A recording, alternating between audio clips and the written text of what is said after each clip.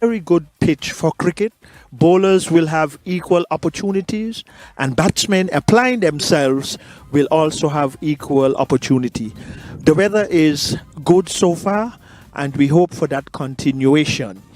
We are just awaiting now the toss between Jamaica, as I said earlier, and Trinidad and Tobago. The match referee is Telma Gums, just showing the coin, and Brian Barnes, he has the coin for Jamaica, and up goes the toss.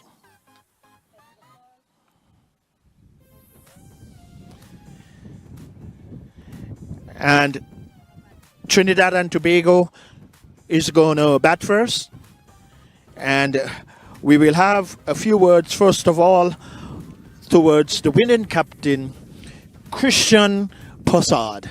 Welcome, Christian Prasad, to the Connery Cricket Centre. You have won the toss. Why have you chosen to bat first? Yeah, as you said, the wicket looks very good, and lucky weather looks like a good day for cricket. So hopefully our batsmen could apply themselves and put up a good total on this rack. Are there any changes that you would have made from your last encounter, and why and who are the changes? Yes, there's 3 changes to our squad. Fraser Ali in, Stephen Gomez out, Christian Lal out, as well as Stephen Gomez out. Right. Yeah, and I think it's important to rotate our squad, mainly because we need to keep our players fresh and ready and fit to play the game of cricket. Okay, and all the very best to you, Christian Prasad, and may you have an enjoyable day's play of cricket. Thank you. Okay. Brian Barnes is with me, and he is the captain of Jamaica. And Brian, you lost the toss today. If you did won the toss, what would you have done? Well, good morning again. If I won the toss, I'd have batted as well. I just said the pitch is solid for cricket overall, but regardless of the decision, as I said, the pitch will hold up, so it'll be a good game. Are there any changes that you would have made from your last encounter? Yes, for sure. We had 2 players coming out due to injury. Dante Clark out, Revon Morgan out. Tamar Red with the in, and yeah, Tamar Red with the in, and yeah. Well, thank you very much there, Brian Barnes, and all the very best today in this encounter. Do enjoy the day's play. All right, thanks. Appreciate it.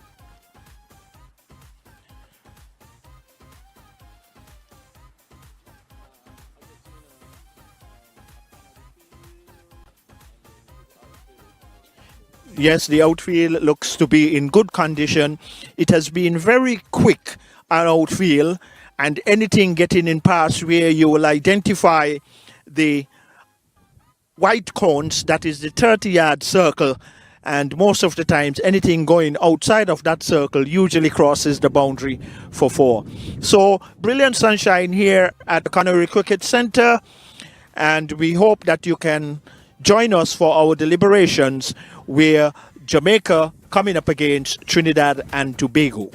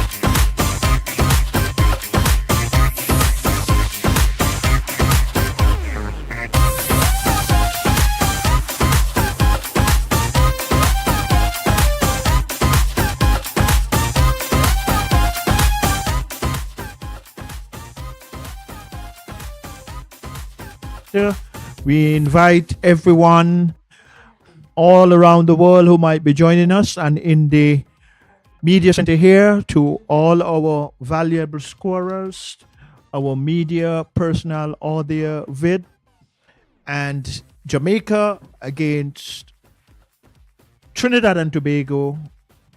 Trinidad and Tobago winning the toss and deciding that they will bat first. With me to my left is Novel Mokal. And Novel, welcome once again to the Connery Cricket Center. It's Jamaica against Trinidad and Tobago. And Novel will give us the Trinidad and Tobago lineup for today's encounter. Good morning to you, Novel. Good morning to you, Victor. Good morning to listeners to this broadcast, especially those in Trinidad and Tobago and those up in Jamaica. And we are here at the Connery Cricket Center, as Victor mentioned. The team for you today, the Trinidad team, it's Riyad Mohammed, Luke Ali, Christian Rampersad, Brendan Budu, Fariz Ali, Aiden Racha, Cristiano Ramanan, Anil Ruplal, Aaron Basant, Alexander Chase. That is your team for today. Wicket keeping will be Ramanan. Thank you, dear Novel. And for Jamaica, Brian Barnes, captain, Paje Nelson, the wicket keeper, Tariq Bryan, Odain Binns, DeMarco Scott. Oh, Scott is not in the 11, pardon me. Kev Andrew Virgo, David Diwa, Nicole Mackenzie, Vitel Laws, Dante Clark, and we have Deshaun James, Tamaria Redwood, Rashawn Mackenzie, and Revan Morgan. That is the Jamaica lineup. And Novel, what can we expect of this encounter? Trinidad and Tobago, they have decided to bat first. And for our previous matches, the teams that batted first, we realized that they posted good totals. Can we expect the same today? Well, I think there wouldn't be much of a difference in the character of the track. It will be pretty good for batting. We have had, for the most part, consistent bounce in the pitch. And for those persons who would want to put in something extra, they will get it out. At some stages, we will get a hint of turn and bounce as well. But it's about application, Victor. If batters go there and apply themselves, they would be able to score well. The truth of the matter is we haven't had 100 here, but number of players have gotten to half centuries and what you would consider big half centuries, 70s, 80s up there. Yeah, we have seen that was a trend here at the Connery Cricket Center. And we will all hope that we can see a more transition in that aspect. Well, usually, Novel, from every cricket pitch preparation, there is sometimes just that element of moisture that might exist for the first 45 minutes. And that is always appropriate as to how much of a full length, more deliverous consistently that the fast bowlers will bowl. Well, we can see now the two umpires are out in the middle. The Jamaicans, they are making their way out also too. As of now, it's a lovely day for cricket, and on the western side of the ground, as usual, the national flags of the Federation of St. Christopher and Nevis. We have the Jamaica national flag, we have Trinidad and Tobago flag, and the West Indian flag. So all is in place. Our scorers are in place, ready to do their duties. And well, Victor, I would want to mention, though, Jamaica would have done really well here. Mm-hmm. They scored 260 against Guyana here at Connery, and they would know the pitch as well. Trinidad played here as well too, and unfortunately, I think it was in a losing cause, but they batted second. Yeah. And they're batting first here in this encounter and would want to post a total. And I think, Victor, from what we've seen, 250 and above is defendable. The Leeward Islands scored 232 here last game, and they lost out to Guyana. So I think if you get in, you would want to give a total of anywhere close to 250 and above once you were to get in. The only low scoring game we had was the encounter with the Leeward Islands and the Windward Islands. and Windwards were able to defend 125. Yeah, and you're right, Noble. That has been a trend here, and I agree with you totally. Anything over 250 is a very defendable total. While a lot has happened in this tournament so far, at least at this Canary Cricket Centre, as you quite rightly said, batsmen got many big half centuries, but just didn't carry on. And this is something we hope for the remainder of the encounters that we will see batsmen utilizing those opportunities if they present themselves. Well, all is well here at the Connery Cricket Centre. The Jamaicans are out in the field, and Captain Bands getting his players in the appropriate positions. And it looks like we're going to be bang on time. And the majority of all the matches here, at least, we can say that they have started on time once there was not any reasons for any interruption weather-wise. So this is also good. We haven't had much of weather interruptions at all. We got going in good time, and it's a bright day. For the first 4 games, Victor, at mornings, we would have had a bit of haziness, a bit of cloudiness out in the eastern side, but today it's a much brighter day, and with a nice, as you would call it, cooling breeze coming across the ground. So shouldn't be extremely warm for the cricketers. Opening the bowling for Jamaica, it's going to be Deshaun James, and I'm still trying to verify the batters for Trinidad. Well, it's going to be Fariz, Mohammed, and Ali Luke. Facing is Mohammed, and that Victor, a feature for us here at Connery. For some reason, the opening bowlers produce a wide, usually first or second ball.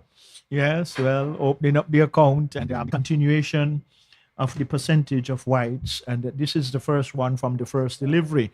So Trinidad and Tobago, they are off the mark. One on the board by the extra wide, by the extras, which is now wide off the first delivery. So play continues. Nice cool breeze coming across the ground.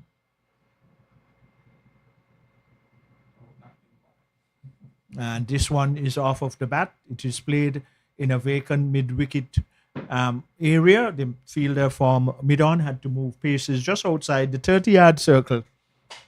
So the first run coming from the bat, it is 2 without loss. Trinidad and Tobago after winning the toss. Right, we had Mohammed, Luke, Ali. It would be important, Victor, we speak about it every game, the importance of partnerships. And we've had some good opening partnerships here as well. Leeward Islands produced 74. I think Barbados in their game, they produced an opening stand of around 70 as well. The USA against USA had good opening partnerships. So even though there is the hint of moisture, batters have been able to get through it. Certainly, indeed. And let us see how Trinidad and Tobago will get through this first over. That is a beauty. It was pitched probably just about center, so going across the right-hander, and with a solitary slip with the wicket-keeper standing back, a field on the third-man boundary, a short pointer cover, extra cover, and a mid-off. And the heavily packed offside field, obviously the batsman will have clear indications where the bowler is going to be trying to put most of his deliveries, but that was a good one. Luckily for the batsman, he did not get a touch. It was really good length as well, just in between. This one a bit fuller, true extra cover, Victor. Really well timed, and I'm not thinking that fielder could get that back. Just getting forward and pushing it. No real power, but James is bowling at a decent pace, so the timing was all he needed to get 4 runs there. Yes, and with this outfield so very quick, anything most of the times getting through the 30-yard circle, it's going to race into the boundary like that one did. So that is the first boundary for Trinidad and Tobago after winning the toss. So these two, as we've been saying, will most likely have the intentions to build a good opening stand.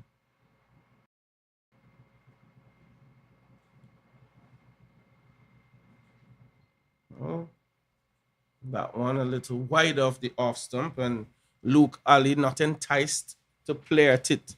And it will be important for him to hang around. I'm just gonna find out a little more about Luke Ali. Well, it's a lovely day here. Just far, a man on the square leg boundary. And Akers in the mid wicket area from the square leg umpire, just the fine leg to his right.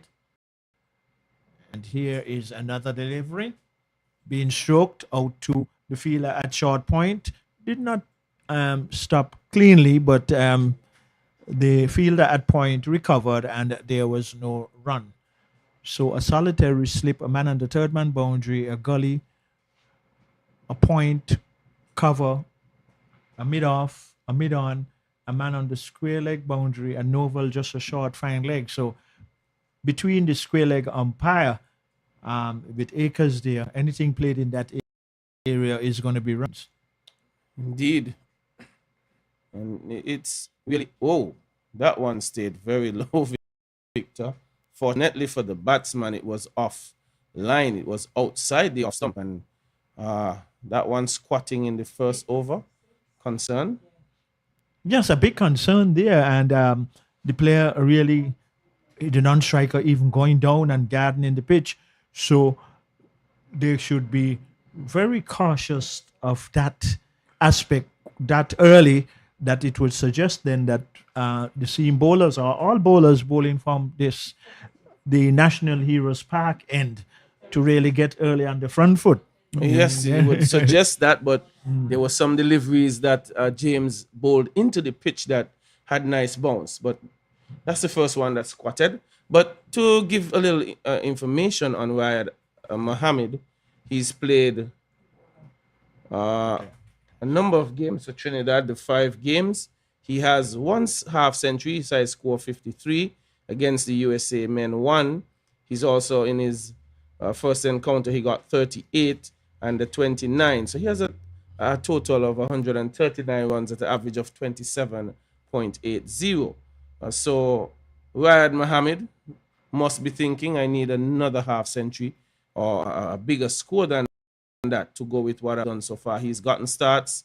He needs to push on, but he has to dig in and get going here. Down the leg side, that one. Yeah. And again, first ball, Victor, down the leg side wide. Rashawn McKenzie is that one bowling from the Connery community end.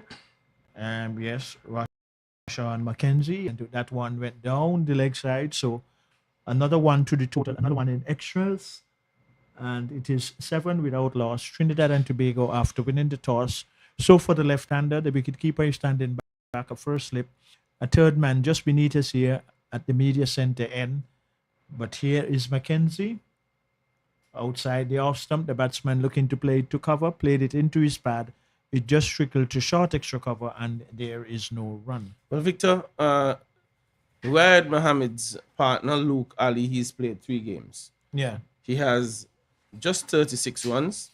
His highest score of 26 against the USA men 2, and at an average of 12. So Luke Ali wants to get a total of significance, a score of significance here against Jamaica.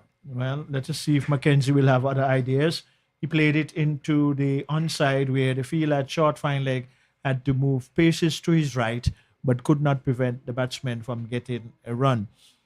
And most of the times in these tournaments to Noval, the more matches players participate in, both batsmen and bowlers, but most specific batsmen, they tend to come into more prominent form in terms of the more matches that they would play. So that also gives us an indication how much cricket are the teams playing in the region. That's something we wonder. Because as the tournament wears on, you usually get better cricket. But for Rashawn McKenzie, he's had 2 games, Victor, before this. He's picked up 3 wickets, his best being 2 for 13 against the Windward Islands. So Rashawn inserted in and wants to be good today. Very tall bowler, Victor. Seems maybe about 6'2", 6'3", thereabout. Yeah, he is very tall and very athletic, and consciously too, the batsman.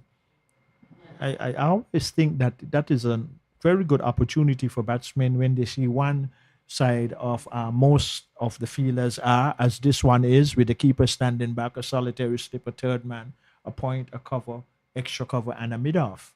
So Mackenzie is going to be looking for that off stump line. Should. Oh, that's a good one. But wide signal, and that's a continuation though. And I think every bowler, Novel, as we would know, they have that responsibility in terms of their preparations, that they will try to, as much as possible, try to limit the amount of wides that they can bowl in their overs. Well, that's important because the extras, they add to the total. They also make you work harder. You have to go back and run that 20 yards in again, which takes up energy eventually. They're young, but would want to. It's a discipline, Victor, to be able to reduce your extras as much as possible. Yeah, and it also helps so much when you prepare yourself and you take a personal initiative of improving your game, whereby every time you go into the nets, you should be thinking about, this is what I would like to do in a match. And I think then those incentives will be much more accommodative. But let us see what he will do for this delivery. And there is a loud appeal. He's even given out caught at the wicket. So he has gotten a nice outswinger there, Novel. And on this open ground here at the Connery Cricket Centre, as we can see on the western side of the various flags, there is that breeze, nice breeze that comes across. So from either end, whichever bowler, that at least is an assistance. But that was a good delivery. Good. Well, what was interesting, the delivery before was a short ball that had almost like a tennis ball bounce. And that one was pitched up. And I almost, Victor, want to say that Luke Ali was lured into a very lazy drive. He was wide of the off stump as well. He could have left it, but he drove at it, and Paget Nelson did the business behind the stump, and wicket number 1 falls for Trinidad for 9. Yeah, and I think what might have caused a downfall too, if you recognize it, Novel, he was reaching for it. I probably think if he was shuffling, and you're quite rightly, then he would have been able to assess that it cannot hit its off stump because it was also making height. So those feet movements early on, it can be very ticklish for batsmen, and I saw him reaching instead of shuffling. Right, he didn't get his foot close to the pitch of the delivery, and proved to be his downfall. And wicket number 1, so Rashawn McKenzie, Victor, not out and out quick, but seems intent on getting the deliveries in good areas. The incoming batter is Fariz Ali. He has 34 runs from 3 games, and his highest being 30 against Barbados on the 19 men. So runs needed by Fariz Ali as well. He's with Riyad Mohammed, and who scored fairly well for Trinidad, and perhaps their top run getter as well. Yes, and these two, obviously now they had an exchange of words in the middle. There's the 2 batsmen for Trinidad and Tobago, losing that early wicket after winning the toss. And Jamaica would feel motivated, definitely, in getting that early breakthrough. But these 2 now for Trinidad and Tobago, they should really be thinking about consolidating and then trying to build a partnership. But on the other hand, like I said, Jamaica will be looking to make further inroads. Dashawn James played 4 games, picked up 3 wickets, and obviously Victor, the quicker of the 2 opening bowlers, and he had his best outing against Barbados. He got 2 for 34 from 6.1 overs, and would want to improve upon that, picking up a few more wickets. His partner has broken the opening stand, very small one, of 9, and Riyad Mohammed facing, he's on 2. He's partnered with Fariz Ali.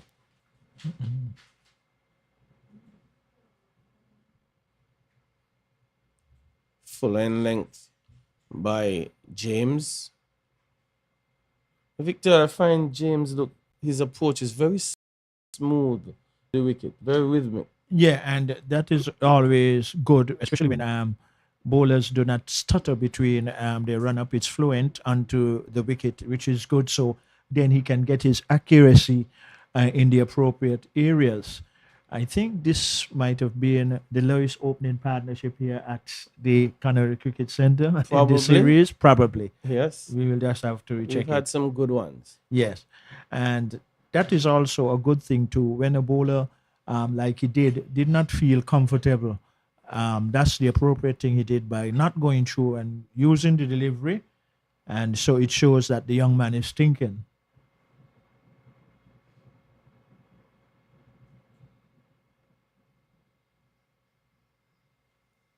That one's going to be for Victor. It's offline on the hip. Just worked down to fine leg easily for 4 by Rayad Mohammed. So Erwin in line was Deshaun James, just getting it just about middle and leg, and it was easily dealt with. Victor, perhaps the right hand left hand combination still affecting him. That would have been a perfect line for the right hander. Yes, it would have been, and that is why it is so essential in exchanging the strike when a left and right hander is at the crease, especially when they can get the ones.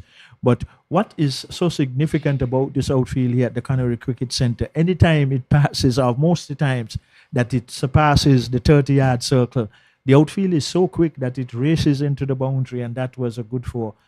And that's a very good point there, Noval. So, and a lot of times, in my view, and a good delivery more on the target where he would like to be bowling it. And some bowlers always prefer to bowl on the side where they can see the tree stumps, and bowling to the left hander. Most of the times, though, you will have to be so accurate because you can go down the leg side if you go around the wicket, but also to it have it other side that you can get a better lineup of your deliveries. But bowling over the wicket to the left hander, sometimes you could only see the off stump. Sometimes, and there are ways to fix that. That one was pushed back to him, and I think that goes down as a drop catch, Victor. Yeah, he got a hand to it, but it was low. It just kind of catches for fast bowlers to follow through and then get down that quickly. It's never easy, but he got a hand to it, though. He got a hand onto so it. it will still go out a chance, as it is always average that once you get hands to it, it goes down a chance. But it was a difficult one. Well, sometimes, Victor, they stick. and you would say, You're so right. very good catch by the bowler, but he did the appropriate thing. He got his hand out, and he was unable to hold on to it. He may have done a bit of a bruising to his knee. And he's looking at it. He seems to be okay, though, kicking it out. Young bones heal quickly. Yes, you have. You've been saying that for the most of the tournament. They're quite young men. Well, that's true. Fit as well. He looks a fit guy. Victor, he has a very almost is it a round arm action I'm looking at? Not oh my. Where were they going? What you calling, hesitating? Is either yes or no. But anyway, that has completed the over. A good round arm action, yes. You're right. Well, Victor, as you were mentioning, having a look at the tree stumps and bowlers struggling with that, one way he could fix getting it just on off stump or outside is where he delivers from. He can come perhaps a touch wide of the crease and aim to push it across the left hander. Yes, indeed. I totally agree with that. But on the other hand, though, it is so essential that you don't just bowl on sides or other sides of the wicket. You must practice it. Yes. So when you're going to go for that option, you will also have the confidence, but you have to practice it. And if you to come into a match and just going to use to go around the wicket, most times it doesn't work. Right. And you run the risk of running on danger area and stuff like that. But here is Mackenzie, just outside the off stump. No damage done for his Ali facing, and still hasn't scored as yet. Just facing 2 deliveries. It's 13 for 1 if you're just joining us. It's Trinidad and Tobago batting against Jamaica. Quiet start. Jamaica has picked up their first wicket. Yeah, and really they would be pleased because Trinidad and Tobago would not be so pleased in losing that early wicket. But these two have an opportunity to consolidate. Here is the delivery. It's going past a short point. He's diving nicely to his left all the time. Those can be big motivators to bowlers, those efforts from the fieldsmen. And that was a good one, saving probably an extra run. But in the meantime, they were just able to get the one. One of the things, though, of running in the danger area, whichsoever side bowlers are bowling, I think most of the times is where they will deliver from, what side, what area of the crease. So, but all those factors, Novel, it comes into how much practice that they would do to get those scenarios sorted out. And here is another delivery, much better, making the batsman play for a moment. They hesitated, a throw at the stumps, hit the stump out of the ground. But I think that the batsman was clearly in, but that is good out cricket. Well, Victor, I think he was a bit lazy on the part of the batsman. Get your bat in, slide it in. Don't take it for granted. He was actually dropping it instead of pushing He it. should have been sliding in. Yeah. And again, these are little basics that the batsmen would need to rectify, or the coaches would want to ensure that you practice on a consistent basis. Because it's really a foolish way to get out. You'll sit in the pavilion frustrated with yourself. Yes, and really good observation there from Novel, and played quietly into the gully, and there is a no run. And as you know, too, Novel, all the things that a cricketer will do in practice, and if they do it consistently, when coming into a match, the confidence level will be so high because you know that you have put in the work, and it's just now in the game now try to execute it. Yeah, and you're right, Victor. Time spent practicing the correct things would be essential to helping your execution to be good. You can't execute what you don't know. I like that. Yeah, it's good. Well, it will be difficult. Oh. And clip that one down to, and that's dropped. He got to it, and I think he got two hands to it as well, but he grasped it. Well, it is always said it's not just an adage, catches win matches. How costly this can be? Well, David Dewar, he will be kicking himself there, is it? Yeah. So even so, well, the He thing got is, to it, Victor. It wasn't, I wouldn't say it was easiest of catches, but getting both hands but he to it. made the ground and he Yeah. got the hands to it, and I think he may have gotten there too quickly. And from what I could see, he might have hit the heel of his hand right there. So it just bounced out. He didn't get that soft area for him to get it closed in time. But unfortunate. But the batsman lives on to fight. Jamaica could have been making serious inroads here. 15 for 1, Trinidad.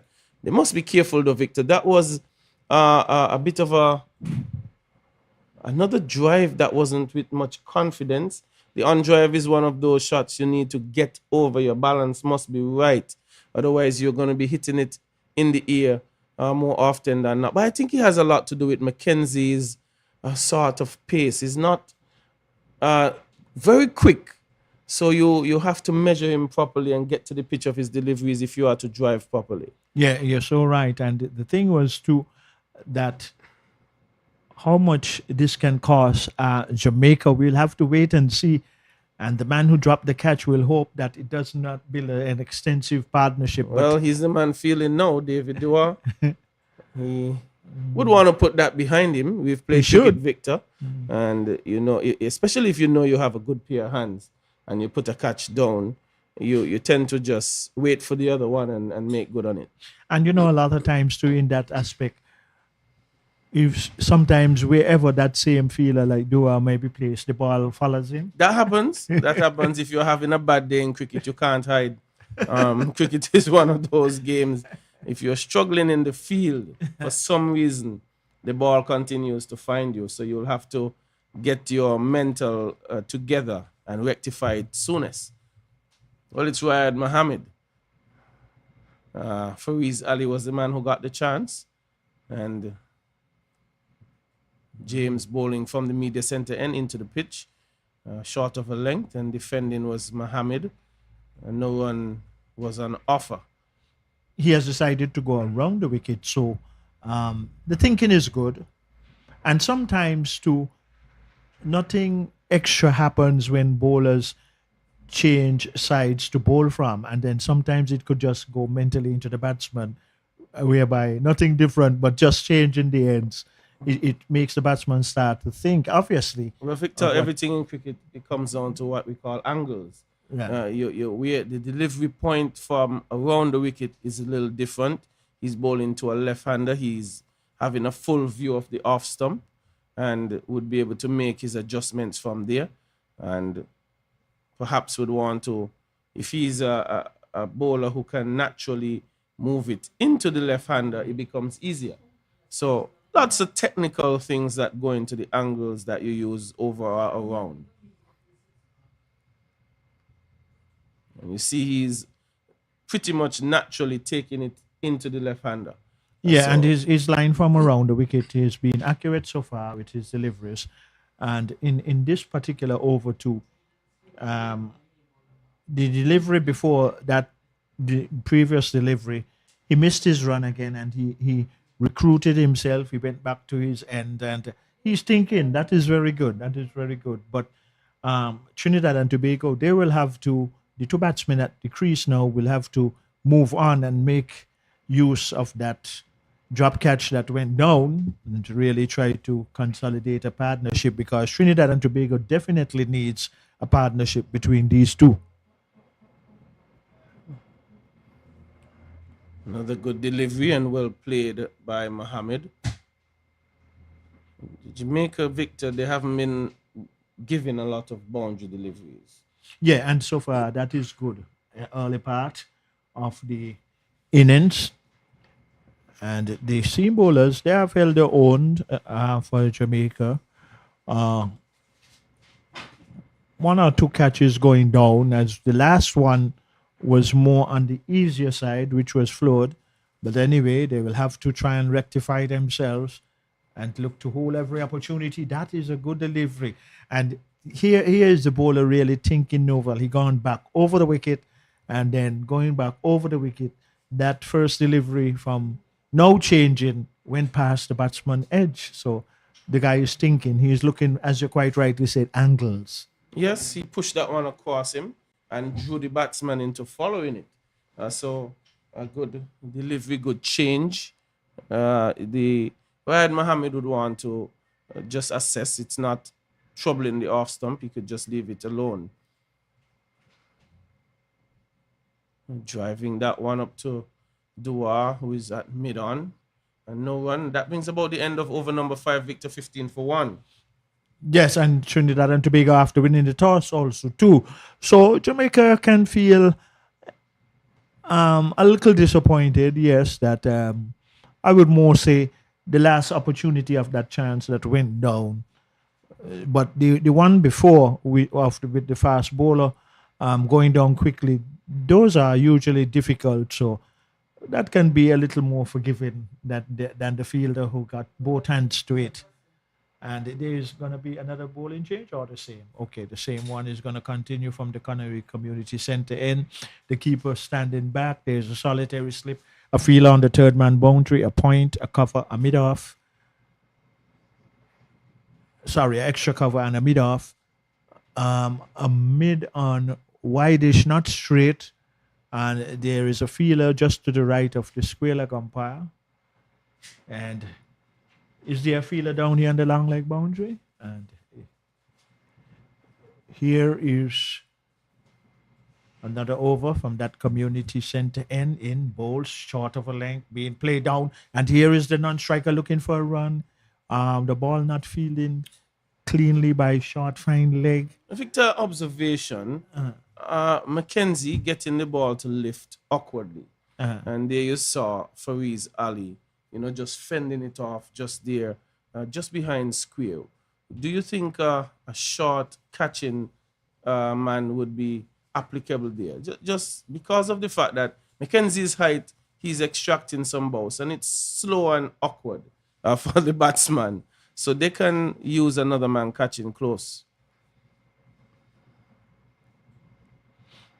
And while I must agree with you there in that, because you have had that early wicket too, and as you said, Mackenzie is getting that bounce, be a little tacking for 1 or 2 overs.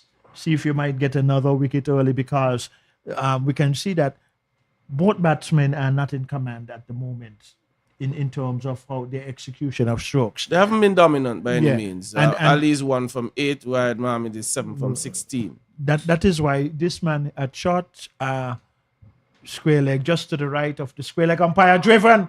But this time the catch is taken at short extra cover, and look at Mackenzie. He is really celebrating, and he has a right to, because he have been bowling well from his time of his introduction from that Connery Community Center, and he's still dancing. Celebrating. He's still dancing. He's dancing some reggae moves. I got to learn some of those moves, Nova. But so there it is. A good catch being taken, and the second wicket going down for Trinidad and Tobago. Well, a simple catch taken by Tariq Bryan there at extra cover. Ali did not get over it, and for some reason, Victor, the batters are unable to drive Mackenzie really well. Maybe they're not picking up the pace. He's not as quick as James by any stretch of the imagination. And he looks like he is mixing up his deliveries. Yes. Sometimes he will try to bowl a little quicker than the normal one. So he's thinking. That is good. He's That is thinking. good. That Well, is he good. has created problems for the Trinidad and Tobago batsmen. And Fariz Ali, he goes for 1. So, simple catch taken by Tariq Bryan. 2 wickets to Mackenzie. He's 2.3 overs, 2 for 5. And Novel, I always like that, and I've been consistent with it, that when a new batsman come to the crease, and even now more so, you can try the short leg, recognizing Correct. that Mackenzie has been getting those lifting deliveries. And as we know, psychologically, when a fielder is that close that early before any batsman receive a ball, sometimes it can just play in the batsman's mind. But that is not to be at the present moment. Still the same feel for Mackenzie. The fielder is still to the right of the square leg umpire. There is a mid-on and a long on. What would Mackenzie produce from this delivery? Well, the new batter is also Brendan Boodoo. He's had 154 runs in this tournament thus far. 2 half centuries, sorry. He had 64 against USA men and 75 against the USA men too. So he likes playing against the USA, it appears. And he's not contributed well in the other encounters. So I think he's the leading run scorer for Trinidad and Tobago at the moment. And would need to, Victor, with 2 wickets down for 15. He has to get a good score. Him and Riyad Mohammed needs to build a partnership. Yeah, and you're so right. And they can well do too, Trinidad and Tobago, with a 75 now in this present circumstances. Yes. But this is a good knock for him in the tournament so far. Yeah, he's done well. And this also is such a critical period of play. And a lot of times, Noval, in certain situations, when guys get past 50, and even more so if they go on to 100, especially in the situation like we are now, Trinidad and Tobago 15 on the board for 2 wickets going down. If these two can really build a strong partnership, it will be good for Trinidad and Tobago. But on the other hand, the man Mackenzie had a wide signal. So those extras which are contributing to the total by wides continues here at the Connery Cricket Center. But 16 it is now for the loss of 2. But I think Barnes and the Jamaican team, they would feel pleased. Apart from the 1 or 2 catches that have gone down, they have kept things on the quiet side. Yes, not a lot of bad deliveries at all. And you mentioned extras, 4 wides thus far. Can be better, but I think they would be pleased with their performance up to this time, drawing Boodoo into the stroke. Paje being cheeky behind the stumps. Yeah. And just wondering if Boodoo was off his crease, but fortunately he was grounded. Yeah. And brings about the end of over number 6. Is 16 for 2 here at the Connery Cricket Centre. Trinidad and Tobago batting, winning the toss, Victor, and deciding to bat. They are 16 for 2. Yeah, and Budo from that last delivery again to Novel, his right foot was so planted and it was bent. He was not shuffling and it went through to the keeper, very close to the outside edge. And luckily for him, he is still there at the crease.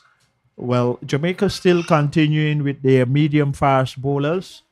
Well, they have gotten results so far. So at this present moment, it does not look necessary to bring in a spinner quite as yet because I think the seamers they are holding good line and lengths. They Well, have according that. to the rules, I think the first 10 Oh, yes, overs yes. would be bowled by medium pacers. Yeah. But Victor, you've bowled 6 overs for 16 runs. There's no need to change it.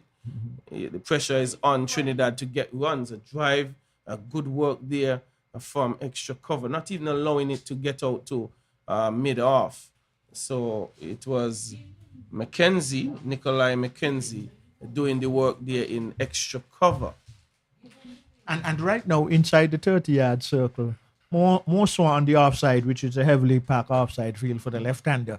If they can just keep that tightness in there too, sometimes it just brings in some indiscretion from the batsmen, especially if they're not getting boundaries and avoiding those singles within that 30-yard circle. Well, that's a good push to point, a cover point, at least 2 runs would be had. So Mohammed pressing his total up to 9 and the score up to 18. And Victor, Trinidad, they would need to play through this little difficult period for them. Just hang around, pick up the 1s and 2s. If there are boundary deliveries, get them away. But at the moment, there's no need for anything rash. Soak up the pressure and continue batting. Yes, indeed. I agree with you totally. They just need to continue batting. They will get the loose deliveries in between. Ah, well. Well, James doesn't look enthused. Doesn't look pleased by the call, but he'll have to go back. That's the 5th wide of this inning. 19 for 2. Slow start by Trinidad and Tobago. Needs to just hang around. We're into the 7th over. See these 2 opening bowlers off. Just a few overs to go. And see who will come after this. We've seen Virgo opening the bowling as well. We didn't see that today. Opting for James and Mackenzie. Another wide again being signaled. So extras contributing, helping Trinidad and Tobago advancing their total. Really, the thing is that even that he have bowled 2 wides in this over, could have probably just tried going around the wicket to see if he might get the direction. But he's decided to continue over the wicket. He would have his ideas of his angles, but he would really need to get it wicket to wicket and make the batsman have to play. That's better. Plays it down to mid-on. There is a fielder there and there is no run. Victor, there's something that interests me there. That one took the inner portion of the bat for Mohammed and not middling it really. So that gives us an indication that he is bringing it back into the left-hander from over the wicket, but he will just need to keep it just on or about off stump if he's just getting that little inducker. What would he do on this occasion? Oh, keeping a little more on the low side. No signal for wide on that occasion, though. Just indicating to his square leg umpire. Victor almost appeared it took an inside edge as well. Okay, it might have been, but that is at least the second delivery we have seen keeping on the low side when bowlers are operating from the National Heroes Park in here at the Connery Cricket Centre. Lovely day for cricket thus far. Brilliant sunshine. All the fielders are in their position. Wicketkeeper standing back, a first slip, a gully, a man on the 3rd man boundary. what would this delivery produce? Another wide. So this is coming by wides to the total for Trinidad and Tobago, who are off to a slow start after winning the toss here at the Connery Cricket Center. It's Trinidad and Tobago versus Jamaica, and probably, definitely, that he's not getting it as he would like to. That is James. He's operating from the National Heroes Park and quite a long over. He has conceded some wides. Down the leg side again and another wide. This is some accelerations in terms of the wides. And how many wides have been bowled so far? We'll get that shortly. Eight wides? Yeah, wow. So that is very high scorers. I mean, your hands are keeping busy in the wides column. Anyway, we are all enjoying it. But James, your captain will be thinking, what are you doing, James? Oh, he's getting it better now, and here is going to be a risk. Oh, the batsman quite rightly decided not, because the fielder from cover was moving in quite quickly. The decision was right in the end. 22 on the board for Trinidad and Tobago. They won the toss. 2 wickets are down. And my left and right hand at the crease. Trinidad and Tobago, they're off to a very slow start, but they're looking a little more steadier in their batting, but they really have to keep it going. These two really need a partnership for Trinidad and Tobago, coming forward, playing it out to cover. So James concluded his over, and Trinidad and Tobago, after winning the toss, they are 22 for the loss of 2 wickets. Is it 7 overs completed? Yes. 7 overs have been completed. So Trinidad and Tobago, after winning the toss here at the Connery Cricket Center, not after the start that they would have liked, but for Jamaica, they have gotten the start after being asked to bowl first, getting 2 wickets going down for Trinidad and Tobago. It's 22 for 2. And continuing from that community center end is Mackenzie in the distance. He's coming in now to bowl. He's up, bowl short, being hammered out to extra cover, straight to the fieldsman. There is no run. So for Mackenzie, the wicketkeeper is standing back. We now have 2 slips, a fielder on the third man boundary. There is a point, a cover, extra cover, a mid-off, a mid-on wide, and a man on the long leg boundary. So acres of land there in the wide area on the leg side. For Budu, he's on strike, he settles. Doesn't have to play. Another wide being signaled. So let me start keeping account of the wides now. That would make it 9. 9 wides so far out of a total of 23. Trinidad and Tobago won the toss and they are batting. Wicketkeeper standing back. First, second slip. First and a second slip. A third man. A point. Cover, extra cover, a mid-off, a mid-on. And a man on the long leg boundary. So the mid-wicket area is vacant. Bodo settles. Mackenzie's in. Being guided to short point. There is no run. So a much better delivery where the batsman Budo had to play, but could not get a run from that particular delivery. 22 for 2. Trinidad and Tobago batting here at the Connery Cricket Center. Other matches are played at St. Mary's Park in Cairn, that's in St. Kitts, and also at the St. Paul's Recreation Ground, and in Nevis at the El Comido Willett Park. Well, Victor, Jamaica losing their discipline slightly with the wides driven up to extra cover. Now, even with that stroke that he was playing, now he's doing the more appropriate thing in getting more closer to the line of delivery. In the final delivery from Mackenzie in the previous over, that right foot was too stationary. So a lot of times, and with the two slips too, it could be very risky if he's just reaching for the deliveries. Well, Victor, what we find in in this modern approach to batting, a lot of times players play from a zonal position and they play a lot with their hands, more eye-hand coordination as opposed to getting that left foot close to the line of deliveries. That was attempted, but it was much wider. But what they do, they throw their hands a lot at it, and they get boundaries doing it because eye-hand coordination is good, but not per se from a real textbook approach where that left foot is just in line, just inside the line of the delivery, and the bat comes flowing through. So it's a little bit different at times, but it can be costly when you do not get it right. Yeah, in truth, yeah, it has its sides, but still, I think you cover the line of the delivery more appropriately when both feet are moving, because as Mackenzie, he appears like he gets the ball nicely, especially if it's pitch center stump going across the right hander. So Budo will have to be careful. Let us see what will happen on this occasion. Steering it. Line it down. Is there a fielder down on third man? Yes. Comes off the boundary.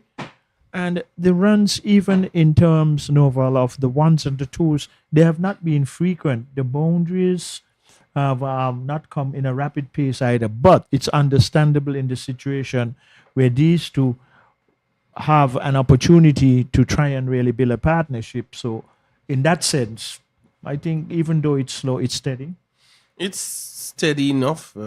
Moderate start, 24 from 7.5, just almost 8 overs now. So just hovering over 3 and over. Not a bad start in terms of runs, but the wickets column, I think, is the one that Trinidad would be concerned about, and Jamaica would be happy. This one driven down to mid-off, no run had, and end of the over. It's 24-4-2, Trinidad and Tobago batting here at Connery. Not a blistering start by any means, and Trinidad need to consolidate and rebuild after losing 2 early wickets. Yeah, and that will be good for the partnership and for the team. That consolidation, which is which would be most appropriate for the two batsmen who are now having a mid-pitch conversation. We're going to have a change of bowling from the National Heroes Park end.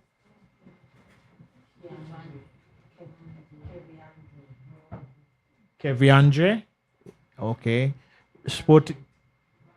Kivanje. Sporting the number 6 on the back of his jersey. So we do have a bowling change from our National Heroes Park end. And he looks like he's going to start over the wicket to the right-hander Budu. There is not a slip as yet in place. Is there going to be one? Anyway, we can see the wicket-keeper standing back. It looked like a fielder is now going in that position, yes. So a man on the third man boundary, a first slip keeper standing back, a point, a man on the deep cover boundary, a cover, extra cover, and a mid-off. Outside the off stump. Well, probably that might have been a little close, but the umpires in the best position thought it was not. So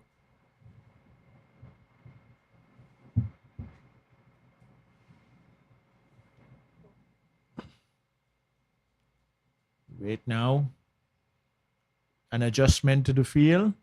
We see a fielder, Mackenzie, it looks like going out on the long leg boundary, and the fielder coming off the deep cover boundary for Budo, the right-hander, comes inside the 30-yard circle at a cover position.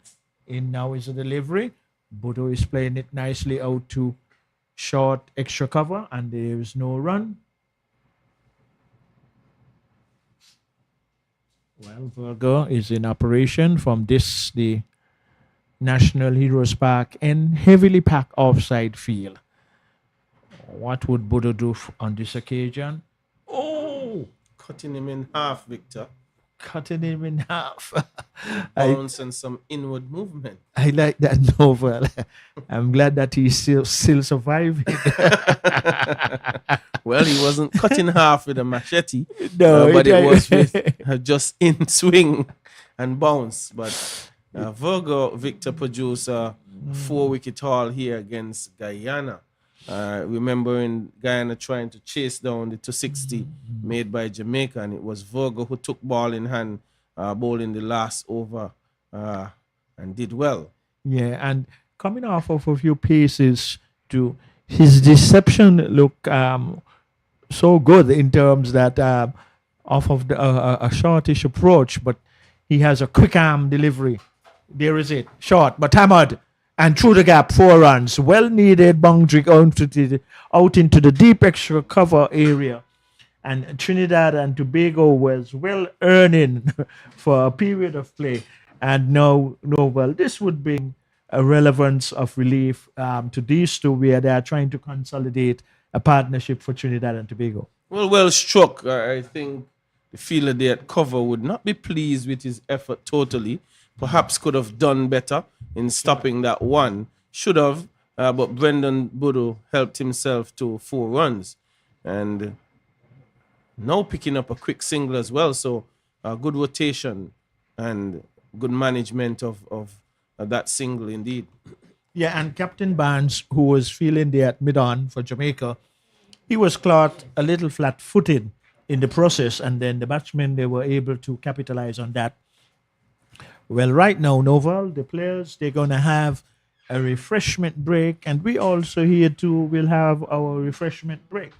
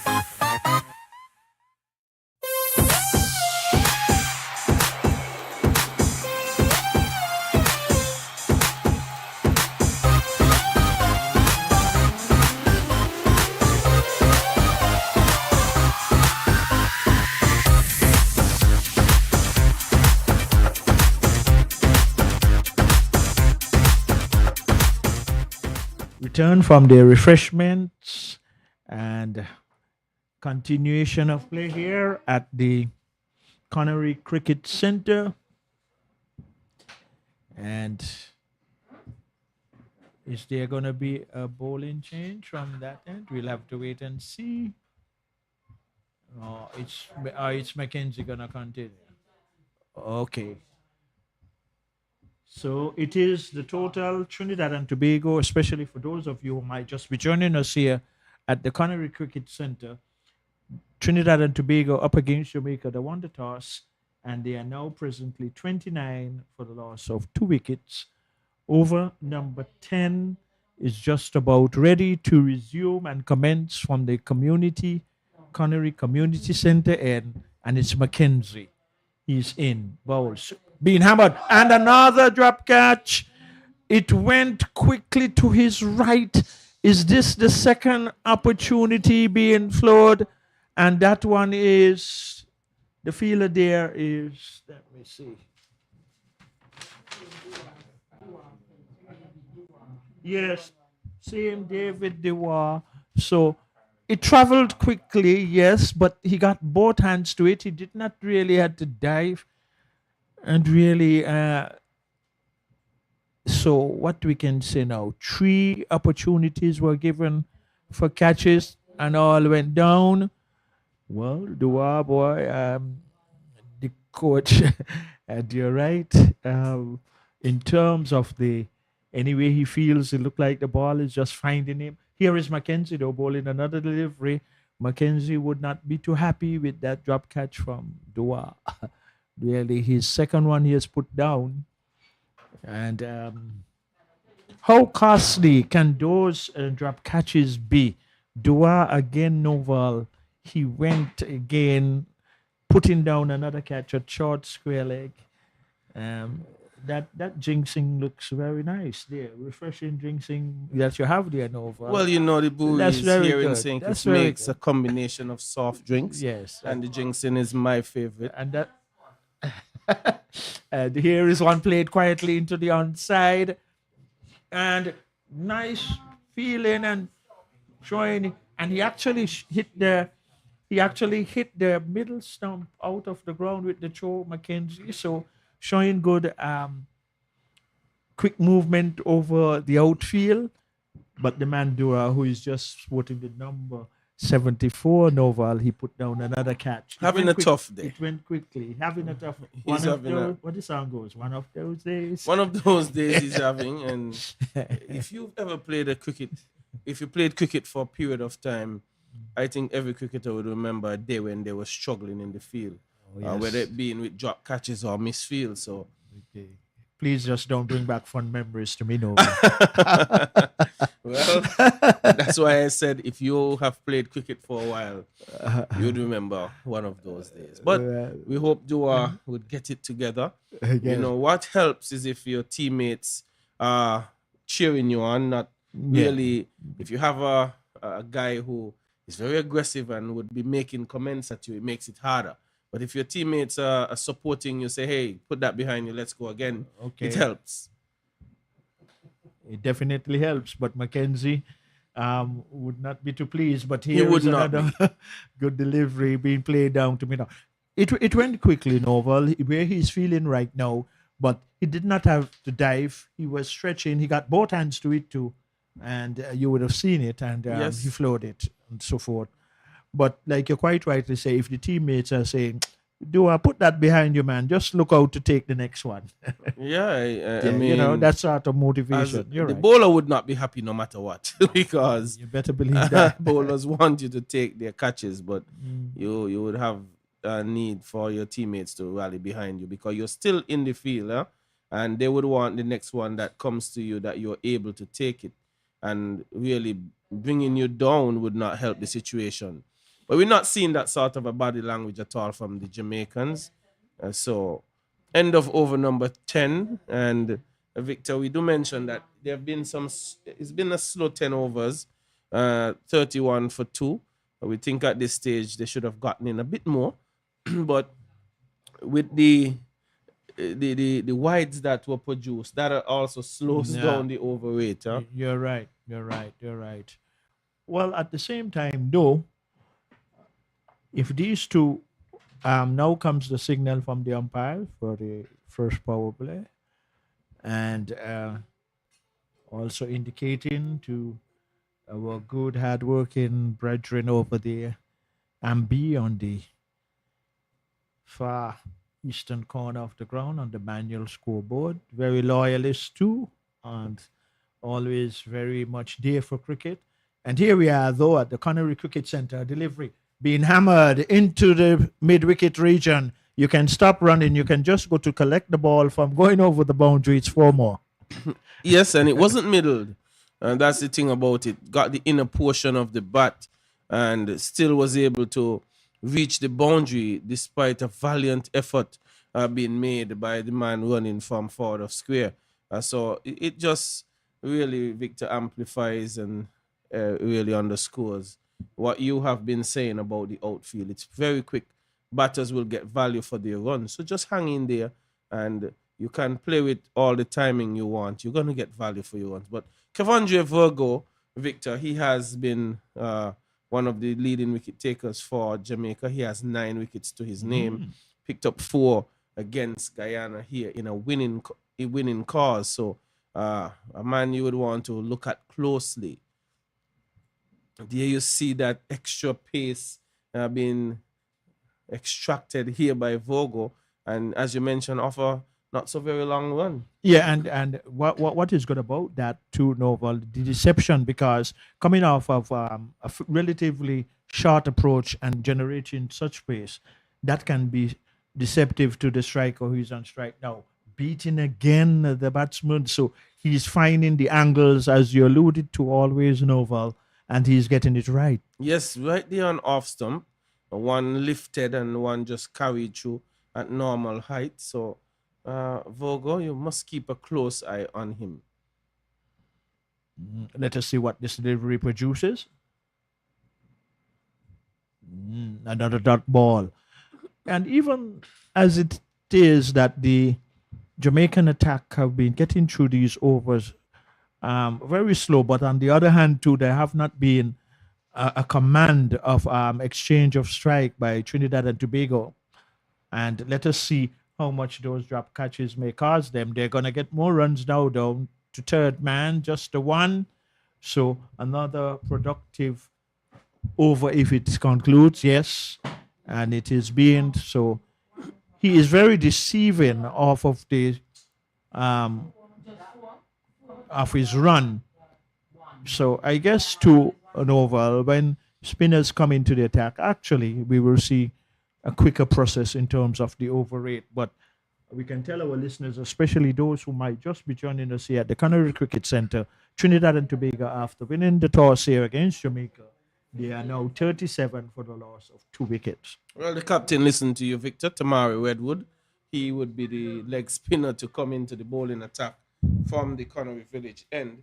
And it's a name we have heard in regional cricket. He's played for Jamaica. He played against the Leeward Islands at the Sir Vivian Richards Stadium in Antigua. And I looked at that encounter, Victor, and he looked a fairly good right arm leg spinner. He hasn't really hit his paces here in this tournament as well just yet, but I think a leg spinner for the future. Yeah, so potentially you are saying that he has those qualities, and with hard work and commitment, he can only get better. And that is essential, the fact about players improving and doing better, how much work they put in, self-work that is. Not bowling, and he came up and not releasing, probably just trying to get his steps appropriate. We will see now. I think he does something similar like Mackenzie flips ball from right to left. That one is pitch short. There's runs, a fielder coming off the square leg boundary, not directly on the boundary, but in the meantime, though, the batsmen, they were able to get another run.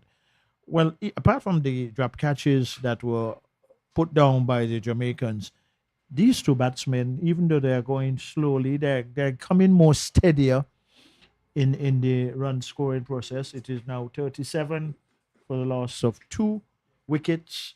Trinidad and Tobago won the toss and decided to bat outside the off stump, being hammered.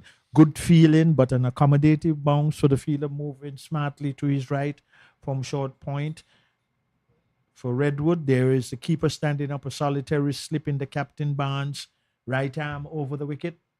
Oh, flights that one. Wicket keeper not gathering well. So right away, we are seeing some spin that he's getting out of the surface. Well, Victor, he's picked up 6 wickets from his 4 matches thus far. Had a best of 4 for 41 against the USA men 1 team. So would want to get in and amongst the wickets again. Got 2 wickets against the Windward as well, but he has not kicked on since then. Did not pick up a wicket against Guyana and only bowled in 2 overs for 25. Was roughly treated in that game and had 2 overs for 18 against Barbados.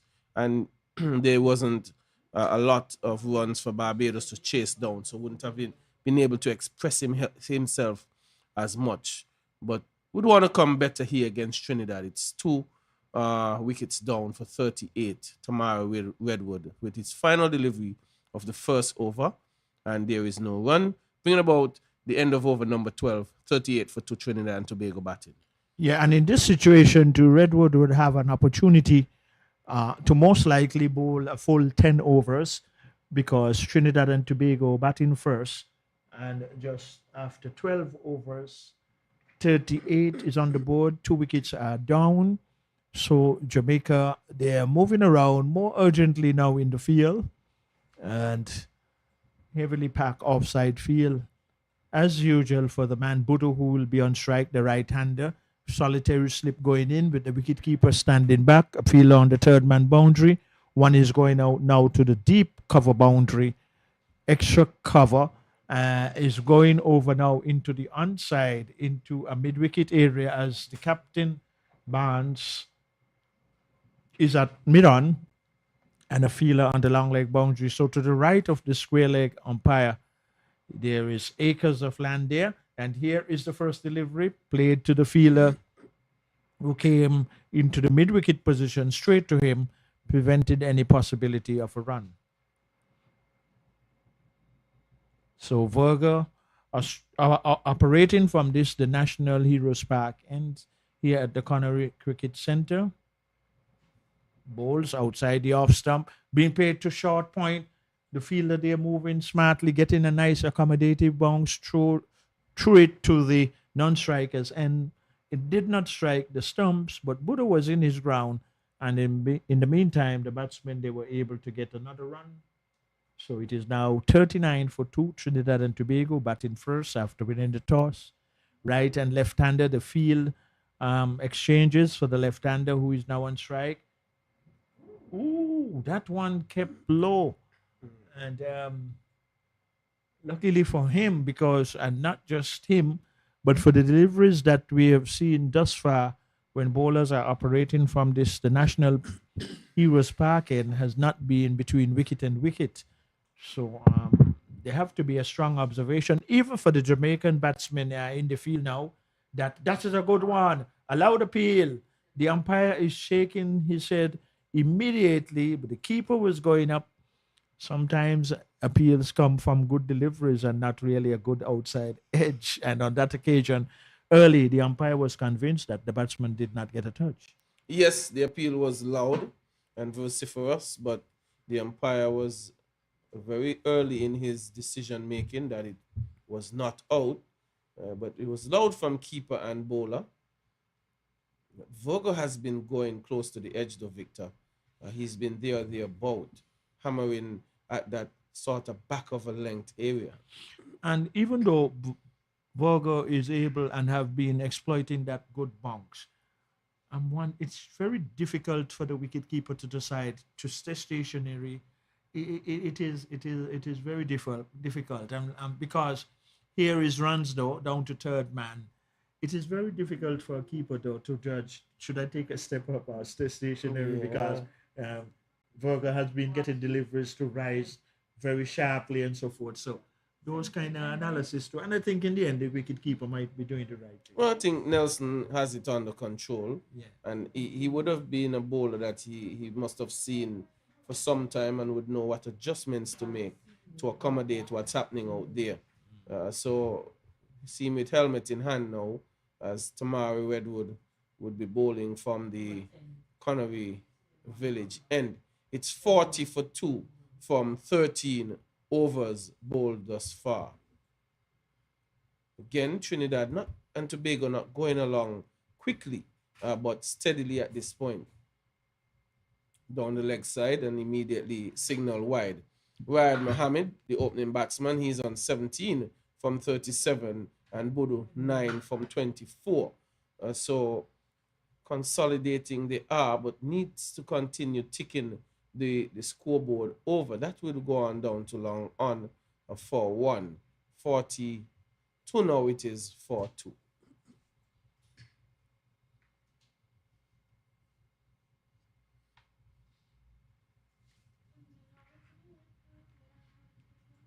Jamaica with the early inroads, Victor. Trinidad not with a brisk and aggressive start by any means, but they are now trying to build a partnership of some significance to put some runs on the board to put Jamaica back under pressure. I think Jamaica at this stage would feel good but cannot feel comfortable. They have dropped 3 catches thus far. Short, hit into mid-wicket. Can it go for 4? Good work done out there. Did he do enough? No, he didn't. It goes for 4 nonetheless. Well, and that is the reason why also too that Bodo, like he quite rightly did, when those opportunities present themselves, it was a short pitch delivery. And even though there was a feeler on the mid-wicket boundary, he had to run a good distance to his left. Made a valiant effort, but not good enough to avoid it from getting another 4 for Trinidad and Tobago and for Bodo. He settles into his stance. Here is Redwood. A much better delivery. Surpassed in the defense of Bodo going through to the keeper. So a good comeback delivery after that short pitch from Redwood, operating from the Connery Community Center end. And here is he. What would he do on this occasion? Outside the off stump, being played down to short point, and there is no run. There, but probably I thought it was an opportunity again, whereby it was wide and short, but it was just struck straight to the fielder at a short point. Redwood once again flights that one, play down to mid-on, who is wide. There's going to be an easy single. So these two going along steady now after 1 or 2 opportunities of catches. Chances went a begging, but they are consolidating. They are going steady and slowly but steady and putting some relevance of revival to the innings, these two for Trinidad and Tobago. Yes, Victor, and Trinidad and Tobago would have fans at home paying attention, but I might suggest to you, Victor, out underneath the bar area, there is a pretty good contingent of Trinidad and Tobago fans, at least about 25 of them decked in their Trinidad and Tobago jerseys. So these players would want to ensure that they do well here today. This one is popped up into the air, and that will be out. Not managing the bounce from Virgo at all was Brendan Boodoo, taking just about the shoulder of the bat, Victor, and it might have just been Nikolai McKenzie, is it, taking that catch there at short mid-wicket? Yes, and we've been speaking about that, about Virgo, because of his deception off of the short run and the effort that he puts in when he's going to really hammer it into the pitch. And it really caught the high portion of the bat also and just lobbed, but it was a good diving catch. So a revival for the Jamaicans in that sense, because we have seen about 3 catches went down earlier. So that also would bring back the spirit within the team and for them to move forward. But a good start for Jamaica, but not a good one for Trinidad and Tobago after they won the toss here against Jamaica at the Connery Cricket Center and decided that they're batting first. Well, Kavondre Virgo continues to be in and amongst the wickets. He's taken now his 10th wicket. Coming into this game, he had 9 and was sitting at 5th in the leaders' table in terms of wickets. He also opens the batting. It's a multifaceted cricketer, can seemingly do most things on a cricket field. But having said that, Jamaica, after grassing some 3 catches, has taken their third wicket, 47 now for 3, and Trinidad and Tobago losing one of their higher run getters so far in this tournament. But the captain, Christian Rampersad, has entered the wicket. Well, this man Virgo, very deceptive. He continues off his short approach, just a few paces in, bowls, good delivery, and right away the captain Ramprasad, he's off the mark. Christian, that is, playing it out to short backward square leg. So Virgo, obviously, with more matches to play after this one, he is going to be staying, I think, within the first 5 of the bowlers of this tournament in terms of wickets, because he has that quality of deception. He moves away from us from the media center end. Outside the off stump, here's another delivery, keeping low. And Novel, the point cannot be overemphasized that the Jamaicans in the field and the batsmen, they will have to be very, very observant of those deliveries, especially from Virgo, who is operating from the National Heroes Park and sporting the number 6 on the back of his jersey. Outside the off stump, hammered into the cover area. It's going to go close to the extra cover boundary. It crosses now. So 4 good-looking runs. Yes, and it's Riyad Mohammed, the opening batsman, and that brings up the 50 for Trinidad and Tobago. It's 52 now for 3, but the opening batsman, Riyad Mohammed, Victor, he's just been going along his way, very quietly doing his business. For most part, seems untroubled. Well, also too, he will have to steady now too with his captain, as even though he has not been prolific in terms of his scoring, but the time that he has spent out there and with his captain, Christian Rampersad, they know, and the captain obviously would be telling him how important it is for both of them to establish a partnership for their team. But 3 wickets are down. The Jamaicans, they would feel very good at this particular moment. Outside of the 3 catches that went to hand and went down, a good delivery. The batsman having had to play at that final delivery of that over from Virgo, went through to the keeper, and another successful over by Virgo, and he's right on target for Jamaica. Yes, Virgo continues to do the business in the wickets column for Jamaica. Would have erred in length slightly in line, and he paid via the way of a boundary from Mohammed, but for the most part, he's been spot on and really doing a good job for Jamaica. Well, out of that half century total by Trinidad and Tobago, I would like to believe, but I'll get the confirmation. I think it's 10 wides. Okay, thank you very kindly. So, Redwood, though, ball in hand, coming from that community center end, short and the being played down to mid on. There's a fielder attacking, but he cannot prevent the batsman from getting a run. And I think that is the captain, Christian Rampersad. And Victor, so far, Christian Rampersad, he has had 134 runs from his 5 matches at an average of 33 and a half. He scored 43 against the Leeward Islands and 49 against the USA men too.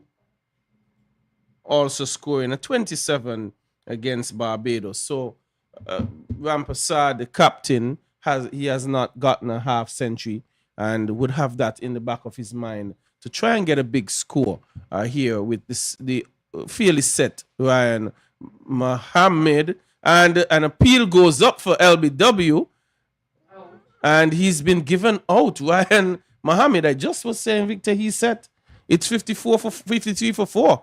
Yeah, and really, that might have been a different delivery in terms of whether it was the googly or the leg break. But then the umpire was so quick in making the decision that he was convinced that it was pitch between wicket and gave the batsman out. So right now, 4 wickets down for Trinidad and Tobago.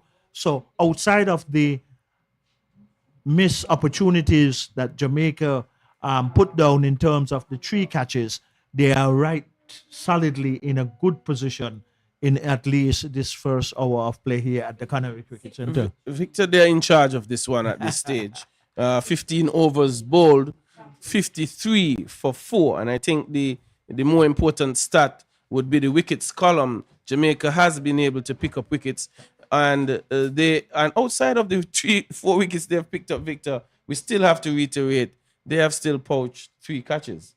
Yeah, and really that should be, at least they definitely have to put that behind them. And what is at present, they are in a very commanding position, as you quite rightly said, which I'm in agreement with you. And you spoke before Redwood bowled, whereby you saw him in regional tournament and for Jamaica, and you were impressed. And really, he is proving that impression that you have seen, because for me now, seeing him for the first time, even though he had played before, but now actually seeing him, he too, with strong work ethics, has a bright future ahead of him. They have to put in the work in the nets. But he does a similar thing like Mackenzie tosses ball from right to left. So that probably is just spinning it. You know? Get the feel, you're getting the feel of it out of your fingers, really. Okay, and here he is. Bit of a short one, but it would be one nonetheless. It will be Ibrahim Toppin, and Toppin bats and bowls fairly well also. But that little behavior of floating it up through your fingers, it's just to feel it out of your hands really nicely. Cutting at it, there is no run. And Toppin has gotten 125 runs at this point. He's had 77 against the Windwards as being his top score, and a number of runs in the teens also. But bouncing outside the off stump, there is no run taken by Paje, and he's quickly down almost to the next end of the pitch. So it's 54 for 4, Trinidad and Tobago winning the toss, electing to bat, and would not have been responding to the decision to bat in the best way. But 4 wickets picked up by Jamaica, and they have bowled really well this morning, not giving a lot of boundary deliveries away. Trinidad would have had to work hard for their runs outside of the 10 wides that Jamaica has conceded. I think they have done a respectable job this morning and would be proud of where they are at this moment, but would not want to release the pressure, Victor. And they should not, really. And Jamaica, they are looking very good. They are sticking to their guns. And the man with ball in hand, very impressive, very hard to negotiate off of that short run. His deception, and there he had the batsman hustling, playing defensively back down the track, fields to his own bowling, and at least he has been the more steadier of the bowlers being used so far by Jamaica. Has not conceded many wides. If he did, he might be just at 1 or 2. But here is a delivery again right on the stumps, played quietly down to mid-off. There is no run. The keeper standing back, solitary slip, a third man on the boundary, a point, a deep cover on the boundary, extra cover, a mid-off, a man on the square leg boundary, a mid-wicket. But to the right of the square leg umpire, acres of land. Here is a delivery coming quickly.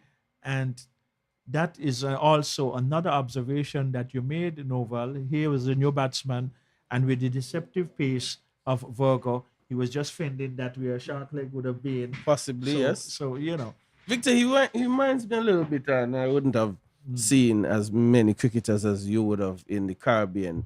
But something like a Phil Simmons, just a few steps in, and just there or thereabout, doesn't give you much. Yes. Can do a bit with the ball, hard to get away at times. Just in a there or thereabout.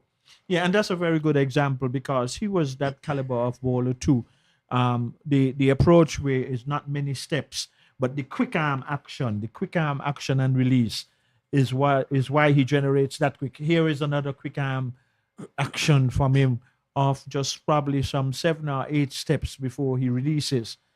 And he has been consistent in terms of his line and length, not giving away those amount of wides. He might have bowled 1 or 2, but nothing really out of order.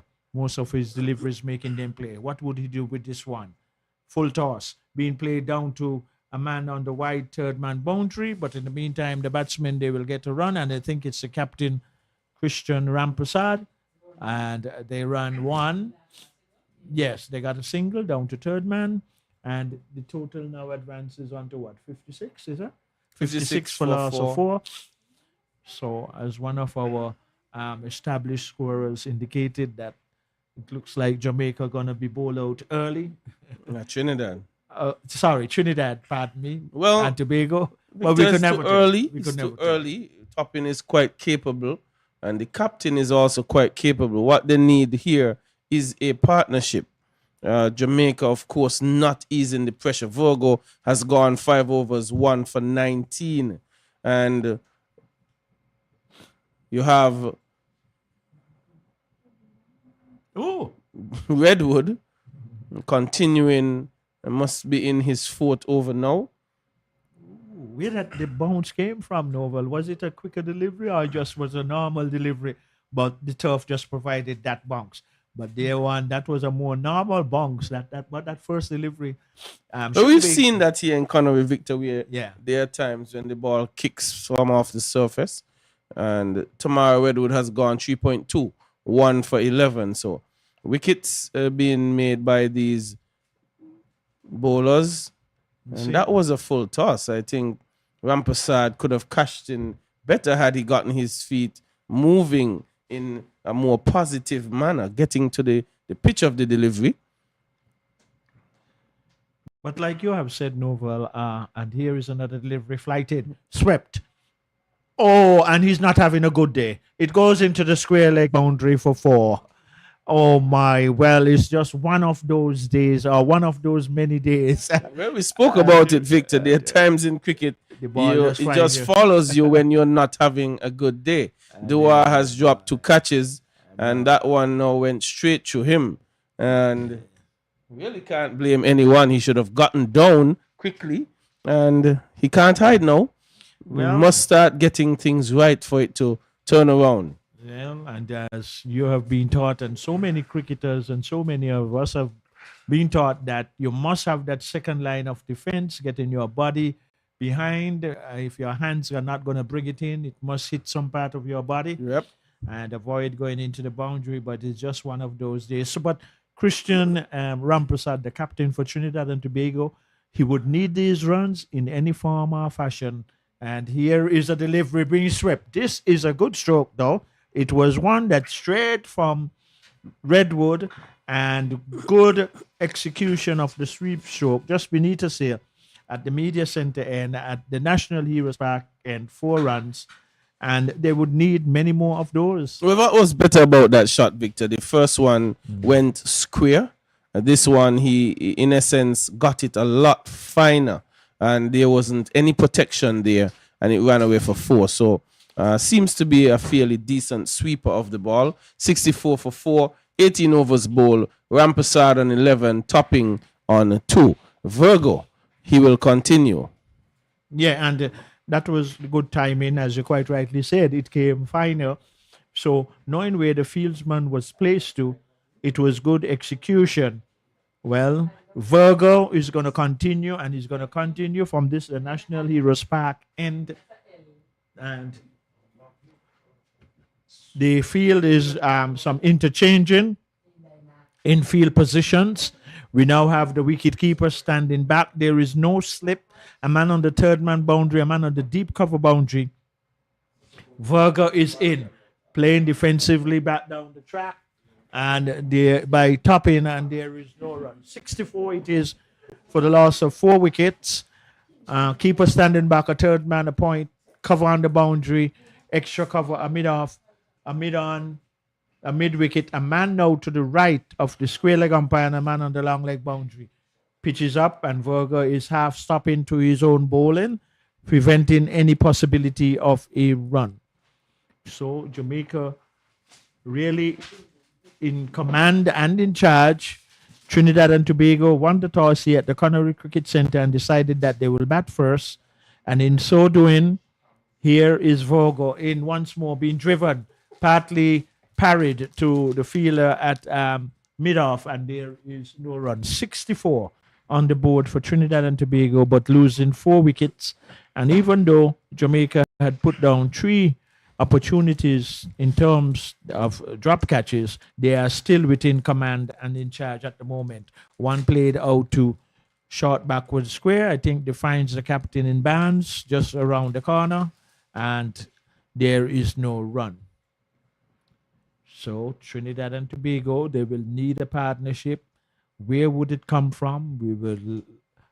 It is still left to be seen. But here is the man Virgo pitching a nice delivery again on length, on target, just quietly played out to short mid wicket, and there is no run. There is also a mid on, a short mid wicket. The captain himself, Barnes, is to the right of the square leg umpire, and or to the left probably.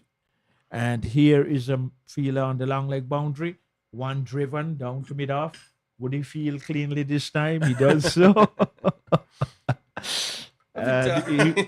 He must be just having an off day. He must be relieved. But he still has good energy and spirits clearly in the field. He's not allowing it to keep him down. Yeah. I wouldn't want to do so. But I made an over bowled by Kevondre Virgo.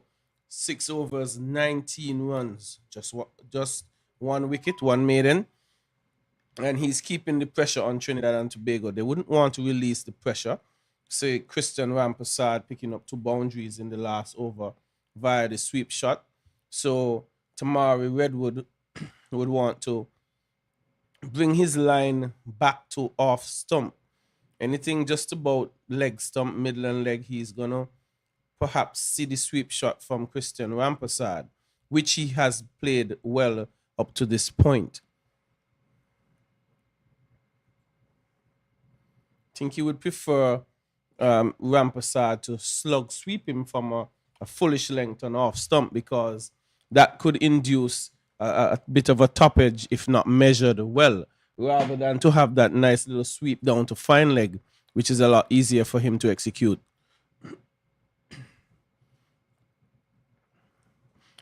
Fuller driven out to backward point. 1 run is had thus far, but Nikolai McKenzie is quick onto it and hurling a good return to reduce it to just 1 run. 65 for 4. It brings Abdul Rahim Topping to strike. Topping, who was unable to control it, but he would want to get that left foot closer to the delivery when he's driving. Well, looks good defending. Back up the track. Redwood into 4 deliveries. Would he get it up in the air again and invite Topping to drive or chip? It's a bit wider. And would want to finish strong here, Victor. Anytime you you've conceded 1 run from an over, you're into your 6th delivery. You want to make sure you don't produce anything bad. A full toss been whipped down to mid on again. It's Dua. Got the job done nonetheless. And just having a rough day is the young man. And as you say, Victor, the ball is somewhat following him around. Yes, he's trying the name. But at the same time, though, with Redwood, in this present situation, with 4 wickets going down for Trinidad and Tobago, and as the right arm leg break and googly bowler, it also gives Redwood that valuable opportunity to really try his variations with relatively 2 new batsmen at the crease. So he can always do that. But the man with ball in hand, who is operating from the National Heroes Park and here at the Connery Cricket Centre, Virgo, what a wonderful spell he has had so far. And 6 overs, 1 for 19. Right, and very good. He continues now with his first delivery of the 7th being played around the corner, finding the captain Barnes in that short square leg umpire. He's forward and not backward of the square leg umpire, yes. And asking the man on the long leg boundary to go more wider. So anything fine played off the pads can give some difficulty for that fielder in that position. But the only thing now from that delivery being played quietly to short extra cover, heavily packed offside field. There's no slip. There's a field on the third man boundary, a point, one on the deep extra cover boundary, a cover, a mid off, a mid on, a mid wicket. The captain bands just to the left of the square leg umpire and a field on the long leg boundary. Looking for a single. It's going to be quick. Good call in. And it was played with soft hands. But right away, the call in was good and the batsmen were true. And those are the opportunities that Trinidad and Tobago batsmen will have to utilize because boundaries are not easily had here against the Jamaicans. Yes, rotation of strike, Victor. But possibly it's an option to try and approach it playing with soft hands, what you would call dropping it and running. It would basically unsettle the bowling just a bit. Virgo has been, that is a loud appeal. Might have been going down the leg side and a bit high as well. And I was saying, Victor, just an option to drop and run a bit.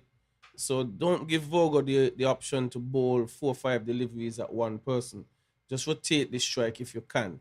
As boundaries are not an offer, use another way to score. Push it in the gap, look for one, call early, call decisively and run. Chopping that one out to backward point to Tamara Redwood. No run.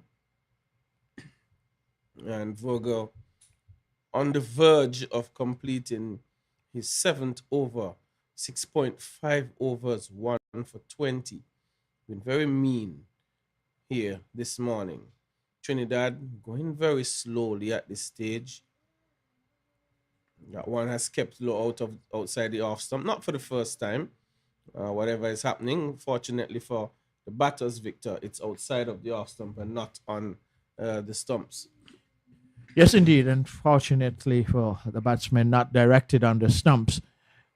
I don't think we have seen as yet when bowlers are operating from the community center end, any deliveries keeping more on the lower side. Only when they are operating from the National Heroes Park end, we have seen a few deliveries keeping a little inconsistent in terms of its bounce. Well, Victor, what we have seen from the village end is Tamara Redwood extracting extra bounce from his deliveries here and there. And we can say that Mackenzie, who opened the bowling, he also got some good bounce from this end as well. And those are the things that players have to also be aware of, especially the batsmen for Jamaica. When they're out in the field now, and they should be realizing that when bowlers are operating from the National Heroes Park end, that on occasions, some of the deliveries are keeping on the low side. And this is about the quick access to in terms of learning and picking up these observations quite efficiently. And when opportunities to bat, the coaches no doubt will tell them, well, try to be more on the front foot. Well, you can't just come on the front foot for any delivery because some can be that quick that you have to play back foot. But that is the kind of thing too when you have a little inconsistency in bunks. But the man with ball in hand now, Redwood, he has been consistent in terms of getting bounce from that community center and for Connery short. Hammered out and good diving save there, preventing at least a possibility of a run, even though there is a man on the wide long off boundary. So those dot balls can bring the incentive of pressure onto the batsmen. Let us see what Tapping would do. That is a full toss. That's the gift. And I believe it's going to clear the boundary. And to me, it looked like it was above the waist. The umpire did not call it Nova. I do not know. Well, I wasn't watching as close. I was just looking to see how far Topping would hit it. He got a gift and he accepted it gleefully. Well, and those are the opportunities that they cannot miss out. That's Trinidad and Tobago. Lovely one struck over mid-wicket. Just losing his control. Hammered down to wide long off. So good over for Trinidad and Tobago thus far. Another run.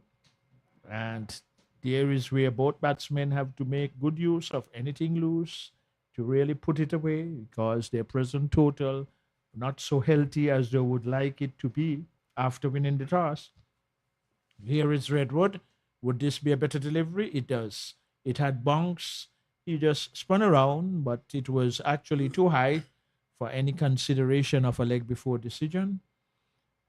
But Jamaica, like we've been saying, they would be very pleased at this particular moment, and the situation of this game is in right now at the moment outside the off stump one spinning away, and that is the final delivery of Redwood's over, and what it is 74, and 4 wickets down, so all the fours.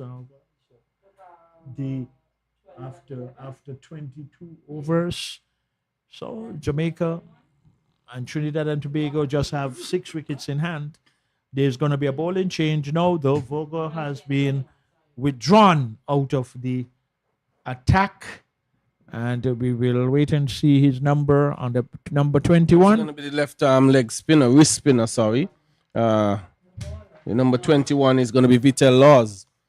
He bowls left arm wrist spin. Okay. So this is going to be interesting too, because like we've been saying and we have seen with 1 or 2 deliveries or even 3 and 4 keeping on the lower side when bowlers are operating here at the Connery Cricket Center from this, the National Heroes Park end. Anyway, there's a solitary slip with the keeper standing up a point, a man on the deep cover boundary, a cover, a mid-off, a man to the right now of the square leg umpire, a man on the deep mid-wicket boundary. Here is he, outside the off stump. And Novel left arm, back of the arm bowlers too, back of the hand bowlers too. Call him Chinaman. And Google is, yeah. But it is, and I always wonder where that arrive for in cricket in those scenarios, Chinaman and Googly. Well, the Vitel Laws at this stage, Victor, he has 9 wickets. Well, hear what he will do now. If he will further himself into that column. Oh, delivery going across the right-hander. So first 2 deliveries thus far, finding areas as angles of Novel so always indicates, and that has been the start of his over. Let us see what the 3rd delivery will produce. Driven straight, and if it beats the fielder, there is a fielder down here on the long on boundary too. Okay, for moments I thought it was driven hard enough to beat him, but in the end, the batsmen, they were able to get. So Victor, his natural, his spot delivery would be the one that spins back to the right hander. Well, and that could be the more so the one more likely to take wickets, because 2 things can happen: leg before or ball down. Okay, batsman equal to it, and the captain himself, Christian Ramprasad. Victor, is not very regular. You see too many left arm wrist spinners. You get the orthodox leg spinner, which was going to spin away from you, but the back of the arm leg spinner should be coming into the right hander. And it's if the batters would understand that his trick delivery will be the Chinaman, which should go away from the right hander. One of the things, though, that coaches would pick up, I would like to believe, and they should, that whether you are a left arm or it's a wide now signal, so I will also tab off my wides on my paper here. 11 I have, and that is accelerating now too in terms of the column for Jamaica. But here is another one, so that is 12 wides, another wide being signal. But it's understandable, any wrist spinner usually because it is the more difficult of the arts in spin, in terms of in terms of bowlers, pardon me, picking up their lines and length early. It is not an easy task, but that one is more directed on a good length. That completes his over. Now, as the left arm leg break and googly bowler, the opposite shoulder will drop Novel, and the bowling arm will come closer to the ear, which he delivers. And even for the right-hander too, and that's always the indication where you can decipher which is the googly. And my late father, he was an off spinner too, and all those things he educated me about and so on. Whether right or left arm, you can only bowl a perfect googly with the opposite shoulder dropping, and then the bowling arm coming closer and brushing the ear. But you're not missing any play at the moment. The players are now going to have a refreshment break, And we also, too, here in the commentary booth, will have a refreshment break. And we can tell you that the latest score at the Connery Cricket Center, 77 for 4, Trinidad and Tobago against Jamaica here at the Connery Cricket Center. So we will take a refreshment break also, too, as the cricketers out in the middle are also doing that.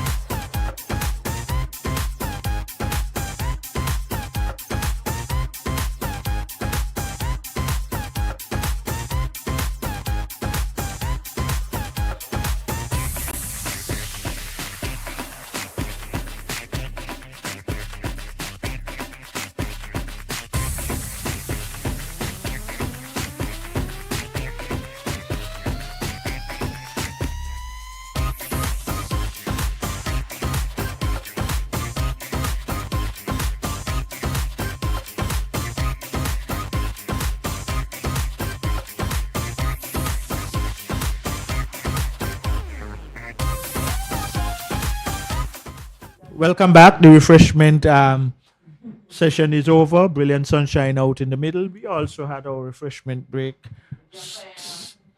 They're not looking. You see, that is what we have to speak to them about. I have to look at the scorers. But here is Redwood.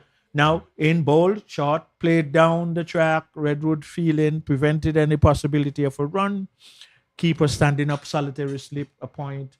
Short third man, a man at the deep cover boundary, extra cover, a long off, a mid on inside the 30-yard circle. Flighty delivery, well played by, is that, yeah, Toppin, taller of the two.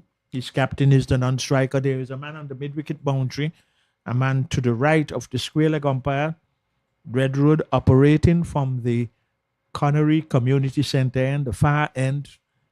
Here is a delivery outside the off stump, going across the right-hander. He does not have to play top in, allowing it to go through to the wicket keeper. Jamaica fielding. Trinidad and Tobago won the toss. They are batting. They have lost 4 wickets. 77 is the total. Being played out into cover. There is a fielder out there in the deep though. And there is one more run to Trinidad and Tobago, one more run to Toppin, 78 for 4. Trinidad and Tobago won the toss. And batting first. Captain coming to strike. Christian Rampersad. Flighty delivery. The right-hander and Captain Rampersad is quietly forward, playing it out to short cover. There is no run. Redwood using a little football skills, just parrying it out to the field at short mid-off. Prepares to come in now for another delivery. He flights it, it's full. It's been hammered out too, but a fielder coming off the deep mid-wicket boundary. I think they are settling in for one. Yes, they do. So one more to the captain, Christian Ramprasad. And that completes the over. So it is 79. Trinidad and Tobago batting first. 4 wickets down. 24 overs have been bowled. 11 have been extras. Both batsmen now having mid-pitch conversation. That is Toppin and his captain, Christian Ramprasad. Ramprasad is going to be the one on strike. And he will be... no, it's...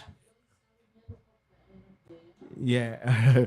Anyway, here is a delivery. Full toss being driven out, but there is a fielder on the cover boundary. He comes in, but in the meantime, Ramprasad, the captain for Trinidad and Tobago, he gets a run. And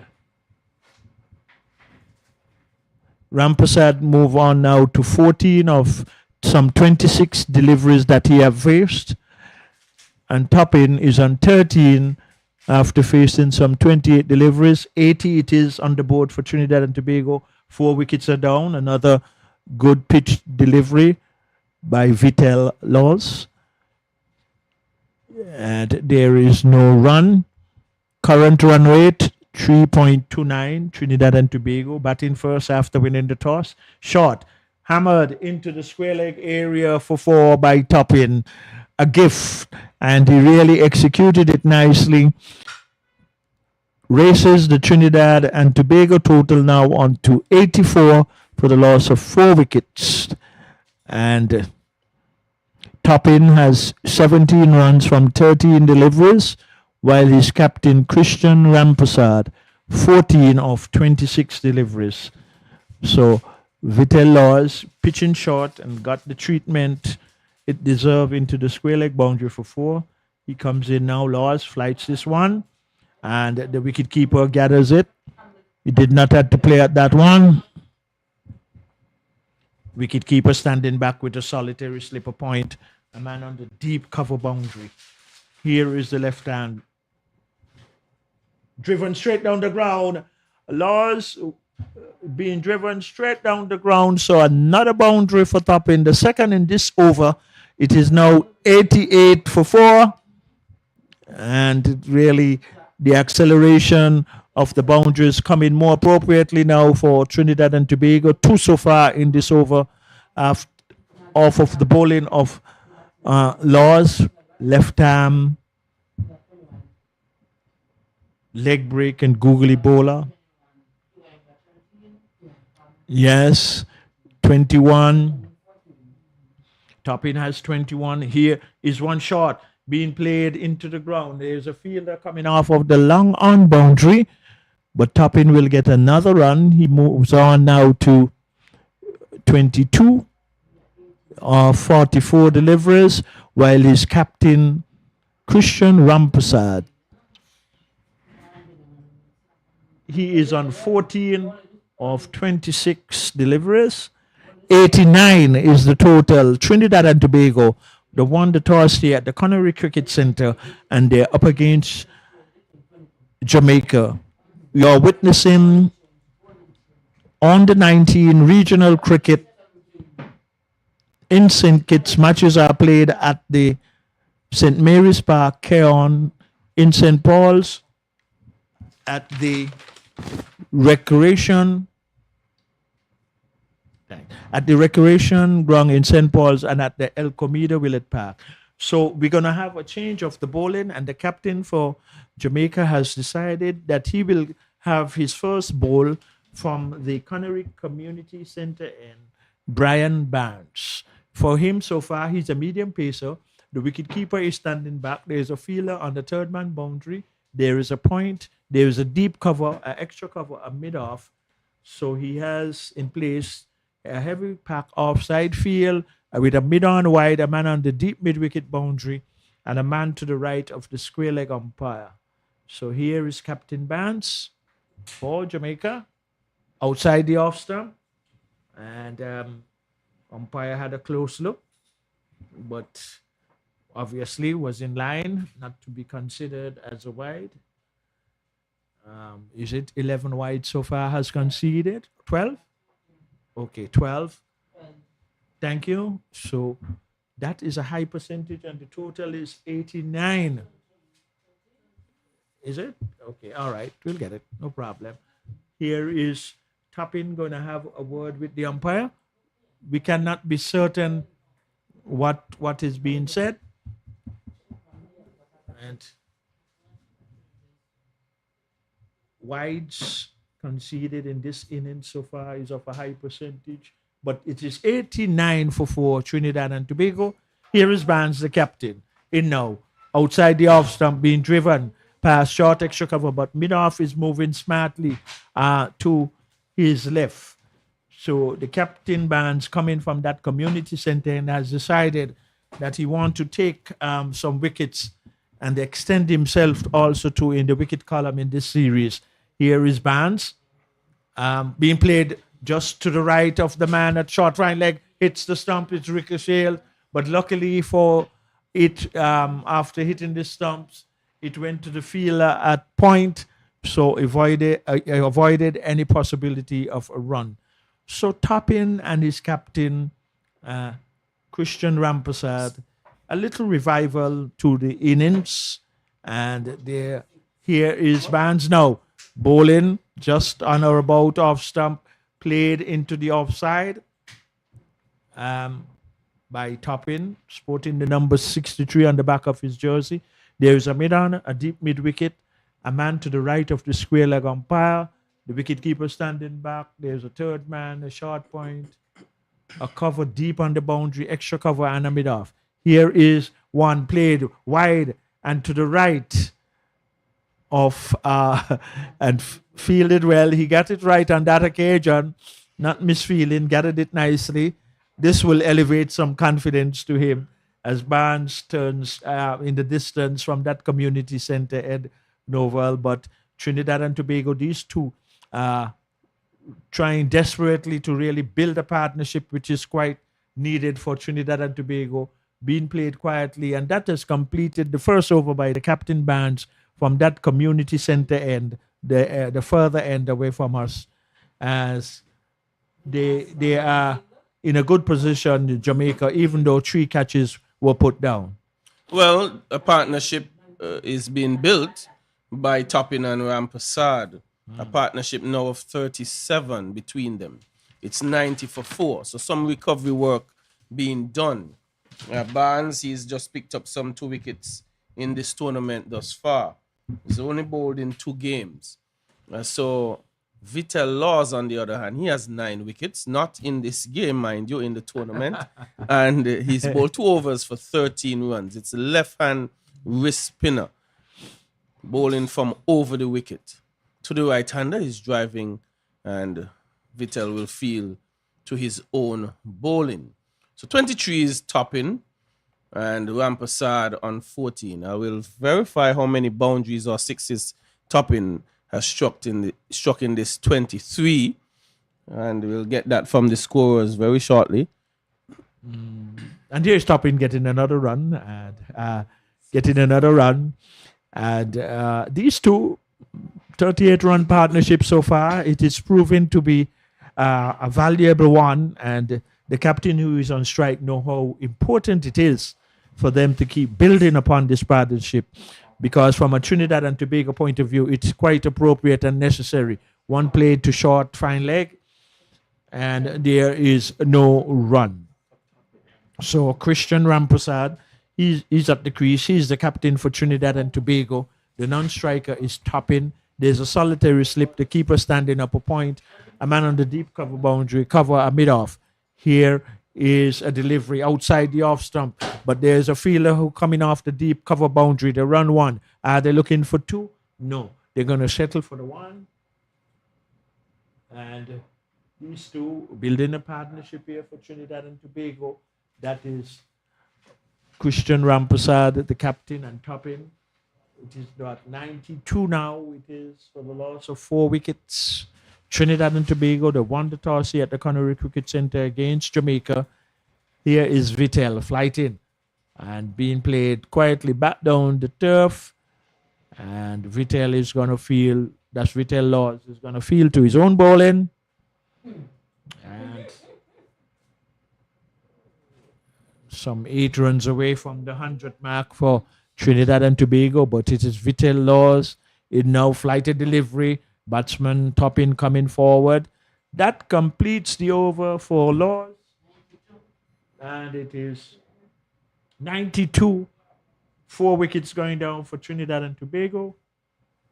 You're all witnessing cricket and the continuation of the West Indies on the 19 regional tournament. Matches are played in St. Mary's Park in Cairn, that's on the island of St. Kitts, and at the St. Paul's Recreation Ground also in St. Kitts, and at the El Comida Willett Park in Nevis.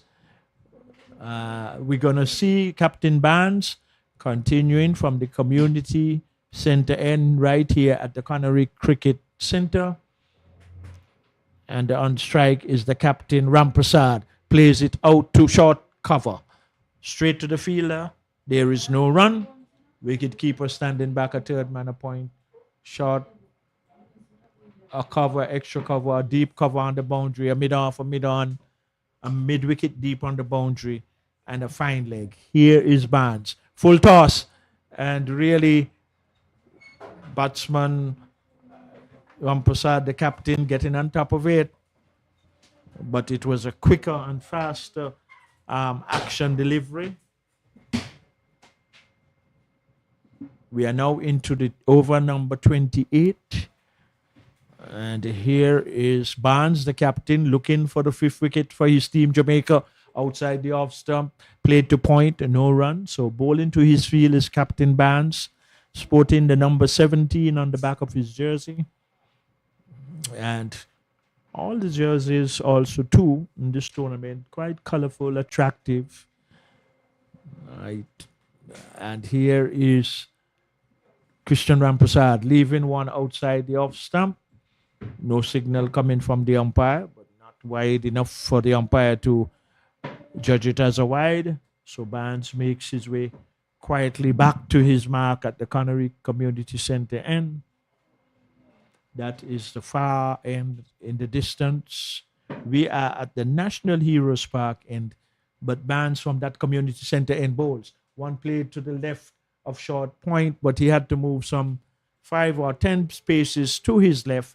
Could not prevent from the batsman from getting another run. And also too, it is Toppin, he has 24 from some 42 deliveries, while his captain, Christian Rampersad, 16 is that 34 deliveries. Well, there he is. Now, but Toppin is on strike. His captain is the non-striker.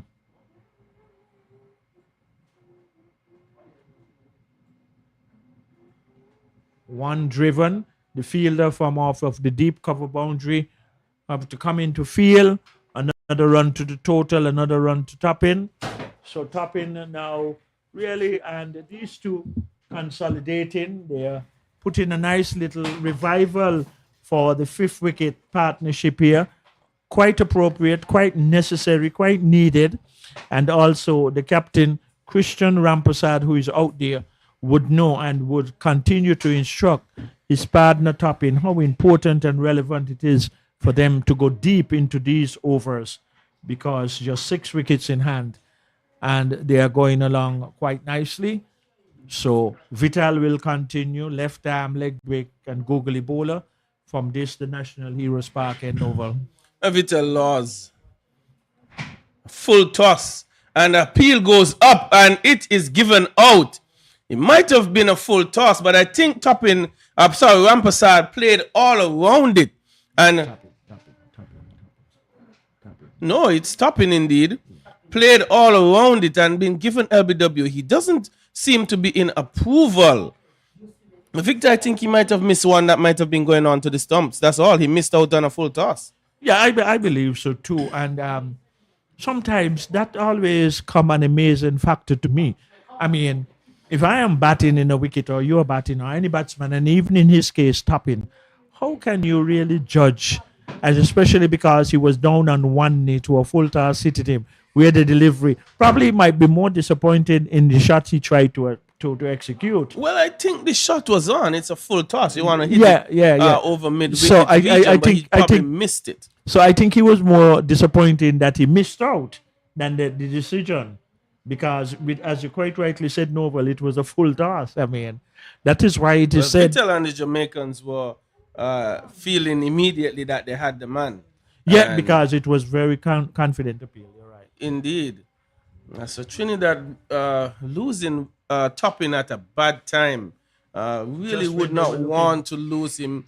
Just getting his scoring going. Had 2 4s and a 6 in his 25. And a tough way to lose Topping at a bad time. 94 now it is 4-5. And just when they were looking novel, that they were really reigniting, re-establishing, and building a solid foundation. There was it, and they usually say most of the times it's better to bowl a full toss than a short pitch delivery. Oh yeah, and that's correct, Victor. Much better. As an off spinner in my day, whenever a new batsman came in, I used to intentionally bowl a low full toss. And the reason for that is a batter's feet may not be moving well at the time, and sometimes they would get ahead of it and push it into short extra cover or back into my hands. Okay, I would say I picked up quite a number of wickets like that. And it's supposed to be a bad ball, but you don't bowl that to a man who is on 44 and batting well. He will crack that through extra cover for 4. But someone who's just coming, you could get away with it at times. Sometimes they would even squeeze it away for 4 as well. But unfortunate for Topping, I would say. He was looking good. And what was more unfortunate about it, that they were just building and consolidating a nice 5th wicket partnership. Yes, they were. Yeah, they were. They were looking good, not taking any undue risk, and just perished to a full toss that would have probably gone on to pick out middle stump. So at this particular moment, really, and we know it is still a good distance away in terms of that cutoff point at 1. Oh my, is it close? No. Oh my, I thought for moments. There was a bit of stuttering in the running, not decisive. And Trinidad wouldn't want to lose a wicket by the run out route Victor at this stage. They had done some recovery work. Yeah. I mean, I still think Jamaica, they are in the ascendancy. They are. Jamaica, they are in the ascendancy. And they are in command. And I think a lot of tribute must be given to Captain Barnes in terms of how he has utilized his bowlers. And here is one now, a good delivery to the left-hander. I don't know if I'm overemphasizing the point, but I like to see probably even a short leg. You just come to the crease, put some pressure on the batsman. Victor, you're very old school, and that's how it was done back then. When you would definitely have a man in your pocket and maybe saying a few words to you as well. Short outside the off stump, and Cristiano Ramanan coming back and cutting that out to deep forward of point. But it is of such value too that, I mean, especially as you've been also indicating that most of the times the batsmen's feet are not really flexible from.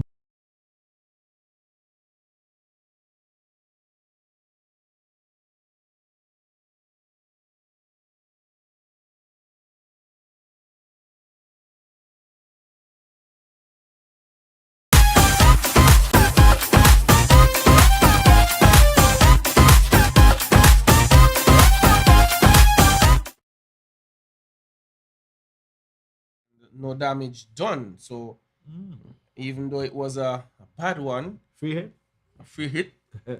Barnes got away. Trinidad Trinidad and Tobago continues to fight. Jamaica, they have been on top of Trinidad and Tobago, Victor from ball one. They haven't given away much. Not a lot of bad balls being bowled. But I also think Trinidad and Tobago perhaps could have done just a touch better at rotating the strike just to accumulate a bit more runs. Yes, you're right. They should have been picking up more ones and twos. Here is one driven nicely, though. This is not going to be two. It's going to go close to the wide, long off boundary. Crosses now, sweetly timed stroke. And like we've been saying all the time, anything that is well timed and that goes outside of the 30-yard circle is going to be four, and that was another boundary. So 100 comes up on the board for Trinidad and Tobago, and they have achieved that because within getting there, 3 chances were put down by the Jamaicans. But since that, getting half of the wickets back in the pavilion, they were still, and at this present moment, in full control. Well, I think Ramanan has gotten a good start. That was a shot that for me was a touch of class, really. Just a ease between extra cover and mid-off. The timing was impeccable. Chopping this one out to point.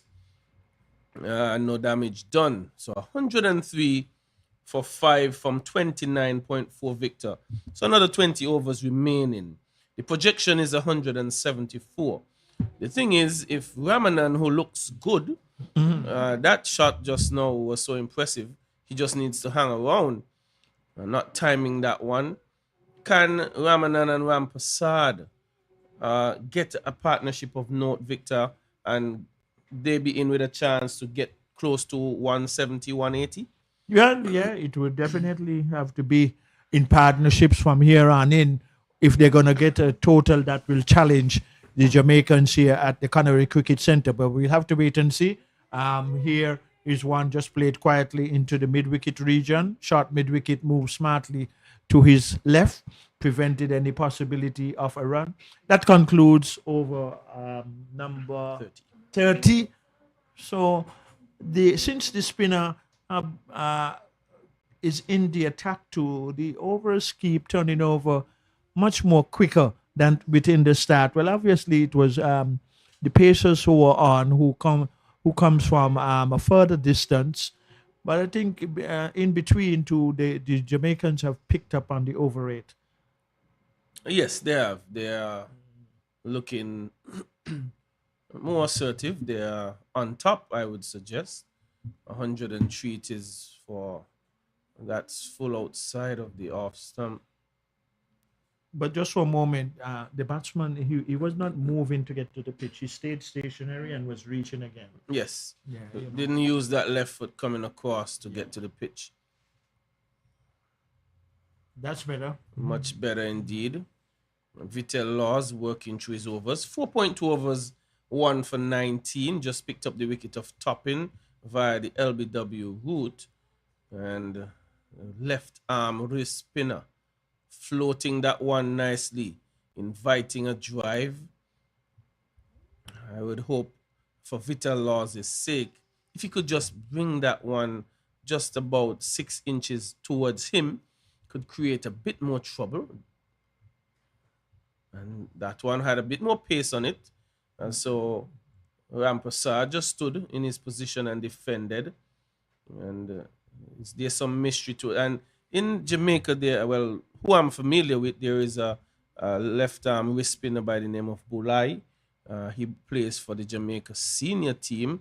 So when I saw Vital Laws, I said perhaps they are producing more and more left arm wrist spinners. And you mentioned a right arm wrist spinner back in your day in terms of from Jamaica. You referred to it was Robert Haynes. Robert Haynes. Yeah, and also a Lindell Wright, and there was also Arthur Barrett. Yeah, and but with the left armers though, the only one that I can recall that I would have played against was the late Inchan Ali out of Trinidad and Tobago. He was left back of the hand, and Imtiaz Ali was a right back of the hand. Were they related, Victor? I'm not too certain. Might have been. based upon the titles. So it was might have been Imtiaz Ali and Inshan and Imtiaz. Yeah. So both from Trinidad and Tobago. yeah. And then Robert Haynes from Jamaica. Yeah, Robert Haynes from Jamaica. Pardon? So we have Nikolai McKenzie coming into the bowling attack for Jamaica.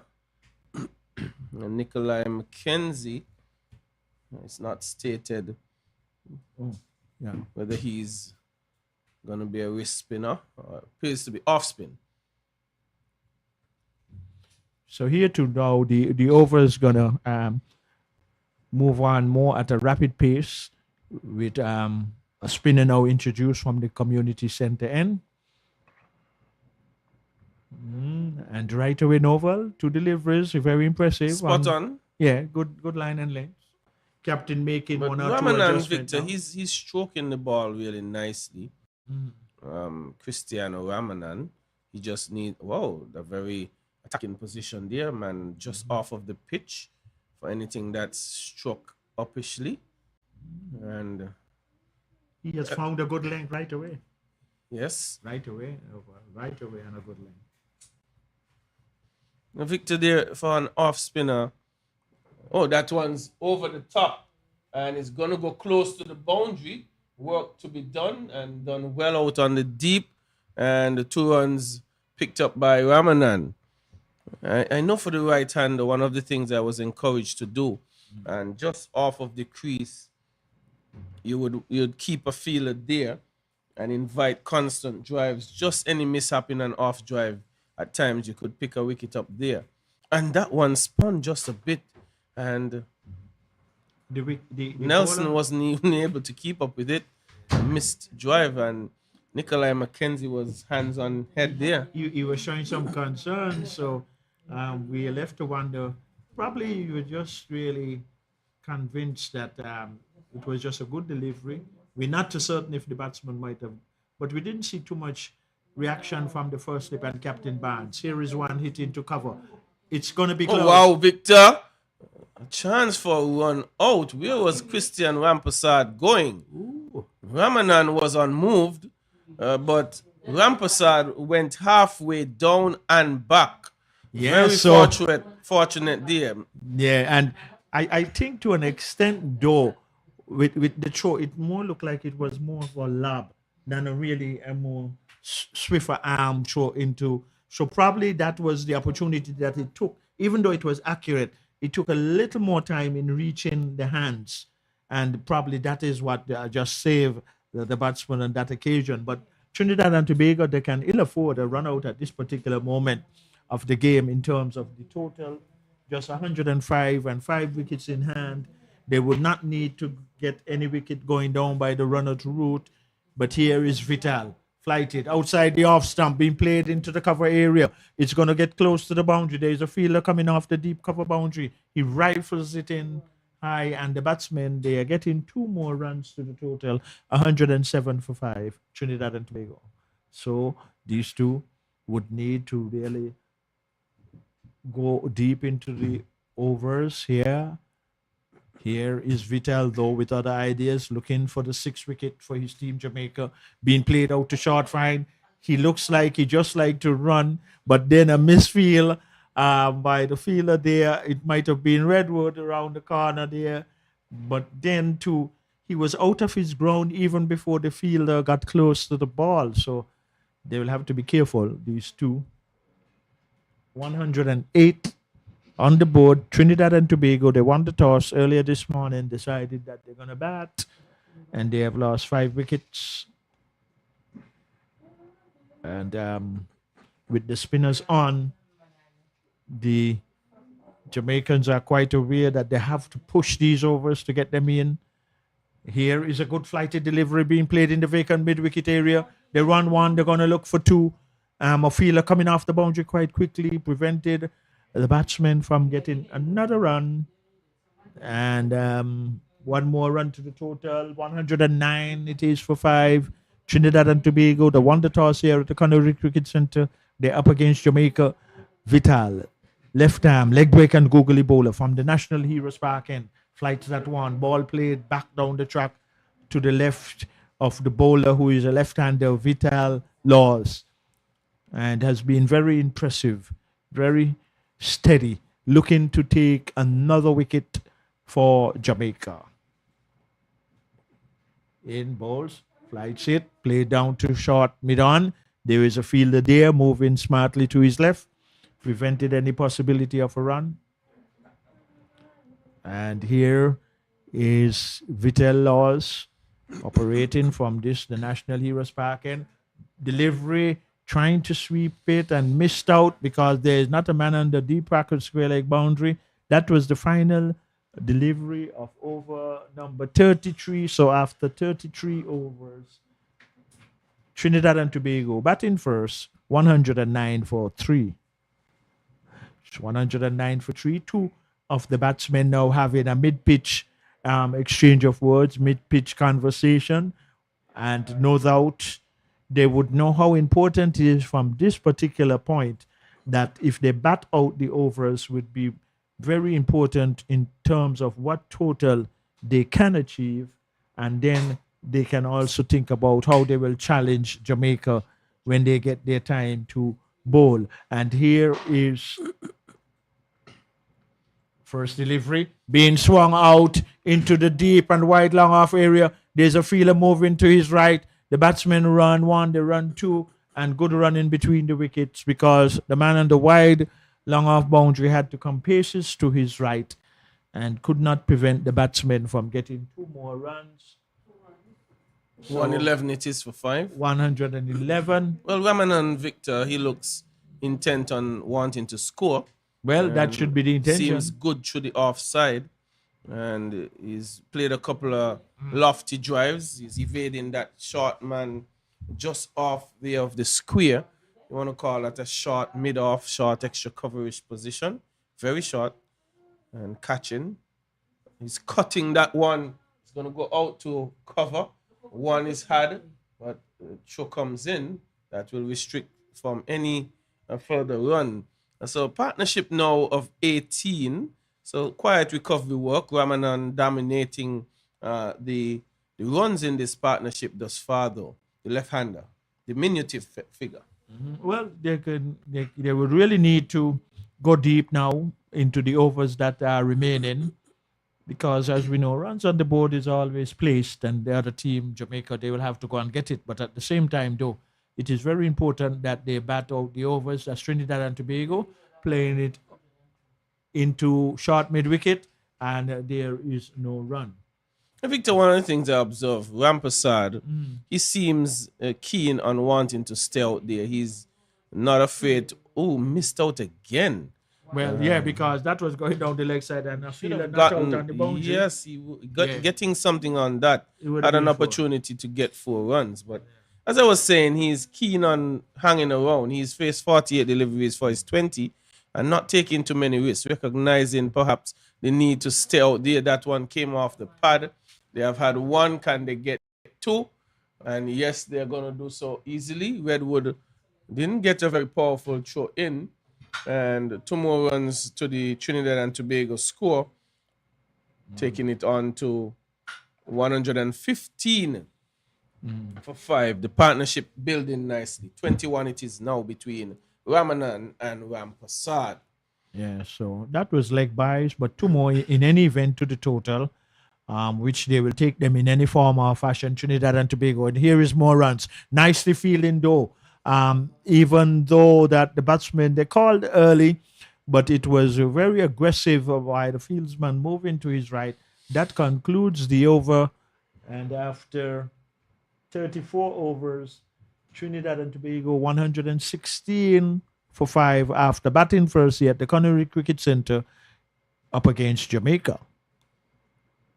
Yes, 116, 34 overs bowled. You would still feel Jamaica there in the ascendancy after this many overs. Trinidad and Tobago probably would have liked to be in another 30, 40 runs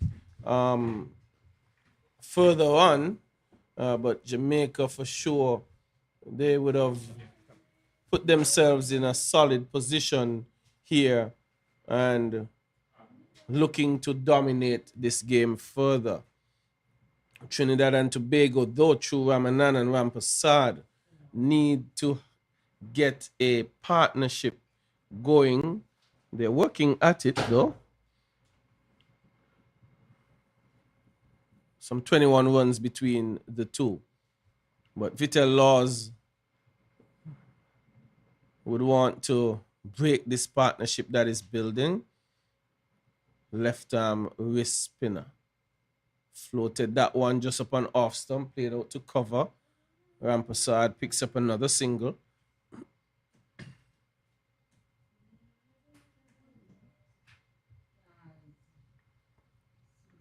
Cristiano Ramanan, he has come in and he's looked comfortable, looks solid, and he's able to score. He's 12 from 20.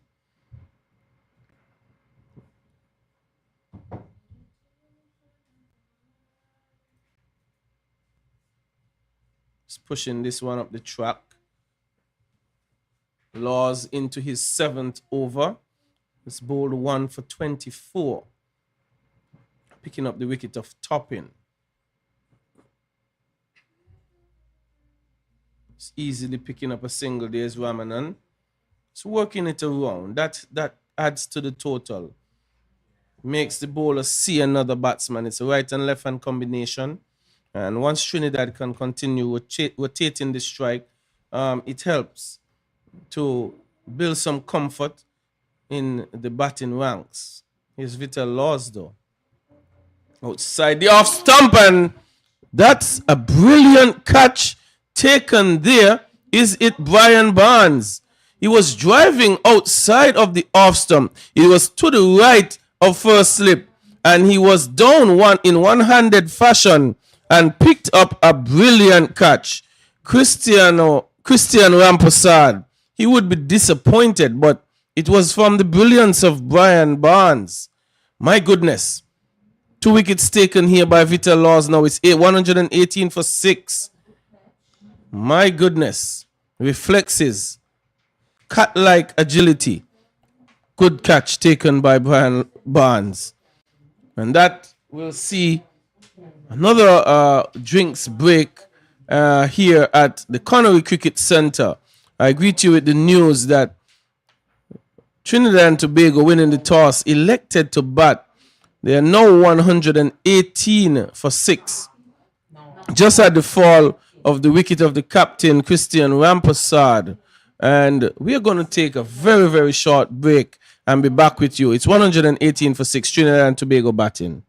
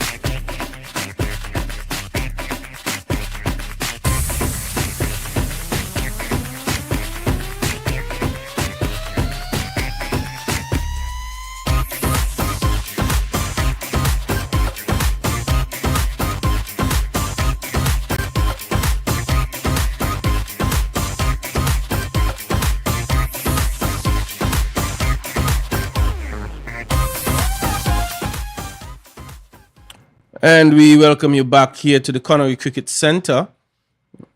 And incoming batsman for Trinidad and Tobago, it's Aaron Basant. Vital Laws just picked up the wicket of Christian Rampasad, the captain. It was a brilliant catch at first slip. An appeal goes up and the finger is raised immediately. Now Vital Laws was running towards cover without even seeing the decision and facing just one ball. Basant just defended up in front of him and missed it, and that one seems to have been adjacent again, and Vital Laws is now on a hat-trick. Capitulation here now by Trinidad. It's 118 for 7. Vital Laws now going 3 for 25. Jamaica continue to hoist more pressure onto Trinidad and Tobago. And Basant didn't get a touch on it, and he has gone without scoring. 118. It is here at the Connery Cricket Centre. 4-7. Trinidad and Tobago in lots of trouble. Some recovery work is needed. But I advise you that Vital Laws has now put himself on a hat-trick. And who will be responsible for negotiating that will be Aiden Ratcher. Aiden Ratcher, he faces up to Vital Laws, who is now on a hat-trick. It's a left-hander facing up to the wrist spinner. Left arm wrist spinner as well. Can Ratcher negotiate this?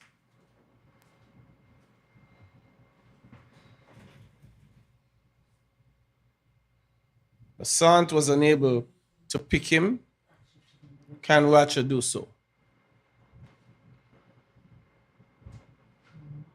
Flighted, and Ratcher works this one easily down to backward square for no run and was able to negotiate that hat-trick delivery.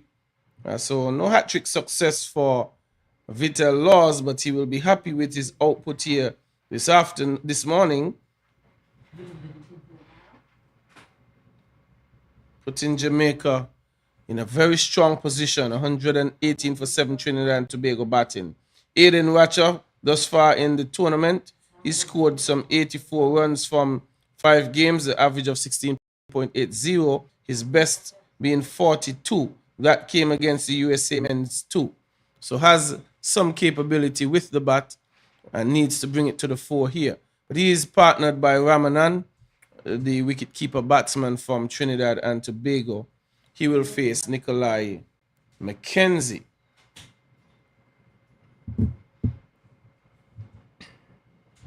McKenzie is an off spinner.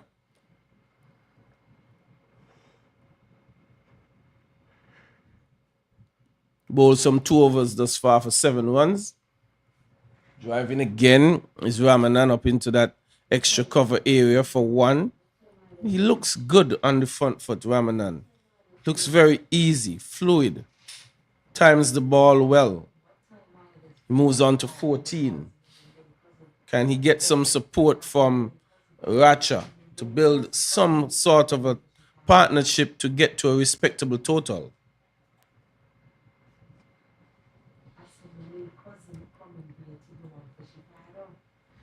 Ratcher comes easily forward to McKenzie. Jamaicans, we must admit, they have not given a lot away. They have been measly, they have been mean. Not a lot of boundary deliveries. They have kept the pressure on Trinidad and Tobago, and they haven't responded well to it. Again, driven out into extra cover, but the single is on. Looking for 2. Ramanan comes back and gets home safely. Ratcher gets off the mark with 2. The total now goes on to 121 for 7 from 35.3 overs. Nikolai McKenzie working his way through a spell here into his third over. Down the leg side a bit, been worked into mid wicket. No one is had.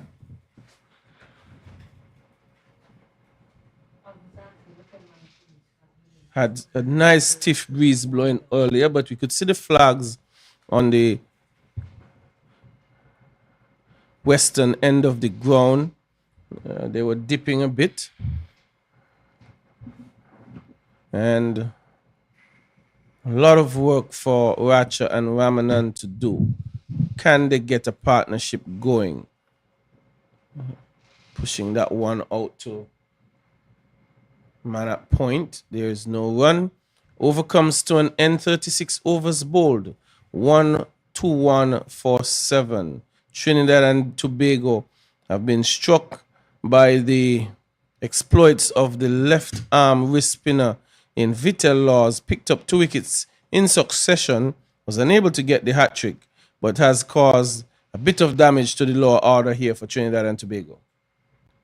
Yes, and when you have quality spinner like Vitel Laws in any team's composition, and most of Jamaica, and being a left arm, leg break and googly bowler, which Novel McCall and myself been describing and saying that it has been rare in cricket in general now, more so in our region, the West Indies, where we see numerous left arm, leg break and googly bowlers. We more see left arm orthodox spinners, but it's more of the difficult of the arts for spinners, but he has done well so far, Vitel Laws. But well, we have James coming back into the attack. An interesting change by Captain De Victor, because Laws just struck with 2 wickets in the previous over.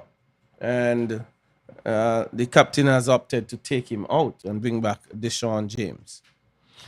Well, that is strange, because we would like to believe or think that a successful bowler and Vital Laws worse. And how many overs has he bowled? And I think it's 7. Well, for us, we'd have preferred if he would have continued with him, but he is the man out there in charge. But you see, and the thing is about that, but we'll wait after this delivery, which is struck nicely, but good feeling is by the big man and the captain, no? Yes, it is. It is? Well, leading by example. Well, no, it's Virgo. No, it's Yes, Brian Barnes. Yeah, that's the captain. He was the one who picked up the really good catch off of Vitel Laws in first slip. Yeah. So, you see, the thing is, too, that, as you know, well, confidence is always a big factor in the game. And obviously, Laws would have been confident, as you quite rightly say, almost was in line for the hat-trick. But anyway, different strategy being played into short mid-wicket, no run. But in my position, I would have preferred to continue with him right through, because sometimes when to come back, you still have to regroup, try to find your angles, like you would say, Novel. But should have just let him bowl through, I think, in my view. I think it might have been at a time where he was so confident, as you quite rightly say, almost getting a hat-trick. But anyway, different strategies, different ideas, short, played into short cover, and no run.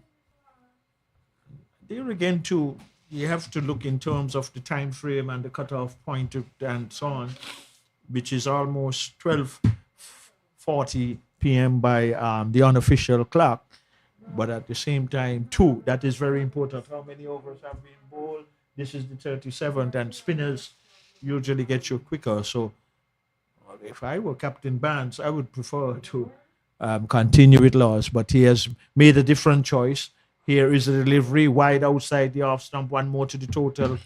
Wides keep accelerating in this tournament, and more specifically here at the Connery Cricket Centre. From all the matches that Novel McCall and yours truly, Victor Eddy, have been covering of this under-19 tournament, we have seen a high percentage of wides from all the teams here at this venue. And obviously, it will be interesting at the conclusion of this tournament, whereby we will be able to get a comprehensive package of the amount of wides that was bowled in this tournament. Anyway, half stopped by the keeper, a man on short, third man coming around. We'll have to wait and see What is the signal? Okay, more runs to the total, one more to the extras in buys. So in any form or fashion, Trinidad and Tobago will take them and accept them as they come along. Runs are runs. And owing to the fact that Trinidad have not been scoring heavily, they would take every run that's on offer or given to them.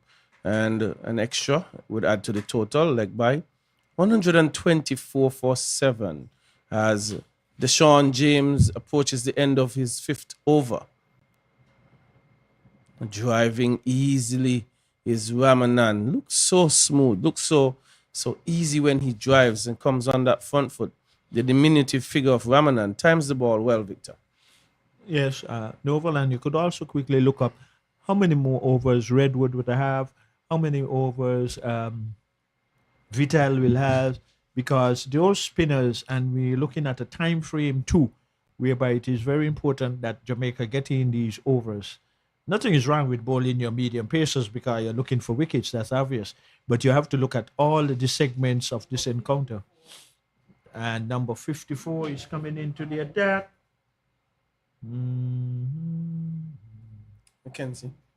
Mackenzie continues. Okay, so he's going to continue. That's right. Mackenzie is going to continue from that community center end. He's also a spinner into the attack. Flighty delivery being hammered out to wide long off. There's a fielder coming off of the long off boundary, but only one batsman was looking purposeful in their running, and that is the man now on strike. And in the end, the batsmen, they were only able to get another run. 125 for 7. Trinidad and Tobago quietly played into the offside. Fielder coming in from short point, no run. Solitary slip with the wicketkeeper standing up for the left-hander. Short third man, a point. Extra cover inside the circle, a deep cover on the boundary and a wide long off. Flighty delivery from Mackenzie being played out into the cover region. Short extra cover is there to field and there is no run. So Jamaica has done well up to this particular moment of this encounter right here at the Connery Cricket Centre. Here is Mackenzie short outside the off stump, being chopped late. It's coming beneath us. Would it have the legs to get to the boundary? It looked like he's just going to cut it off inside. And in the meantime, though, could prevent the batsman from getting 2 more runs. 127. Oh, 1 shot. Thank you. So 1 shot. And that is the thing that Trinidad and Tobago too have to be mindful of. So it is just 1 run. Yes, that's right. 1 run signal shot. So it is 126. 7 wickets back in the hut for Trinidad and Tobago. Heavily packed offside field. Keeper standing up solitarily. Short third man point and cover inside the circle. Deep white long off. Flighted by Mackenzie. Played quietly into the offside. The man at short cover coming in. There's a deep cover on the boundary. There is also a long on, a short mid wicket, and a man on the backward square leg boundary. Right arm around the wicket is Mackenzie. Played quietly into the offside. There's a fielder moving to short mid off, quite quickly to his left. That completes the over. And Trinidad and Tobago batting first after winning the toss here at the Connery Cricket Centre. 126 it is for 7. Is that what? 38 overs have been bowled? 38 bowled. 38 have been bowled. So 126 for 7. Cristiano Ramanan is on 16 and Aiden Racha is on 3. Spinners do have some overs left. Redwood has 3 overs to go, and Vital Laws has 3 overs as well. So Mackenzie is just into his 4th. So the spinners do have some overs left. And so combined they have the 2 spinners do have 6 overs remaining. Yeah, so in terms of time, too, that can put them right in line before the official cutoff time for the first segment, which is 1:20 Eastern Caribbean time, is that time frame. So I would like to believe if the reintroduction of both spinners from both ends, that is more likely that they can get in those overs. But it's medium pace. It's medium pace at the moment, and that will take up a little more time. One being played into the deep, into the third man area, came off the outside edge. One more run to the total.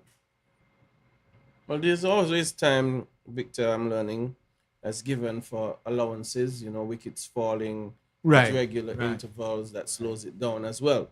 But I think they're on pace to finish on time, especially with a spinner operating from the community center end. So still some time to go. That one's driven powerfully out to cover. 1 run. Return in. Bouncing. And Novel, you're right also too. Trinidad and Tobago have a lot of support over by the western side of the bar. There are quite a few, and all of them are very decked in their colorful Trinidad and Tobago uniform. Oh, so yes, they are, and with quite the names patriotic. Of the player they're supporting as well. Yes. And that's good. That's good. It's excellent. I love that sort of thing, and that's short and wide. James attempting perhaps a bouncer, ill-directed. Yeah. It was down the leg side, and perhaps Ratcher was hoping to get something onto it to help it to find leg for 4. But that wasn't to be. 129 for 7. And Victor is something that I love about the Trinidadians, as I would have spent some time there in school. Would have watched a couple of matches, their test matches, and the support that they gave to their nationals was always exceptional, and I love that. It helps a player, Slicing this one over backward point. Will it get into the boundary? It's cut off. 2 runs picked up, and the return comes in now. And that's very good work from the field out on the third boundary, because he had possibly some 25 or 30 yards to run to his left and actually cut off 2 runs. Those efforts are valuable. But in terms of spectators coming out and looking on at cricket, it gives players a consciousness that people are there viewing you, and it gives you an impetus to really put your best foot forward and perform. Here is a delivery played out to short point. Good attacking fielding there by the fielder at short point, prevented any possibility of a run. 131 it is for 7. Jamaica at this particular moment of this encounter would feel very good in terms what they have achieved, setting aside the 3 opportunities that went to hand that was not taken. That also states very much how well the Jamaicans are doing here at the Connery Cricket Centre. Short being played into the short point area. That concludes the over. So a good over in terms, not very expensive, and really at this particular moment Jamaica would feel good in terms of what they have achieved. 7 wickets down, not 150 as yet, and 3 wickets in hand for Trinidad and Tobago.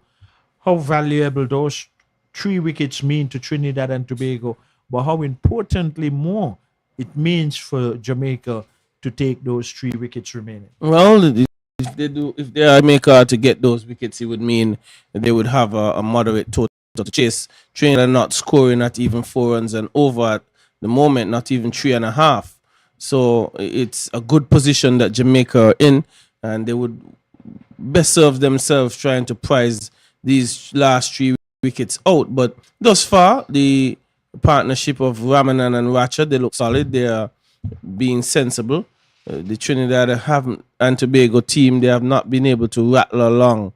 They have been kept in check by the Jamaica bowlers, not offering Victor a lot of bad deliveries. That is true. That is true. Very, I think, and just outside the drop catches, I think overall, collectively, they have done well, because that has even proven even more so by the present total. Here is one struck high and hard. It's going to go out the ground. It looks like even, yes, It's gone into the community at that community center end. So a good shot selection out of the ground, 6 runs.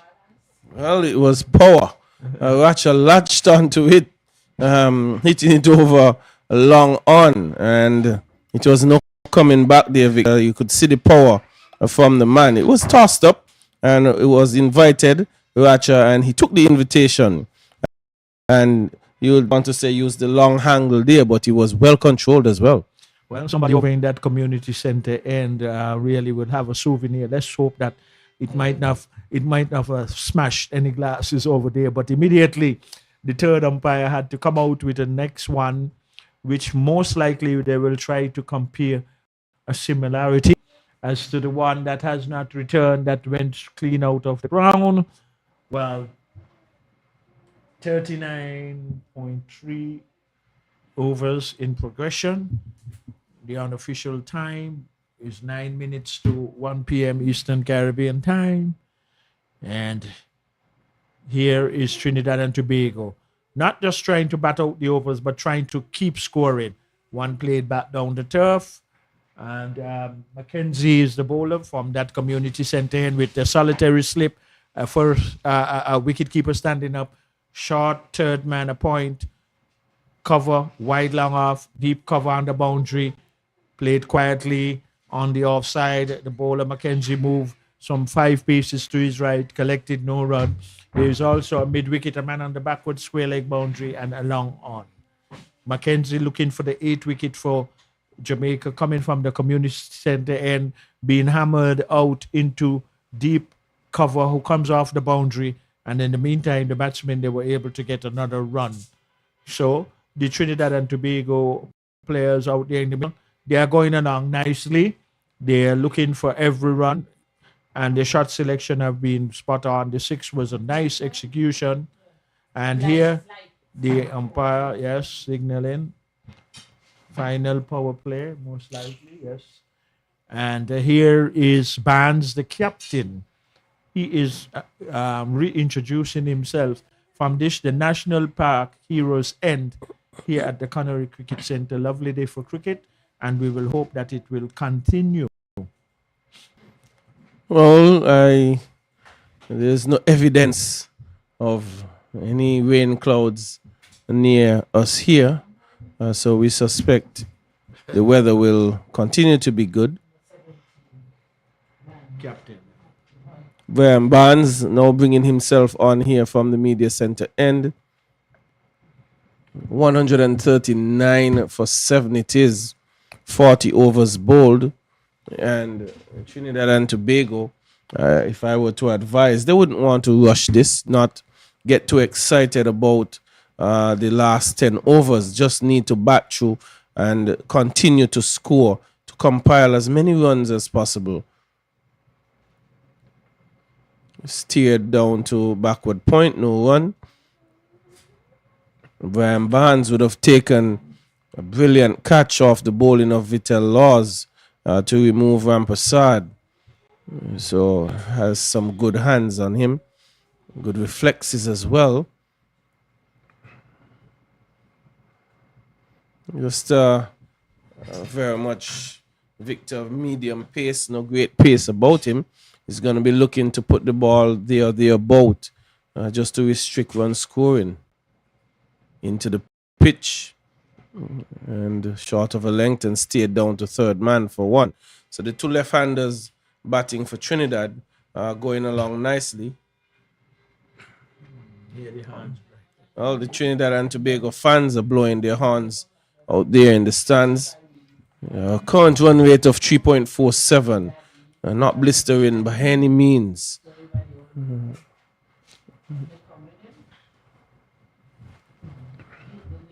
Ramanan going after a very wide delivery and realizing there was no need for that. All he may have caused himself was to get out. And 140 now for 7.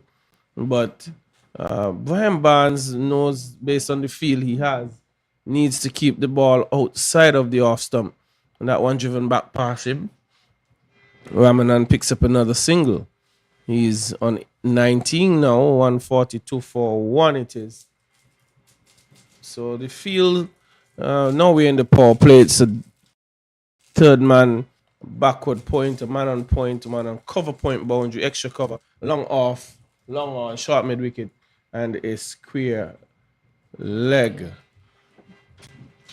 So the reason we are getting these wides is the field that Brian Barnes has. He's trying to ensure that he keeps it outside of the off stump, where he has the protection, so not to get hit through the onside, where there's a lot less protection available for him.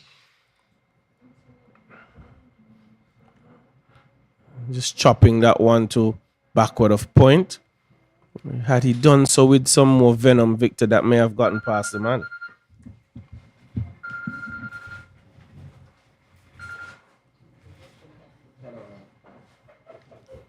Well, it's going to be Brian Barnes continuing. Swinging at that one, but it's wide outside of the off stump. Brian Barnes pleading his case. The umpire not even paying attention to it. And that's his third wide of this over. Trying to get some information on the partnership between Ramanan and Racha. It's 26. Nice partnership building up here for the 8th wicket. They just need to continue going. Ramanan and Racha. They have done a good job. They're looking good. Stroked out to cover. One is had. Ramanan was looking for a second. It wasn't on.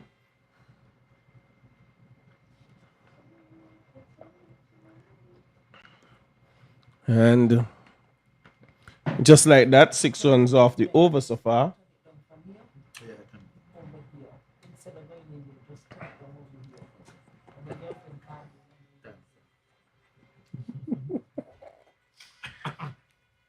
Well, another single.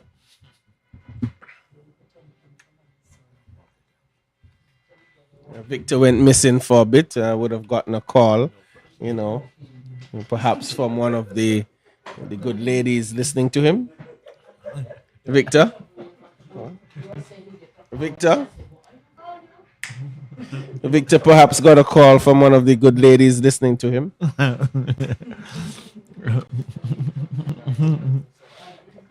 Was he?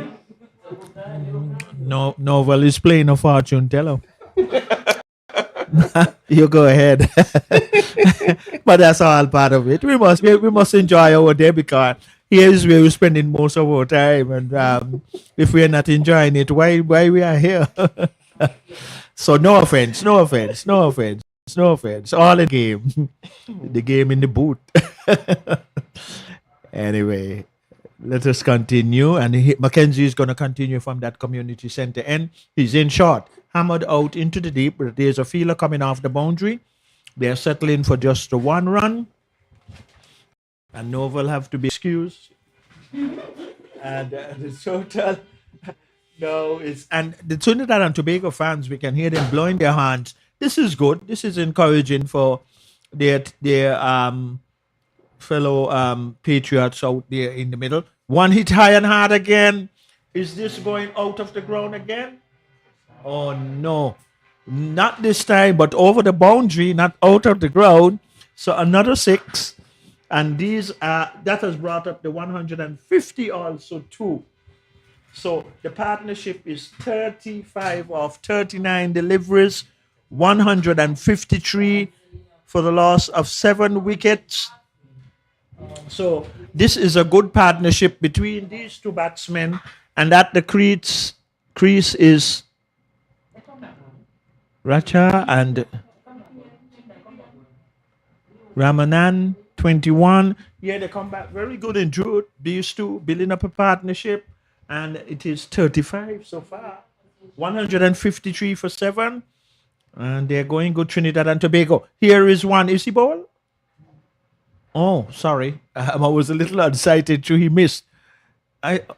Yes, he's clean ball. The wicket keeper had me a little unsighted, because after After the bowler was going back to his mark, but then the wicket keeper were blocking our vision.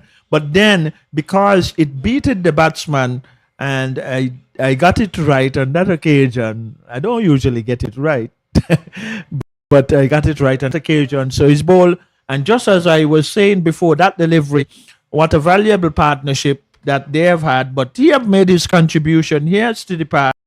Mackenzie's the 8th wicket, and the present total now, Trinidad and Tobago, after the winning the toss here at the Connery Cricket Centre, up against Jamaica, 153 it is for the loss of 8 wickets. 41.3 overs have been bowled. 2 wickets are standing. So definitely, by the unofficial clock, 1 p.m. Eastern Caribbean time. My clock is the unofficial clock. 1:20 is the usual cutoff time, but with 2 wickets in hand, the cutoff time might come before that with just 2 wickets in hand. Well, the incoming batsman is Roop Lal. Thank you very kindly. We're working nicely as a team, like that. Yes. No, but some of these names, pronunciations, and so forth. But here is Mackenzie, though. I have that one right playing and missing. Mackenzie is doing well. He almost getting another wicket. And the wicketkeeper removed the bail, just one bail, though. So Jamaica just need 2 more wickets now before this innings of Trinidad and Tobago can conclude. One played quietly into the off stump. Where was he attempting to go? Well, he was looking for a run, but quite rightly in the end decided against it. 153 for 8. Trinidad and Tobago. For those of you, especially in Trinidad and Jamaica, who might be with us, Trinidad and Tobago won the toss, decided that they will bat. But here is one quietly played to short point. There is no run. Mackenzie finishing an over. And after 42 overs, Trinidad and Tobago batting first here at the Connery Cricket Centre. They are 153, but in that process, they have lost 8 wickets.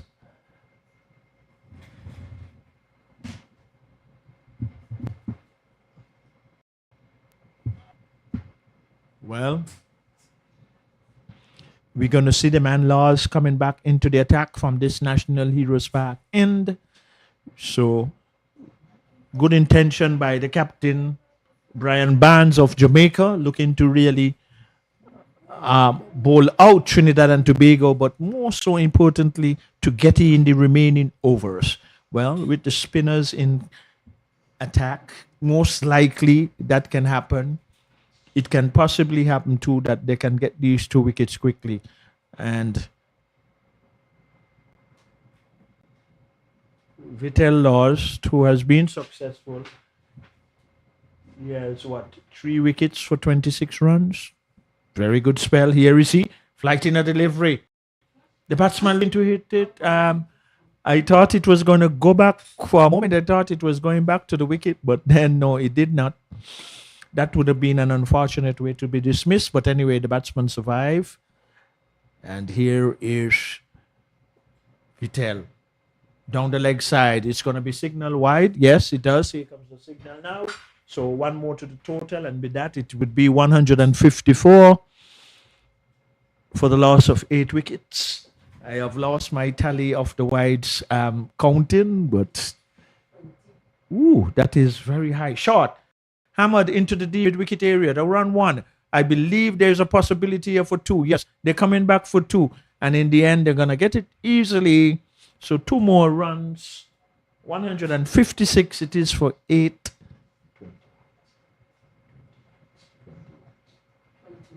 Well, 20 wides, what a high percentage also too. And with a total of 156, the Jamaicans have conceded 20 wide deliveries. Here is not one not short. Is there going to be a mix-up for a run-out? No, but good backing up on the onside. And for whatever reasons, I don't think that there was ever a chance of a run there, but luckily for him, well, here is Vital Laws. left arm leg break and googly bowler.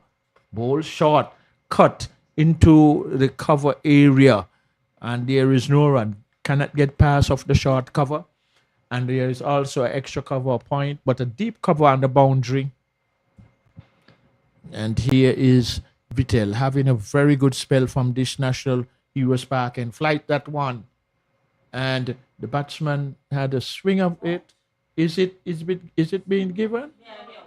He caught by first slip Barnes, and Barnes looked very confident, but for moments it took a little time, but in the end, so Vital Laws getting another wicket, and what magnificent! Yeah, the captain Barnes took the catch at first slip, and wow, wicket goes. So one more wicket in hand for Trinidad and Tobago. The final batsman coming in. Trinidad and Tobago. Alexander Chase. Yes, thank you. Alexander Chase. Sporting, it looked like the number 92. 32? Okay. I only saw it when it 32. So anyway, he would like to get also 32 runs as his jersey's number on the back of his jersey. Wow. 156 it is for 9. Jamaica against Trinidad and Tobago right here at the Connery Cricket Center. And earlier this morning, when Trinidad and Tobago won the toss, they decided that they will bat first. But Jamaica, they have bowled well. Apart from the 3 drop catches, I think other than that, they have done well because the total itself suggests itself. Now, Vital Laws, he has what? Is it 4 wickets for 28 runs? Yes. And here we see with his final legal delivery and almost getting the final wicket. That concludes his over. And after 43 overs, 156 for 9, Trinidad and Tobago, right here at the Connery Cricket Center up against Jamaica, and Trinidad and Tobago won the toss. So, as we can also check the unofficial clock, well, we're all in good time. 1:08 Eastern Caribbean time. And just the 1 wicket standing. This is going to be over number 44. And it will be bowled by Mackenzie, the right arm spin bowler, around the wicket to the left-hander being struck. There's a fielder down on the long on boundary, the run 1.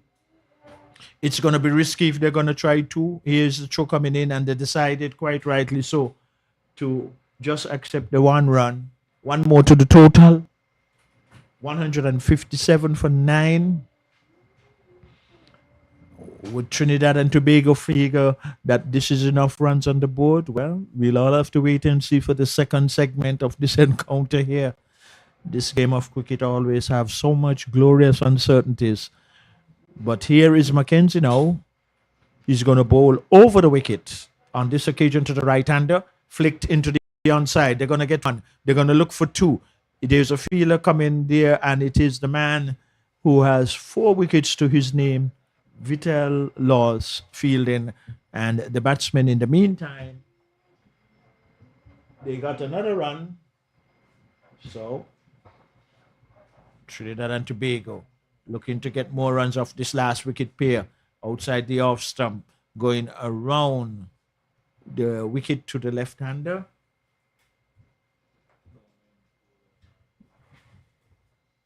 .158 for 9, Trinidad and Tobago. And here is a delivery, bounce and turn, and the wicketkeeper taking it. Luckily for Rubalal, did not get a touch. That has been the 3rd delivery. And here is Mackenzie around the wicket to the left-hander. In now, bowls, flighted delivery, struck high and hard. There was a fielder have to come around at the takes it under one bounce. He got an accommodative bounce, but he's very quick on the outfield. But in the meantime, though, the batsmen were able to get another run. 159. It is for 9. And the actual play out in the middle is very interesting. Here's Mackenzie being struck on the pad. Umpire raises finger, leg before. And that is it. The final wicket going down. And the batsman was not too pleased with that one. That's chase was given out like before. Yeah, so that's it for Trinidad and Tobago. They have been bowled out by Jamaica after winning the toss and batting 43.5 overs. They've been skittled out for 159 all out right here at the Connery Cricket Centre. And the pick of the bowlers for Jamaica is the man Vitel Laws. He took some 4 wickets, and the runs that came off of Vitel Laws, I'll get that shortly, but he has been the chief wicket taker. He took some 4 wickets, and what a wonderful spell the left arm leg break and googly bowler has produced for his team, Jamaica. So those of you who might just be joining us here at the Connery Cricket Centre, the first segment has concluded whereby, in the sense that Jamaica, who fielded first after Trinidad and Tobago won the toss, they were all being bowled out for 159. So the players making their way off the field, so also is the umpires. And 43.5 is the overs that the Jamaicans bowl, and you're seeing now on your monitor a lovely picture of those palm trees. The ground staff, they are making their way out into the middle to do their usual gardening of remarking the creases. So the players now is going to go in, and it will be lunch at this particular moment. And we greet you with the news: 159 for 10 wickets going down for Trinidad and Tobago here at the Connery Cricketing Centre. So when play resumes, probably in the next 30 minutes, Novel, it might be 40. So you can rejoin us here at the Connery Cricket Centre for the second segment of Jamaica up against Trinidad and Tobago.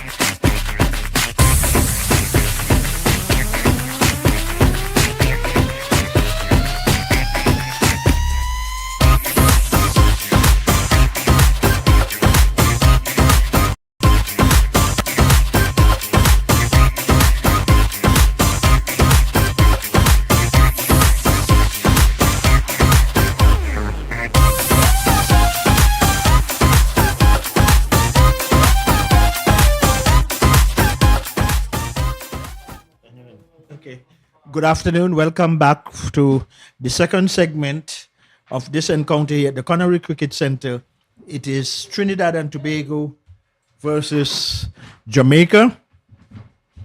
Jamaica have opened the account with a wide, so it's one without loss. And Jamaica settling in.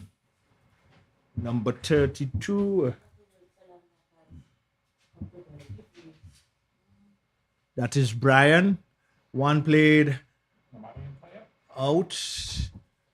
And the second run coming up for Jamaica. So they are off the mark with two without loss. Bowling from the National Heroes Park end, we have Brian. Tariq Brian, that is.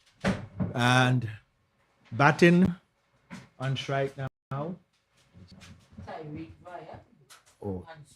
Tariq Bryan on strike. Oh yeah, it's Jamaica batting. Yes. So, good delivery. Beating left-hander outside. The off stump going through to the keeper. Two without loss. 158 runs needed of 208 legal deliveries.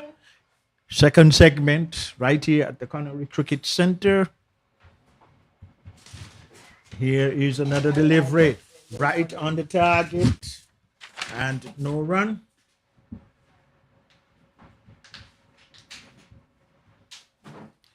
It's Alexander Chase operating from the National Heroes Park end. Opening the bowling for Trinidad and Tobago. On strike. And here is Chase. Very popular name in West Indies cricket. Driven. Good fielding by the fielder moving to his right at point, but could not prevent the batsman from getting a run. So good fielding and one run. 3 without loss. And Jamaica opening their account. And Novel Mokal is going to rejoin me after his sumptuous lunch. And Chase is moving away. Moves in now. Bowls. Ooh, well pitched delivery. Might have just been going down the leg side. So Chase is opening up the attack in the first over from the National Heroes Park end and the media center end. And Novel,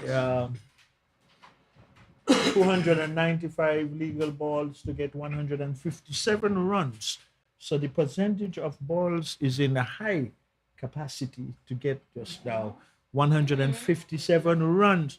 So I would like to believe that the team batting, and there was a ball aerial over the man at point.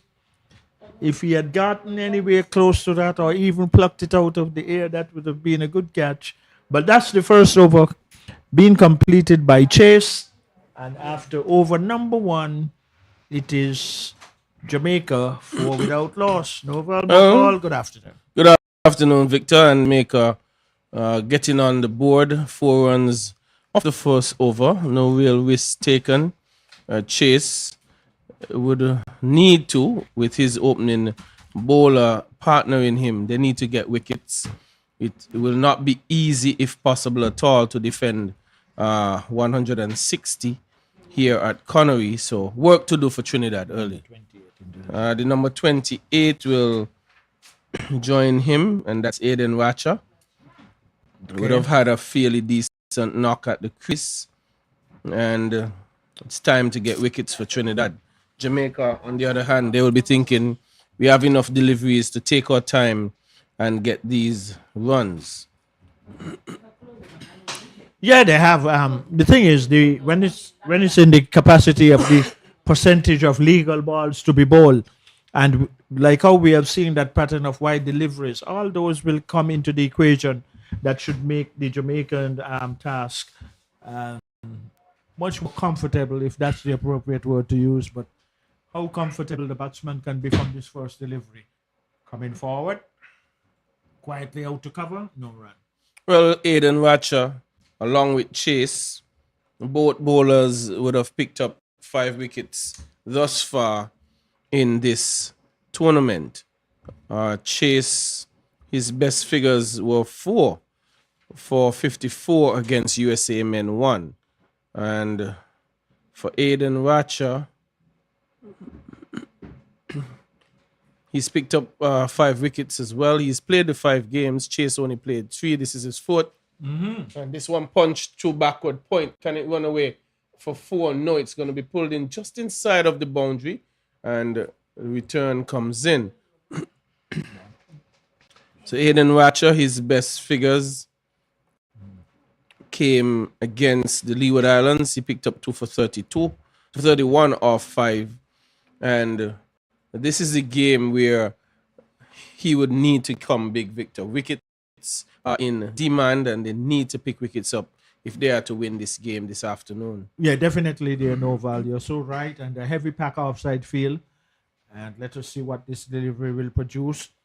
Hammered and 4 runs into the deep cover boundary. From the time it got through that 30-yard circle, probably it was a little inappropriate of me to call it before it crossed the boundary, but this outfield is so quick. And even though there is a feeler on the deep point boundary and it was struck to the left of him, he had no chance. So, good little early start for the Jamaicans. Really, current run rate 6.57, required run rate just about 3. So, game on, down to nobody's beneath us here, so it comes down just beneath us here at the media center end. So 4 more runs, and really someone is anticipating a quick out for this conclusion. And well, all of us wouldn't really mind that, really. I for sure. I do not know my scorers. I can speak for myself. Well, Virgo, Victor, at this stage of the tournament, has played in all 5 games. He has 84 runs in total. His best being 51 against the USA Men 1. Driving that one outside of the off stump. Ramanan just jogging it, feeling it inside his gloves. So runs he still would want to. We want to be better than the 84. Tyreek Bryan, on the other hand, he scored 124 runs at an average of 24.2. His best is 58. That 58 as well came against the USA Men 1. That was in the first game. So they did have an opening stand of over 100 between Bryan and Virgo, and still managed to lose a game, chasing 209 for victory of Jamaica. So they want to keep their heads here and bat sensibly, both Bryan and Virgo. Yeah, and no, well, apart from that, though, I found that Jamaica have been getting some good totals. And this one, even though some may consider it as it may be to them, just a modest total. We know in the game of cricket anything can happen. But for how Jamaica have depth also in their batting. So, not saying it's a foregone conclusion because we could never say that in cricket, but at this present moment, the Jamaicans, at least with the percentage of legal deliveries have to face, I don't see any reason for any indiscretions throughout this innings from ball 1. And they're off to a good quiet start. A good delivery though, and there is where Chase should be looking to put most of his deliveries, and he got that one right in the right area there, Novel. Yes, definitely a lot more balls available than runs to be had. But the truth is, Victor, there are times when you may not commit indiscretions, but bowlers can produce beauties and get you out. So Trinidad would need a few here. Wickets are needed, and they must be very disciplined. A very good delivery there by Chase. Full length, Yorker length sort of delivery, dug out by Virgo. And he's going well. He's now 13 from 11. And Trinidad would need to keep their energies up in the field, Victor. Allow the bowlers to hear you at all time that you're supporting them so as to try and unsettle the Jamaicans at the crease. But good start, 2.2 overs for 15 runs by Jamaica.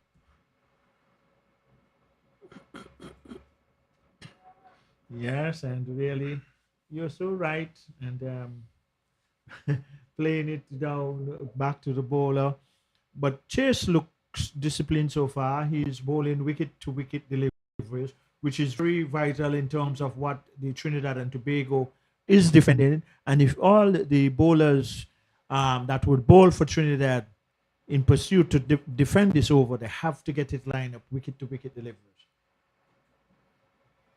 Be nice, and that is also too going to be a factor.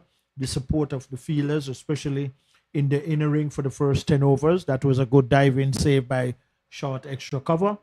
No runs, but I think Chase is doing what his captain would be very pleased thus far in making the batsmen play at each of his deliveries, and also to, if they can curtail the amount of wides that they will bowl in this innings, will also help.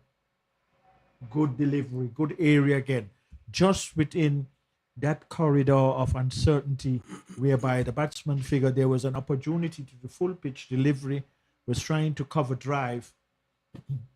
And what I have been observing though, that to execute that cover drive to left-hander, you got to move that left foot right across to the off stump, then your other foot coming into play would really execute it. But we'll wait and see how much movement he is doing. That's right, the batsman on strike. Okay, he moved well on that occasion and played it down to mid-off, and there is no run. But quite an impressive start by Chase Novel. He's keeping it in the areas quite nicely. So 15 is on the board without loss. Well, he has bowled very sensibly, very good length, just on or about the off stump, and being left-hander to left-hander, it's giving him that natural movement into the left-hander, and he's bowled really no boundary deliveries, just keeping it in that corridor as well of uncertainty of a Virgo, not allowing him to free his hands to express himself how he probably would really like to.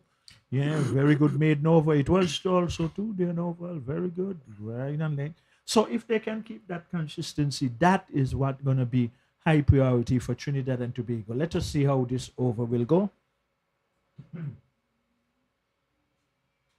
Quick single taken. Racha unable to stop him. Leg by, is what signal? No, he played it? Okay. No signal came. And but even from that answered quickly doing over, that the ball just dropped short. The batsmen realized that the fielders were on the edge of the circle and they ran quickly. So even there too, that is a good gesture that they are showing so far. They are looking for every available run. They will need to do that. You can't just think boundaries and going hard at it. You must play the game sensibly, play each ball on its merit, and take every run that is on offer. Driven through extra cover. Good work being done. Yeah. And the bowlers would need that type of support. Mohammed. Yeah, the bowlers would need that type of support, those efforts within the 30-yard circle for the first 10 overs, and that was a good save.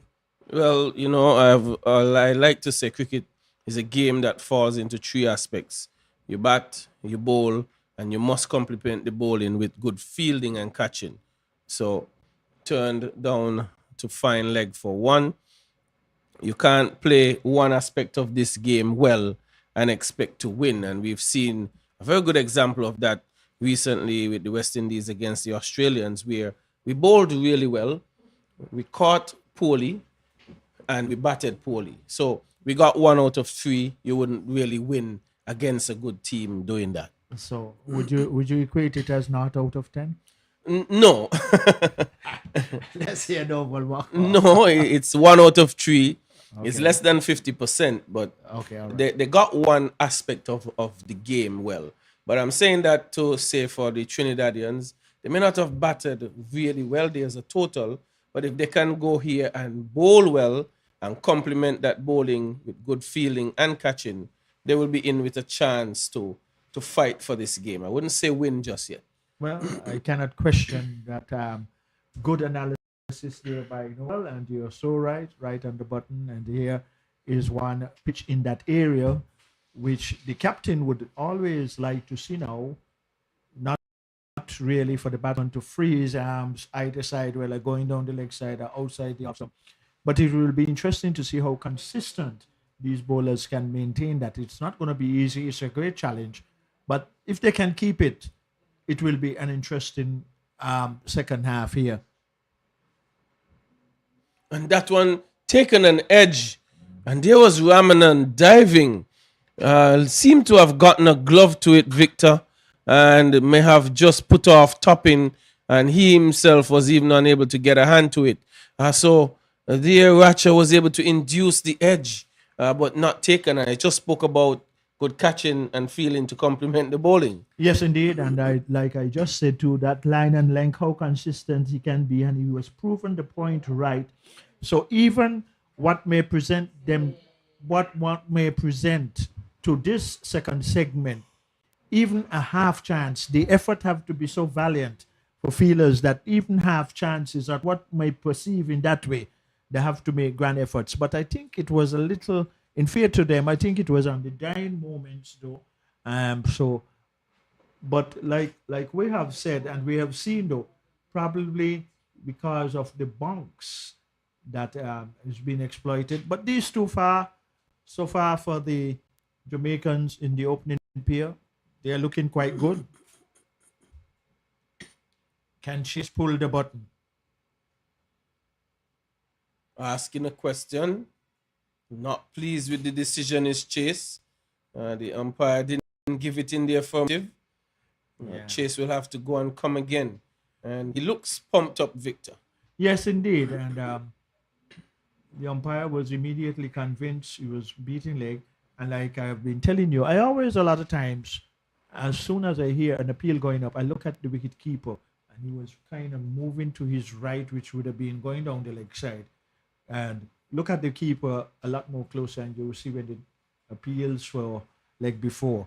And not saying that justified that the batsman didn't hit between wicket because we're from a distance and we are side on. But I think thus far, though, Chase is looking good. He's finding the appropriate areas. And once they can keep that consistency, because especially bowling from the National Heroes Park end, because Chase has been so consistent, could he get the one keeping on the lower side? Well, it's kept low outside of the off stump. That one is bouncing nicely. He hit it at a short of a length and it was climbing on Virgo, but he was tall enough and get on his toes to keep it down.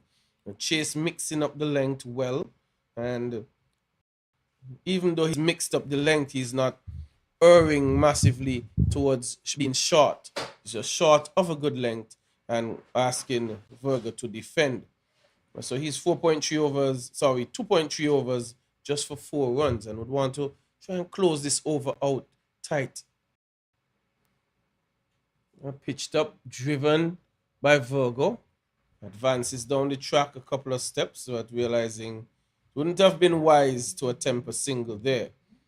So Chase doing the right things, finding the right areas, and would want that support from Ratcher. Ratcher induced an edge, and as Victor suggested, possibly might have been dying before it got to the keeper and went away for 4 runs, but Chase would want to even better that with a wicket. Driven down the ground, and it's going to go 2 bounces into the boundary for 4. 2 or 3 it was, but playing with a very straight bat and hitting it down to long on for 4, Victor. Yes, and one of the better strokes that anyone can witness in cricket, the full face of the bat, and it came just beneath us for 4 more runs. So these two, shot selection early has been very good for the Jamaica. It was more up in the area, and he was doing the right thing by not going across the line. And here is he defending, and earlier clock saying no to the non-striker. Wisely so, completes the over. So a productive over, 25 without loss, no goal. So they are right above early now to Jamaica, right above what is the required rate there Very much above. They are 5.17. Required is 2.99. Right. So they ain't no hurry really. But I think what happened to chasing that over, he would have wrapped Virgo on the pad and he felt it was close and he tried to get fuller, got too straight and was punished for it. So sometimes, that little desire to get a man out, you kind of err in length, but he has been very, very tight on or about the off stump. Yeah, yes, the intention was good, but as you quite rightly said, the batsman was to the equal measure. Here is more runs played to the left, the fielder at mid-on, who had to move spaces to his left. And what has been significant is that they're also looking for the quick ones and twos. The boundaries will come, and they're assessing the situation nicely. Heavy pack offside field with the keeper standing back, solitary slip. There is a short point, extra cover, and a mid-off. Next delivery outside the off stump. Nice accommodative bounce to the fielder moving to his right from extra cover. And in the meantime, the batsmen are not able to get a run. 26 without loss. And required rate is 3. 134 needed of some 200 and odd deliveries, legal deliveries, that is. So Jamaica way ahead at this present moment. Struck on the pad.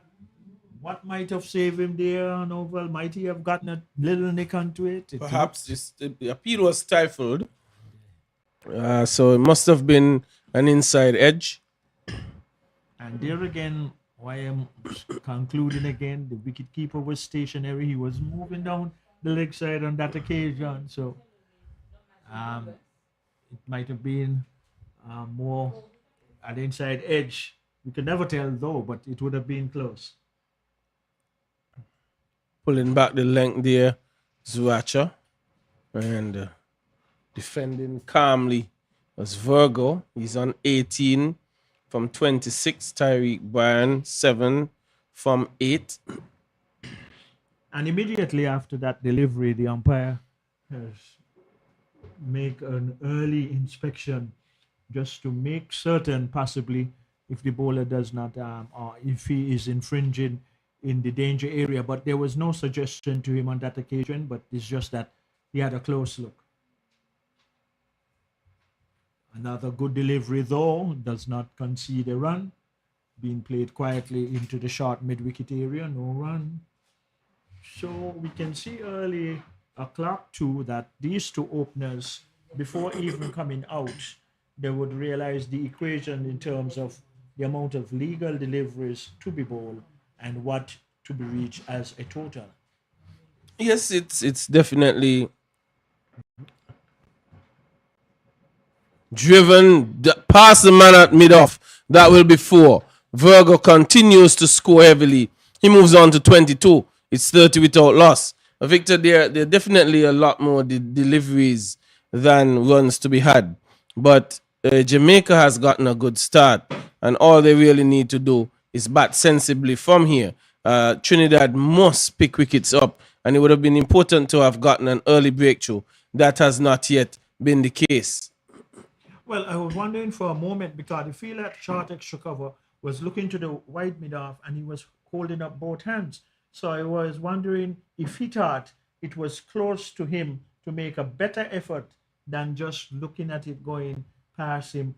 True, it was struck powerfully, but in the end, that might have been a concern to the fielder who was indicating why not make that effort, because having a total like that to defend, all aspects have to come into play. But Chase will try to get the first wicket for Trinidad and Tobago. And he has been very impressive in terms of the areas as the angles that you speak about, Noval. He is really getting it right at the present moment. No, he's been bowling in very good areas, very good areas, and asking questions of the batsmen. And you just want to continue to do that and get some support as well from Racha. Jamaicans are where the total is not massive. Modest sort of a total. Driving at that one is Tyreek Bryan. They have one. Comes back for 2. That's all they should have. As the total ticks on to 32 without loss from some 6.2 overs. Yes. So The good current Jamaica run rate, victor, I can say they have been in control of this encounter from the start of play this morning, picking up early wickets and continued to pick up wickets during the course of the inning. And they have started well here with the bat, steering that one down to third man. 1-1. 2 is the call. No, they have decided against it, and wisely so. So it's just a matter really for Jamaica to continue batting. Just continue batting away. Take what's on offer. But Trinidad can't let it get out of hand. 33 without loss. current run rate is over 5. So way above the required rate. And this is the thing in 50 overs, widespread field. Yes, chase bowling deliveries online. That was also one played out to short mid-wicket, no run. Yes, so I think this is a comfort zone for both batsmen, to be quite honest. Novel. I don't see, with the field widely spread, there's always a single that could be had. 2, you will get loose deliveries, and even go deep into these overs in the chase. These two have an opportunity. Have to look though for the one that's gonna keep on the low side. No, that one was a good short pitch delivery. The batsman had to defend, and no run. well, Victor, I know you're a stickler for occupying the crease and hanging around with 169 for victory. Yeah. I don't think they would want to use all of the available overs. The reason being, you're also looking at a net run rate situation for if you're tied on points with anybody, and it's a good opportunity if Jamaica are to continue batting sensibly, they can get this done with overs to spare. But that is still something that's just an assumption, and Trinidad are still hunting their first wicket, chopping that one down to backward point. No one on offer. Virgo is still on 22 and Tyreek Bryan on 10. 33. Jamaica chasing Trinidad's 169 for victory. Yeah, and on so many occasions in tournaments like this one also too, whereby the net run rate can also come into the equation that can prompt teams on many occasions to win a championship. So that is a very good observation there, Novel, of the many that you have been making. Well, Victor, let me just make a correction. It's 159, not 69. So I don't want to misinform our listeners. Okay, all right. I wouldn't say it on air.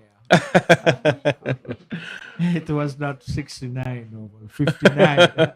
Okay, good. Down we're the gonna leg get extras. side. Is there a fielder down on the fine leg boundary?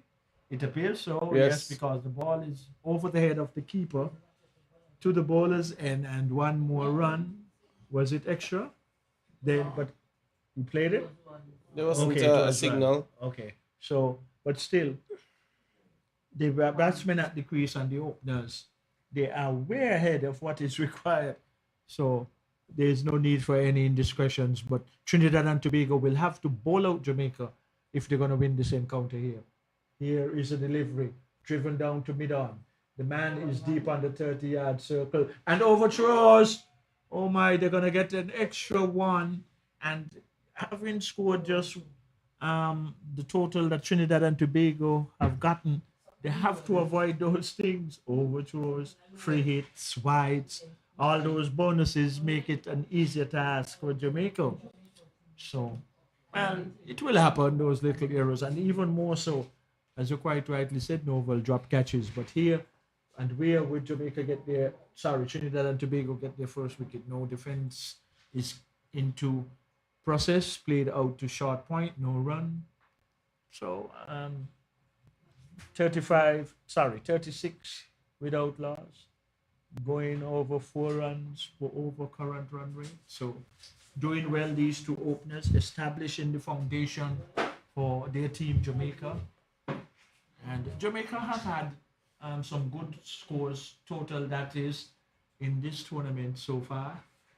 And this is one they will most likely believe that they can achieve also too. And the way these two have been going, they look right on par. And once they are conscious that they are above the required run rate, then they would know. You just have to get the ones and the twos if available. Most likely, if they do not come often, you'll get your loose delivery still. So all the opportunities are in Jamaica's favor.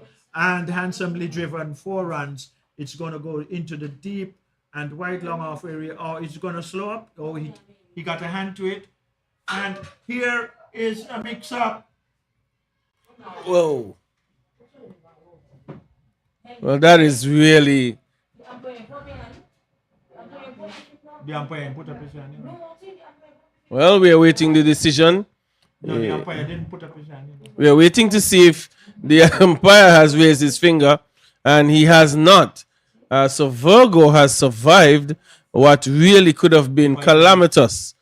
And I have not seen the umpire raising his hand. It appears that Ramanan would have missed the initial opportunity he had to break the stump, which gave Virgo time to get back in. So a missed opportunity there from Trinidad and Tobago. And that is what they can ill afford, but it has happened. Yes, I think he was a little slow, the keeper, in getting the bails off.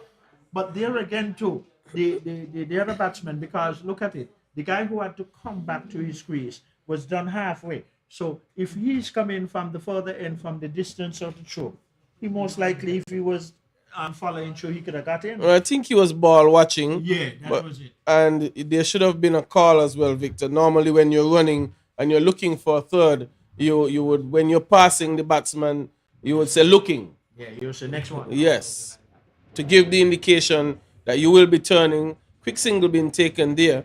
So Jamaica continues to score freely, and Trinidad desperately needing a wicket to break this opening partnership. 8 overs bowl, 39 without loss. Tyreek Bryan on 11.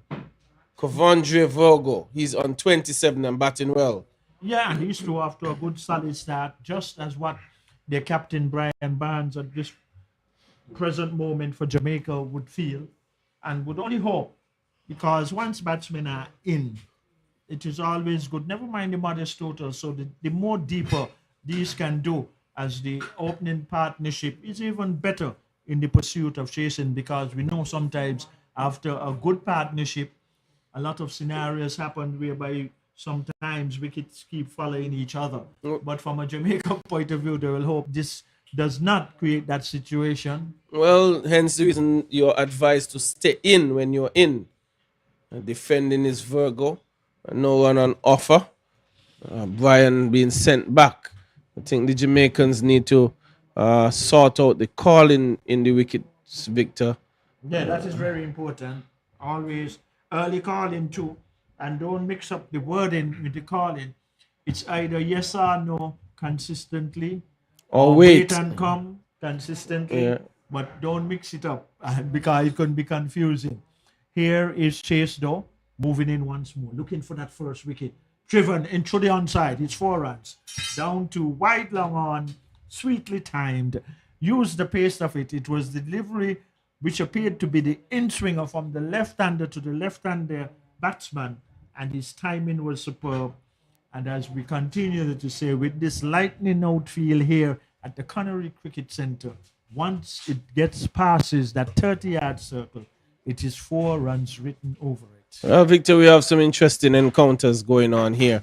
Tell me. So we have USA men 2 taking on Guyana at St. Mary's Park in Keon. USA men 2, they got to 180 all out. Guyana, they're 82 without loss. Defending is Virgo, yes, picks up 1. Good run. Go ahead. Well, Barbados under 19, bowled out by Windward for 142. But the response from Barbados has been massive. Windward Islands, 62 for 6. Chasing 142. And finally, not doing very well, the Leeward Islands, all out for 102. USA men closing in on victory, 92 for 5. So we have had some small scores in this match there, Victor. Not the scores we had last match day.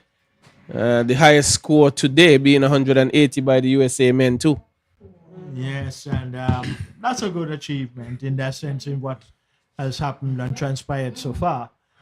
And we have always thought that as the tournament goes deeper, that teams would be doing better, especially in their scoring or totals. But that's the game of cricket. Bowlers always will have their day too, even though cricket primarily is a batsman game.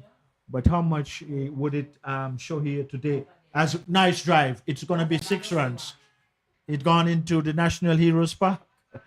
Well, it's out of the ground for certain. Tyrek Bryan got a hold of it. Alexander Chase erring on length, getting much too full. And Bryan was able to free his arms and lift that one comfortably and confidently over long off. And that brought up the 50-run partnership for the Jamaicans. They are 50 without loss. Tyrek Bryan 17 from 14. Kavondre Vogo 32 from 39. Yes, and well played by the opening batsmen for Jamaica. And they are way above what is the required rate. So that is out of the equation in that sense.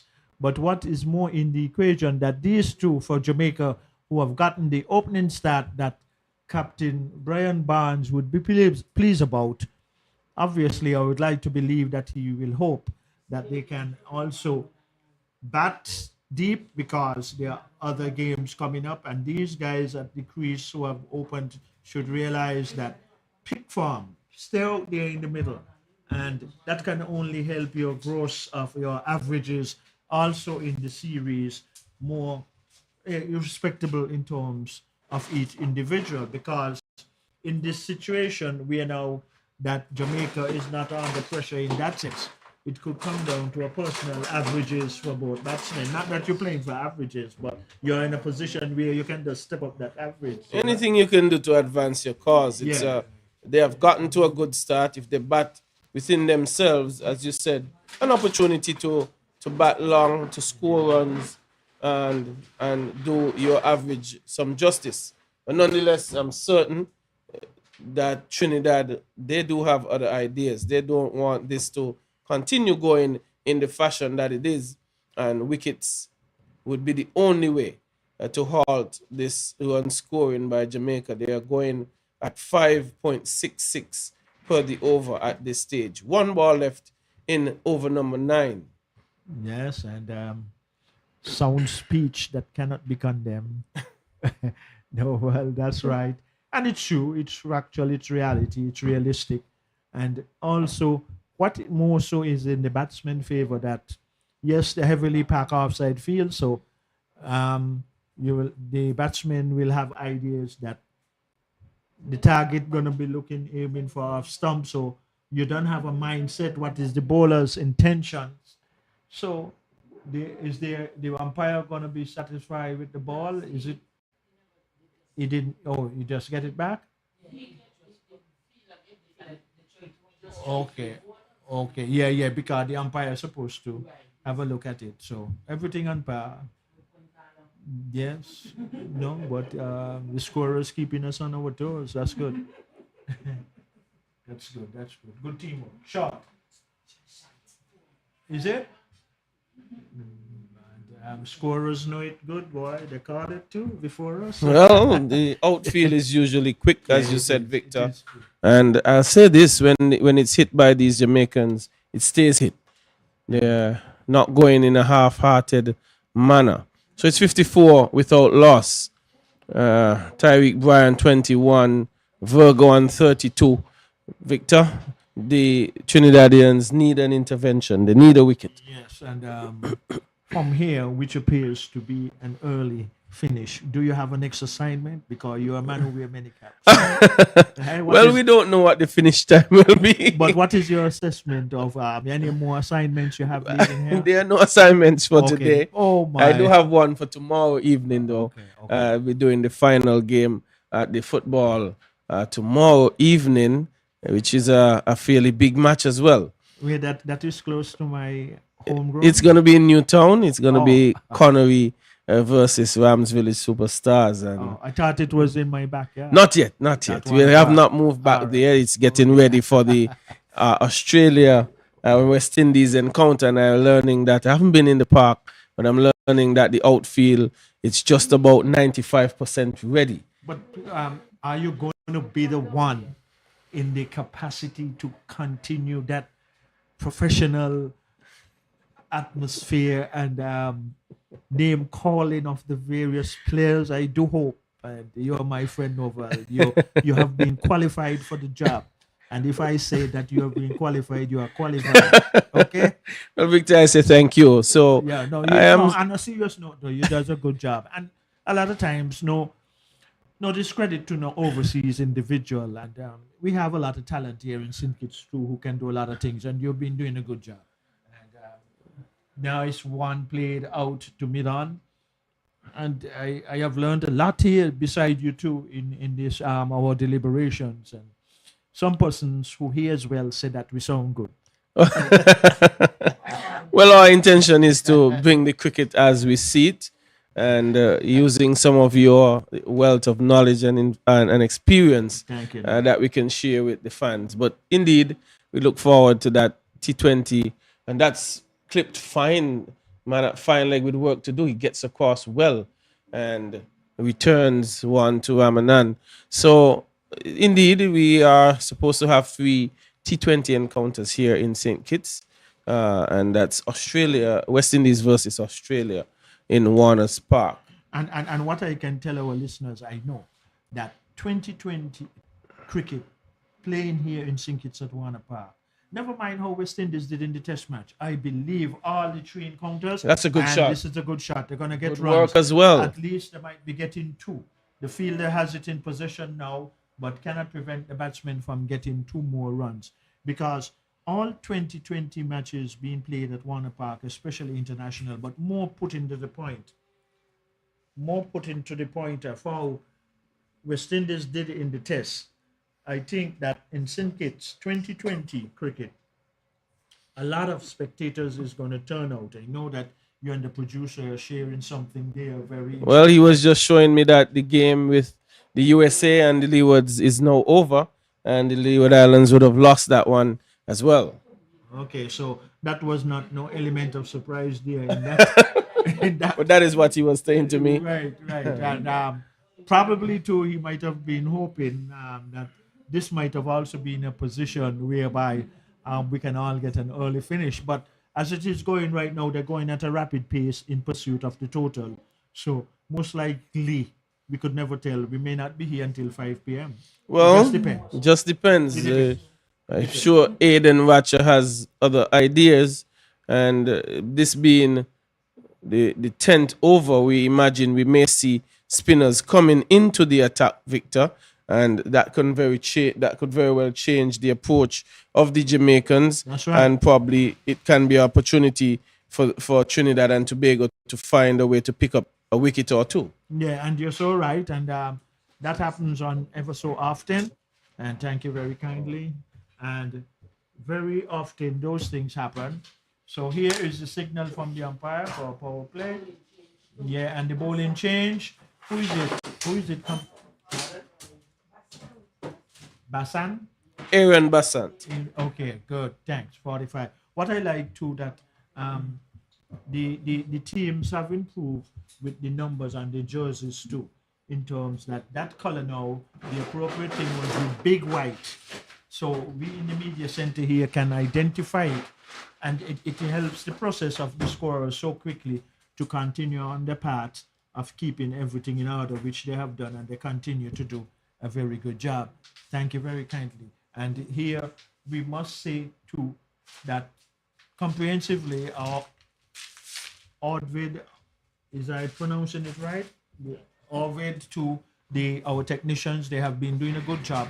So we're going to always try to be inclusive and to see that it is young individuals in that organization, and that is good too, whereby local organizations like those have gotten the opportunity instead of bringing in overseas persons when we have the same or even better quality than overseas equipments. But congratulations to them, and we wish them all the very best in the future and beyond.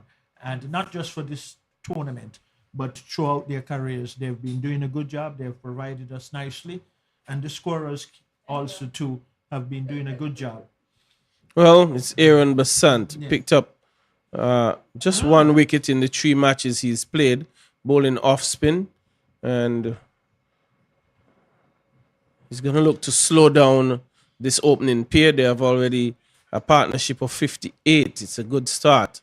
And 59, I beg your pardon. Another 101 runs required by Jamaica to take this one home. So Basant, he wants to pick up a wicket here, causing Virgo to make an adjustment. Was looking to launch forward, but had to go back to play. And Victor, you mentioned Oddvid. These are just opportunities that once presented, one can develop themselves. This one is going to get through. And the man from mid-off has a lot of work to do to get round, and he's able to get it done. And now hurls a very strong return in. And the 2 runs picked up by Jamaica.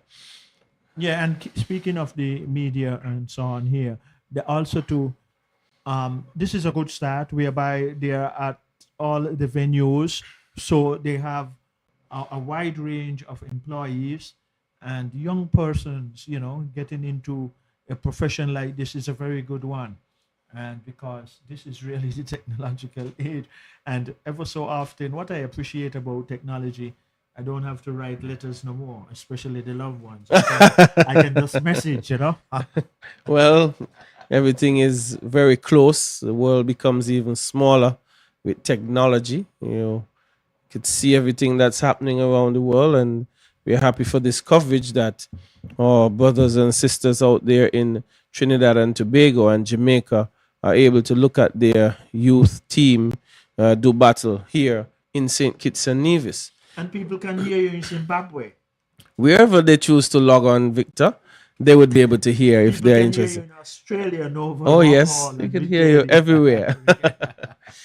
Beauty of technology, it's the times we're living in, and we do enjoy it, and we must put it to positive use. Someone was telling me though that he said it's not a fault really, but you all should more say good day because you do not know when it's night somewhere else, and 24 hours make a day. As opposed to good morning. No, we say Eastern Caribbean time. Nothing All right. wrong with that, right? Change of bowler. Another change in bowling, sporting the number 75.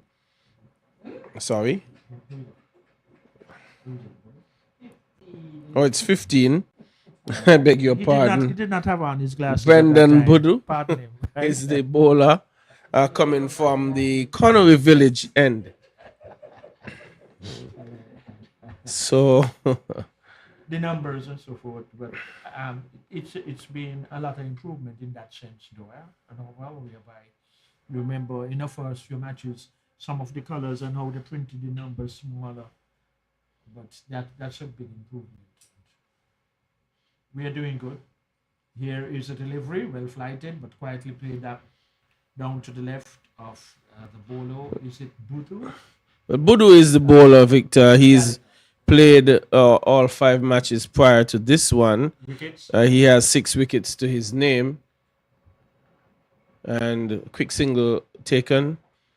His best figures were against the Leeward Islands. He bowled 10 overs, 1 maiden, 2 for 42. Wow. And he would want to add to that today. He's bowling right arm leg spin. Good opening stand up by these two, and batting well. Does not appear to be in any difficulty at this particular moment. Flighted delivery, played down to long on. It's going to be an easy single. And that is what I like to see, Novel, whereby they are not bringing any indiscretions. The field is widely spread. Tap it down to long on. If you get a full toss, try to put it away. If you get a short ball, try to hit it for 6 or whatsoever.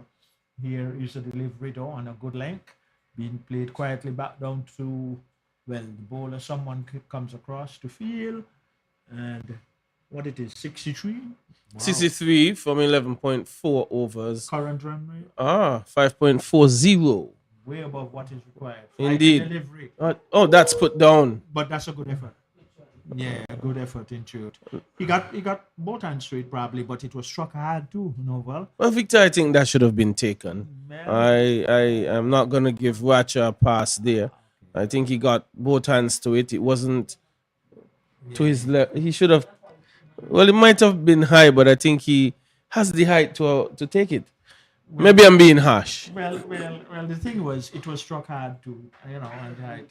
But anyway, he got hands to it, and in these situations too, if you take catches like that, It motivates your team. Yeah. But anyway, the refreshment cart is not the cart. The refreshment is coming on, and so we are accustomed so much about the cart coming on.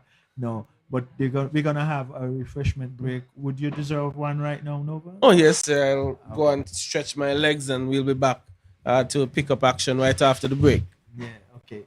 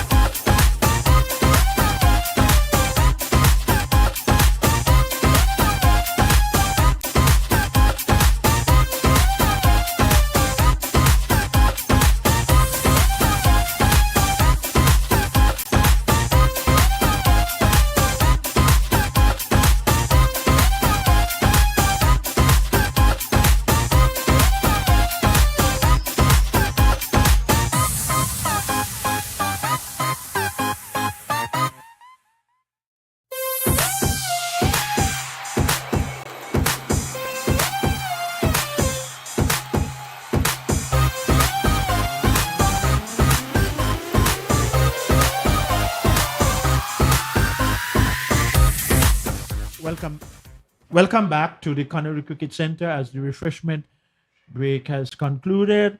And here is the first delivery from the National Heroes Park Inn, being played quietly out to a short mid-off, heavily packed offside field. With this first slip, the keeper standing up, a short third man a point, cover, extra cover, flighted delivery on the off stump, not timed as he would have liked. Finding the short extra cover. Is this a Basant? Yes, he is operating from this, the National Heroes Park end. Quietly played out to short cover, no run. Jamaica way above the required run rate.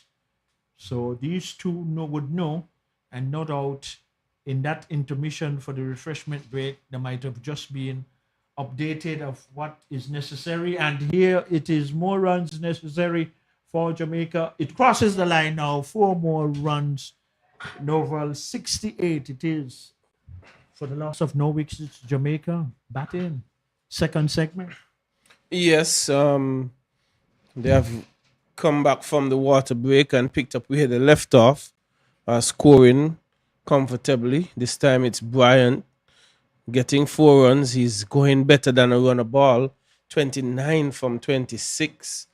And he wouldn't have seen a lot of the strike early on. He was going to Virgo, but he's picked up his scoring.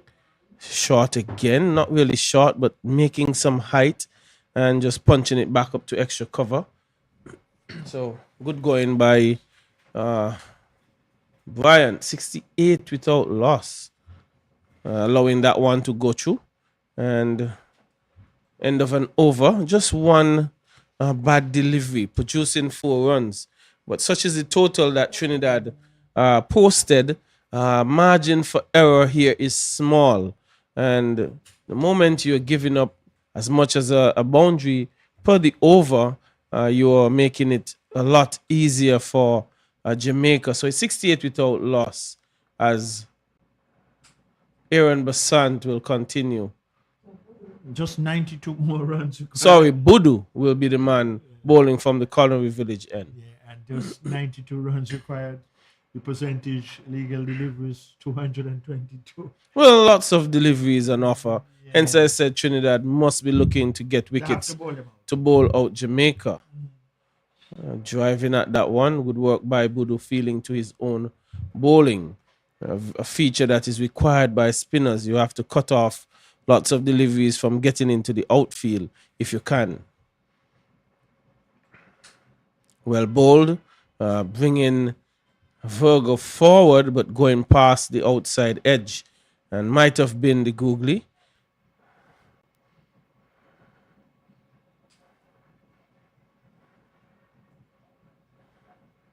I'm trying to look at the grip that he has, Victor. Another one short outside the off stump and unable to put it away. It'd be nice to get another close up on that grip. Now, Victor, you speak about the shoulder dropping a lot earlier to get it into that googly position where you kind of push it off of the small finger to get it spinning. Chopping that one out to cover. Bit short. Yeah. Tight over so far too. Doing the job. Would want to finish good though. 2 balls to go.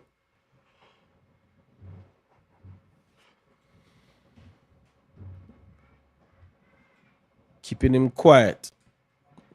Topping showing some of his footballing skills. Maybe Dwight York might need him into the Soca Warriors team.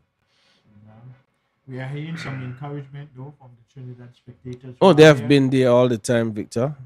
Full length delivery, hitting it out to forward of square. Man from mid wicket coming around and getting a good bounce. Victor would call it an accommodative bounce out there and able to stop it from going for 4. Just 1 run off the over, 69 without loss. Yes, and really both batsmen quite rightly now having that mid-pitch conversation just after the completion of that over from Budhu.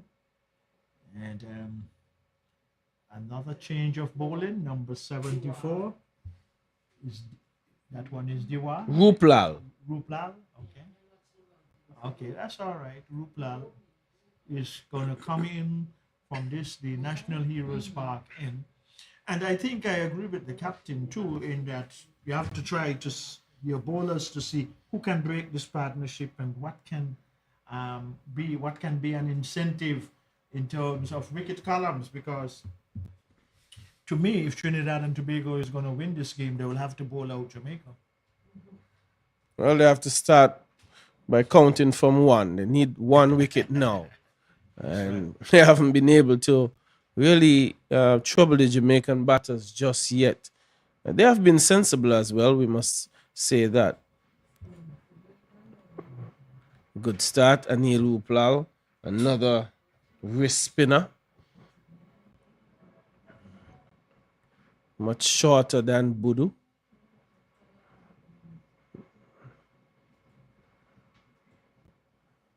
A lot of leg break and googly bowlers we have seen featured here at the Connery Cricket Centre, though. This is interesting. The tournament is encouraging that sort of bowler. And you know, in the shorter format, Victor, in the T20 format, you get a good leg spinner. He's usually a wicket taker in the shorter format of the game. Someone like Shamsi? Shamsi. The reason for that is there's not a lot of time to figure out what they're doing. Yeah. So batsmen want runs and they can create problems. Especially immediately if the spinners hit a length from ball one. Yep. Could get it consistently in those areas. You have bowlers like Rashid Khan, and that one came off the outside edge, didn't carry to the slip, dropped in front. Played with soft hands there was Brian. Yeah. You would have had, he's on 29, you would have had, oh, that one, he's aiming for long off. A man coming in, he gets his hands to it and unable to take the catch. That was Anil Rup. No, it's the number 14. It's Ali. It's Luke Ali. And Victor, he should have taken that one. That one was a sitter.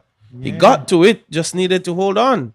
Yeah, that is true. He ran well, got in, should have really taken it. And that could be very disheartening too in the circumstances for Trinidad and Tobago, because here are the two openers for Jamaica onto a good start. They're now into the 70s. And, you know, yeah, that is Buddha operating from the community center end right here at the Connery Cricket Center. So it is when you put a modest total on the board, you have to hold every catch to hands. And even those that might appear as half chances, every fielder have to make that valiant effort. And it's so true that catches win matches, just like drop catches lose matches. So, you know, but both batsmen though still look fairly set as Jamaica continues in their quest to get to 159 for victory. And thus far, you can tell you needed now is some 89 runs. 2.54 is the required rate. 210 legal deliveries to be bowled, 89 runs to be had. So there are numerous deliveries to get 89 runs being played out to extra cover. Good feeling. Fieldsman there had the second line of defense, placed his body behind it, and there was no run. Budo again flighted, being swept. Does it have the legs to go into the square leg boundary? It appears like, oh, that if it did save, and yes, it is gone over, but good effort, but not good enough to pull it in. 4 more runs to Jamaica. And really, Jamaica advancing their cars quite rapidly, turning over the scorecard quickly. They are now 75 without loss. Needed 207 balls legally to get 85 runs. And no wicket has gone down for Jamaica. Short, hammered into the offside. A fielder coming around and good save, good diving save. He definitely saved 4 runs. But in the meantime, the batsmen, they were able to get another run. So these two accumulating, getting the boundaries, getting the ones and the twos, far above what is required for a run rate chase. And they are large and in charge, Jamaica. Yes, they are, Brian and Virgo. And Virgo driving at that one. Looked like he was going aerial. And I would say there's not really a massive need for that. Trying to take on the man. And don't think he got his foot close to it. But nonetheless, no damage done. 76 without loss. Brendan Bodo would be encouraged by that. I will be tossing it again for him. That's the way. But he executed this one appropriately, Victor, with the full face of the bat. And one bounce into the long off boundary for 4. And that's a good shot. Yeah, and the good thing about it, he was hitting straight and he struck it well. But like you were saying, to at this particular moment, why the two batsmen at the crease now wouldn't be thinking, or they have to bowl a good delivery to get my wicket. Put value on your wicket in these circumstances, because in terms of what is required, that is way out of the equation. They are way ahead of what is required. So Well, Victor, not only that, Virgo is now on 44. right. He has an opportunity to get to a half century and build on it, and probably to get into the 70s and 80s, and as you mentioned, come not out, which would advance your average. But both players are well set. There's no question about it. And I wouldn't be discouraged if I was Budu just now. If I were to get another over, I'll be probably flighting him just a touch wider. And let's see if he can execute as well going to the offside. But one of the important points you made too about the net run rate, Novel, and that can sometimes, not sometimes, but on many occasions, come into effect in terms of the outcome of a championship. Those things do play a pivotal role at those times. net run rates. So Jamaica going at a very good clip. They're at 5 per the over at this moment. 80 more runs required from 204 deliveries. And this is what I'm talking about. Another opportunity, and he takes it. That's a very good catch down there on long off. Well, it's Christian Lal. He's a substitute fielder. And that was an absolutely brilliant catch. And it's like catches like those usually win matches. That's a good one. Who never tell this, that inspiration can just come about, as you quite say. Emergency fieldsman come on, had to run inside, cover about 15 yards from the boundary. Then he was diving and coming up with it with both hands. And Novel, we're gonna see a difference now in the Trinidadians' approach for defending the total of 150. Well, we'll see if it changes anything. But Victor, was that necessary? Wouldn't it been safer for Brian to take a chip and press that long down to long on and jog a single down, rather than looking to lift his head so early? But it was good bowling as well by Ruplal.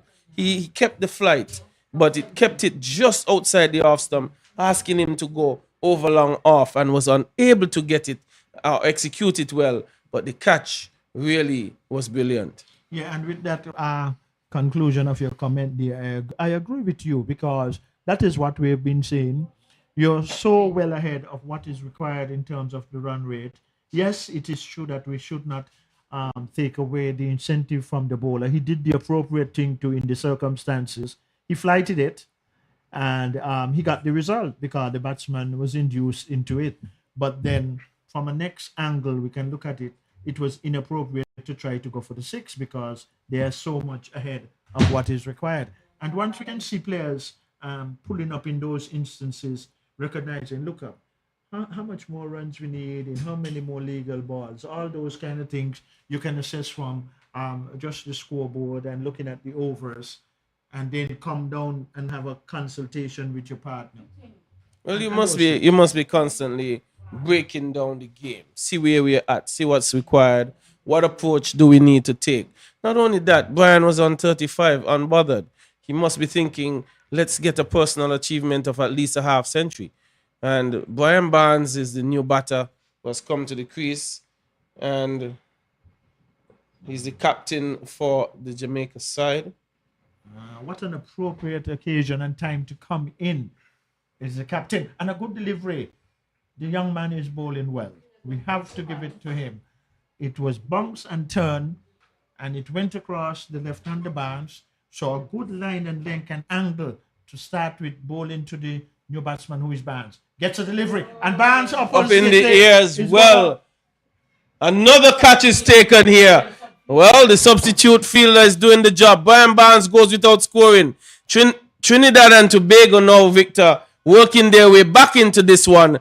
The Jamaicans are losing their head. They're deciding, well, we need to finish this very quickly. We're looking for 6s. Well, the 6s are landing perfectly in the hands of Christian Lal out on a long off. Brian Barnes, who before this would have scored 190 runs, he hasn't added to his total. He has to walk his way all the way back to the pavilion and should be walking with his head down as the captain. Unnecessary batting for me. Yes, Novel, quite right.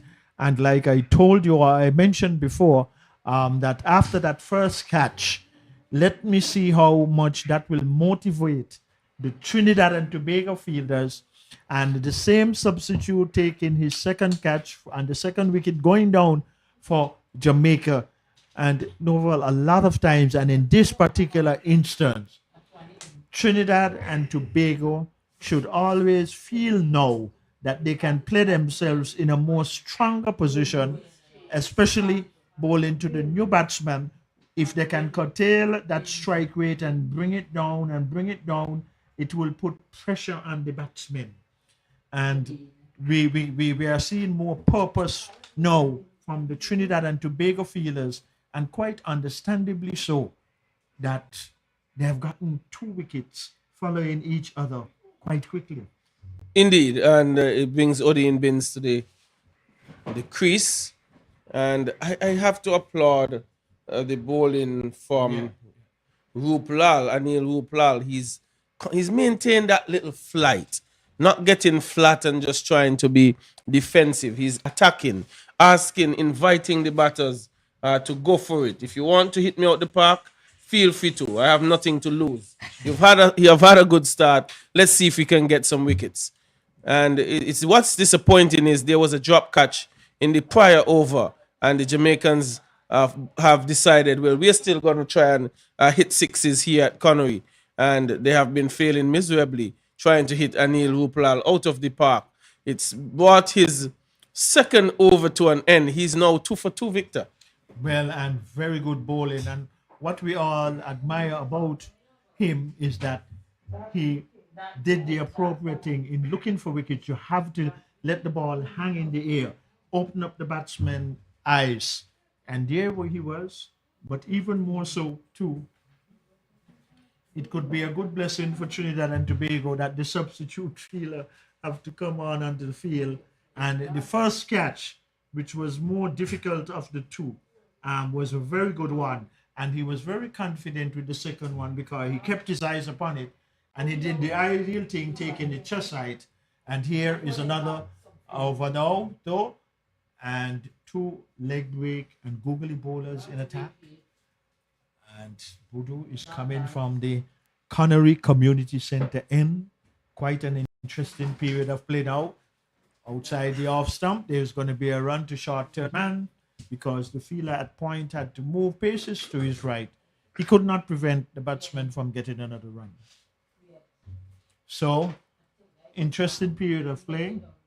They are still above the required rate. Jamaica. The scoring rate is not the problem, Victor. They need to manage losing more wickets and losing them too quickly. Odin Bins, he is the new batter. He's played 2 games before this. He has just 14 runs, 7 in each of his outings at the crease. So not under any pressure by any means. He would see himself needing to bat sensibly and push the total along without any indiscretion. But Budu will want to invite him. I think that's too flat, Victor. A good throw. Not out. Yeah, that was good running. But it's a good throw as well. Good work. But you see the inspiration now that they're motivated now. 2 quick wickets. The energy is lifted definitely in the field, and they're a lot more purposeful in their behavior. But Victor, I would say to Brendan Budu, give it a toss, just outside off stump. Invite them. Invite them to drive. Let it spin a little bit, but don't get too flat. I prefer them to hit a 6, hitting it down the ground, than to get a short one and being able to hike it over mid-wicket or square leg. Because on the other end, his partner flighted the deliveries and he got the results. He got 2 wickets. As well as the ploy can be, Budu be the man to be, almost pushing it back in his hands. A flighted one. Budu could be the one who is asked to be a bit flat and tight and let them attack Ruplal. So all those are little things. They say batters batting with partners, so too bowlers as well. You need bowling in partnerships. Yeah, it makes a lot of sense in truth, and keeping it tight from one end while the other guy is trying to really induce the batsman, and he have done so successfully. Yes, Budu just 2 runs off of the over. Jamaica now 82 for 2 from 18 overs. Is it game on yet, Victor? Well, the thing is that what I always like to explore novel in cricket, and we know it happens. We have not witnessed it here. We cannot say it did happen in the tournament, but one bowler can get a hat trick. It's possible. It's always possible in cricket. You know, and in this particular situation, if that should happen, a game on, big game on. That will be it could push some nerves to the Jamaica batting, and they have had a situation. That one is well shot, well executed by Odean Binns. Just a touch too wide. You would want that flight to be just an off stump, but a good shot being played by Binns. But Victor, what I was saying as it pertains to, you were speaking about the hat trick deliveries. So that was not to be. But Trinidad are in a position where they can fight back here. Just restrict boundary deliveries and to bring some nervousness in the ranks of the Jamaica team. And you're right, because even within the 30-yard circle, I mean, okay, humanly you will miss one, but you have to really be tight in there to avoid those balls going through, because anything going outside, a good delivery. There, good delivery. Anything beating the inner ring, and that cannot be overemphasized. It's reality. It's going to go for 4. On most occasions we have seen that. But this young man is bowling well. Good delivery. Here is a mix-up, but they're going to get the single easily. In the end, they do. And the partnership in the bowling attack looks to be obvious. What you have identified there, Novel, that from this, the national hero sparking, trying and giving more flight to the deliveries, while Bodo, who came from the community center end, but let us see what he'll do for this delivery. A loud appeal, and that's a good delivery. Beauty. Yes.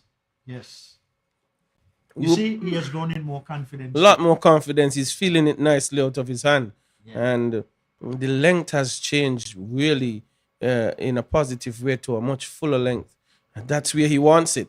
And again, asking questions of Virgo. And it looks a different match all of a sudden, Victor. Yeah, and really the two spinners for Trinidad and Tobago, they are doing well. And we can see even more purpose in the fielders moving around and getting into their various positions after each over has been completed. Well, more importantly, now to the two not-out batsmen for Jamaica, right after that over, mid-pitch conversation, seeing Budu is going to come or continue from that community center and right here at the Connery Cricket Center. An interesting period of play. How much more runs is required? We'll get that in a moment. And anyway, here is the first delivery, beating the batsman outside the off stump. Good start. 73 required. 73 required. Well, if Trinidad keep taking wickets quickly and frequently, that can be a different picture of the game. Good delivery, allowed appeal. Well, Ramanan is jumping and all, but not getting the decision in his favor. Still has his hands up. Umpires moved. Thought he had his man. Well, one day if they're going to have a chat. It will more likely be a card. Well, maybe they're appealing for card. Well, there again, though, it is very difficult from the square leg umpire probably to hear that edge. I don't know. Well, but I've given it out. Well, batsman is walking. So whatever the decision is, we are unsure. If there was a catch taken. Well, it cannot be leg before, because the presiding umpire went to ask the square leg umpire, because if it was leg before, the presiding umpire would have put up his finger. So we'll confirm it though. But I would like to hear, I believe, his card. What was the dismissal?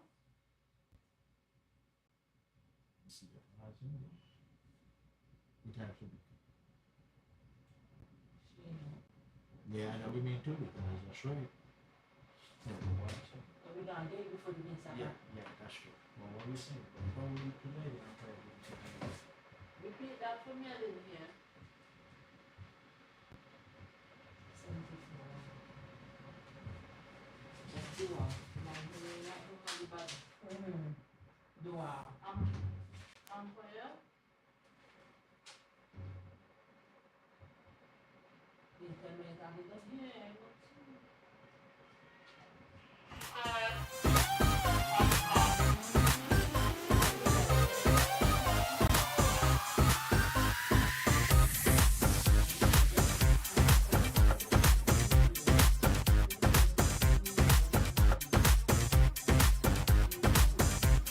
Well, another wicket going down for Jamaica. And I thought just as much, but we got it from the official that it was caught because after I saw the presiding umpire going over to the square leg umpire, it had to be caught and it was a judge caught. So 3 wickets going down for Jamaica. Game on. Here is Budu. And in.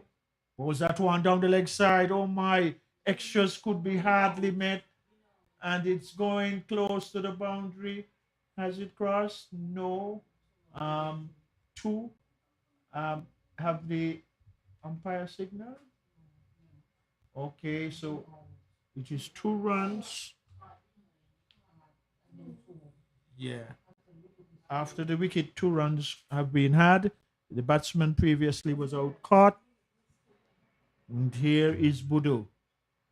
3 wickets going down.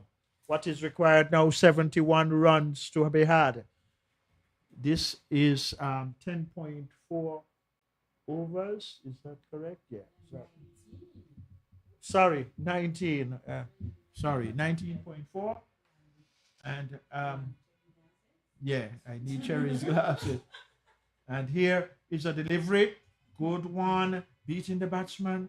Trinidad and Tobago getting some encouragement now. 3 wickets down, 7 wickets in hand. 89 it is, yes, for 3.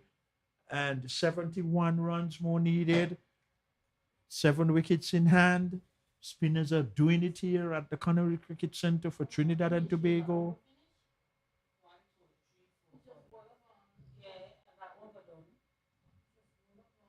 The umpires have to get this thing in order.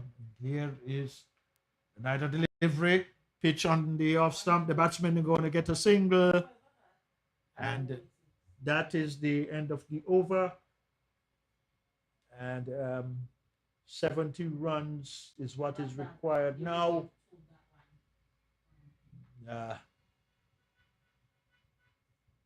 Yes, 70 more runs to be had. 7 wickets in hand, Jamaica. Trinidad and Tobago, they scored 159 and they were all out. So Jamaica in response, they are 90, but they have lost 3 wickets.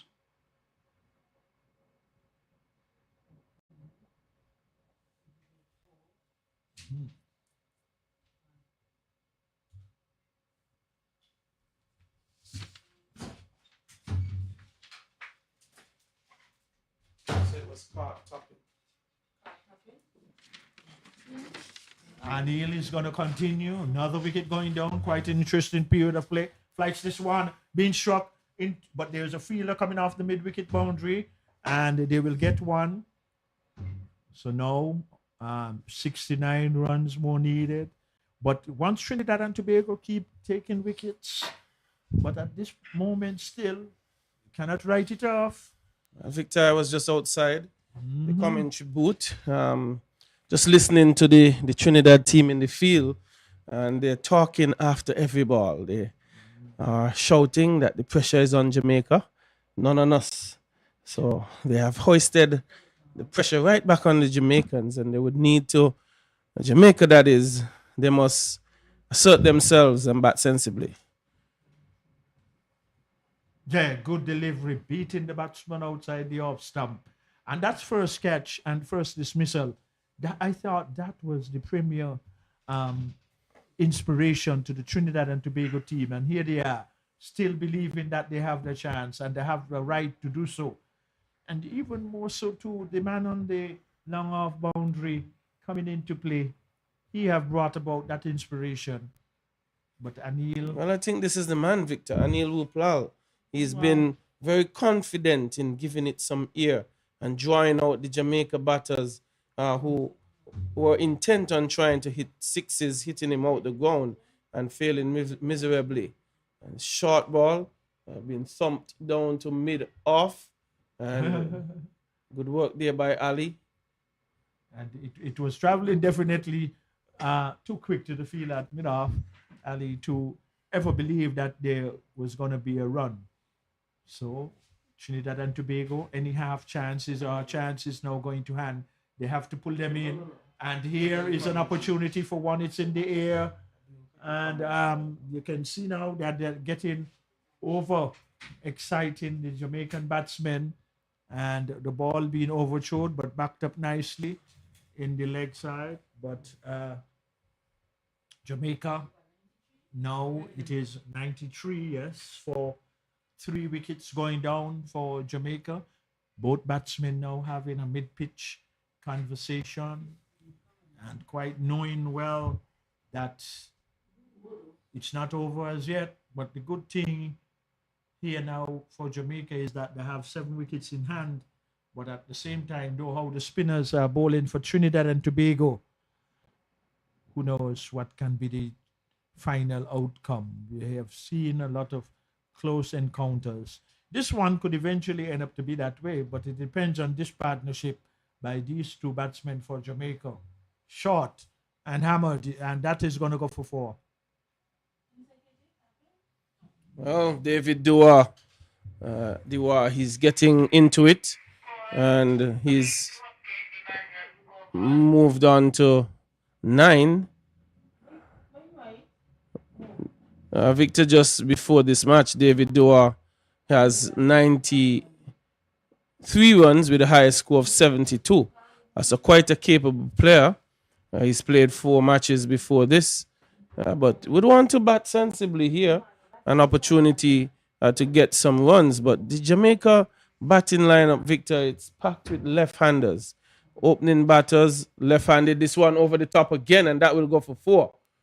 So bringing in the mid-off, allowing David Dua to go over the top. And I see I think, Victor, the reason he is in is because Dua has just come to the crease and perhaps thinking that he might not be set and able to go over the top. But he has done so quite comfortably and would probably be the smart thing to push the player back now. And that has released a bit of the pressure from the Jamaicans. And the 100. That brought up the 100 as well. It's 101 for 3.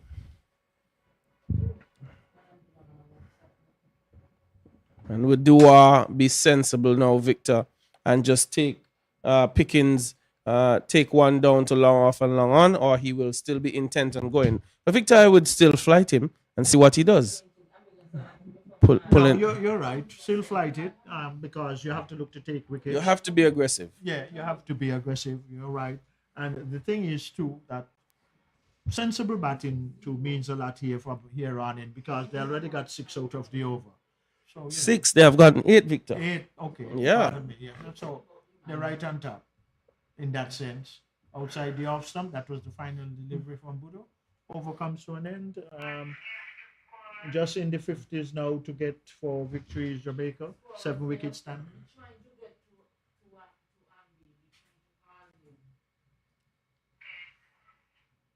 Well, 101 it is for 3. Trinidad went through a good period there, picking up the opening bat of Bryant. Then they got the captain in 2 balls and was able to get Binns caught at slip off the bowling of Budu. Okay. And the danger man, or the one who has created most of the problems, is Ruplal. So it's 101 for 3. Jamaica trying to chase 160 to win. Ruplal, who has created the problems with flight, giving it some edge. Jamaican batters unable to resist, and they would have to be smart from here on out and just take this one home.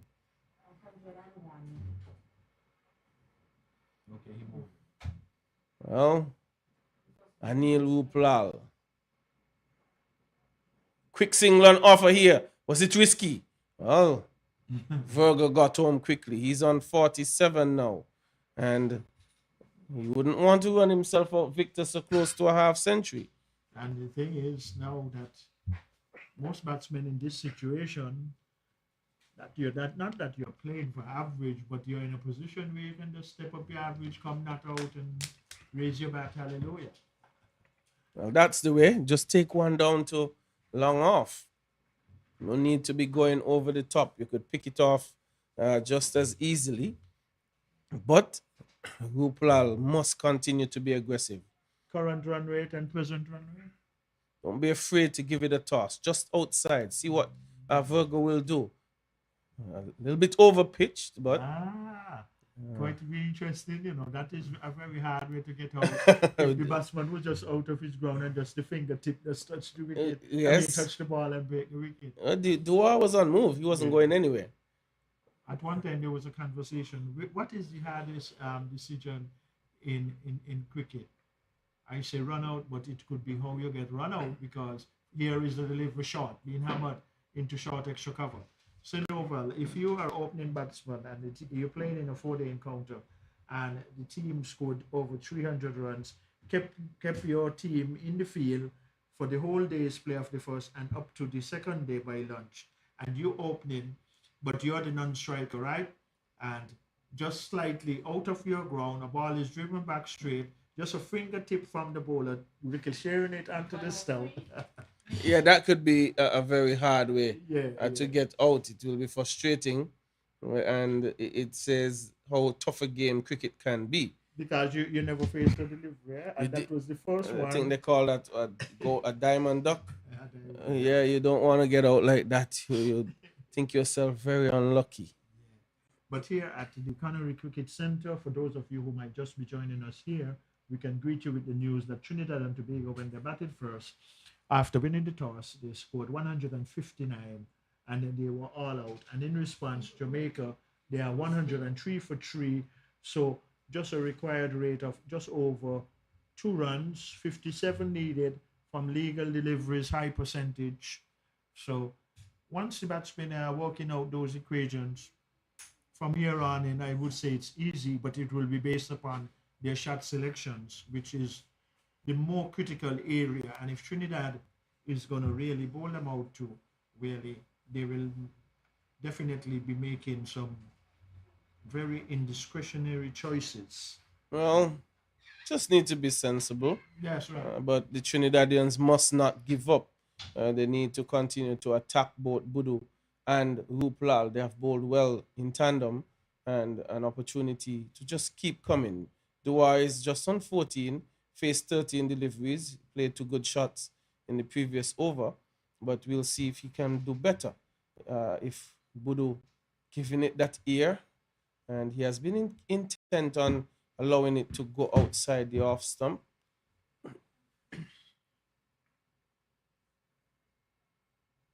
No damage done. 57 runs needed. Almost 3 times the deliveries remaining. So that's not a question at all. So there's not a need for hurry, no need for rush.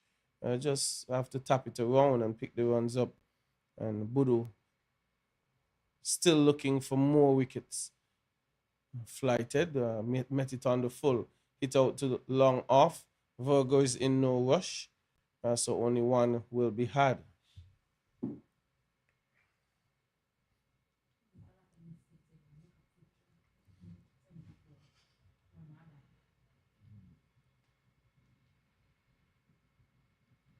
Pitched up, and it's going to be hit out to extra cover.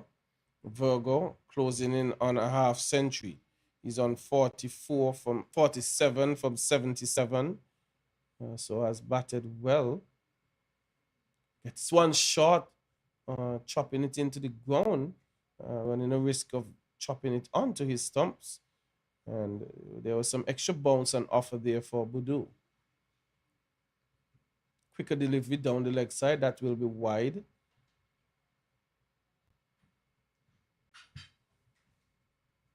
Probably just trying to keep him on strike, but trying too hard.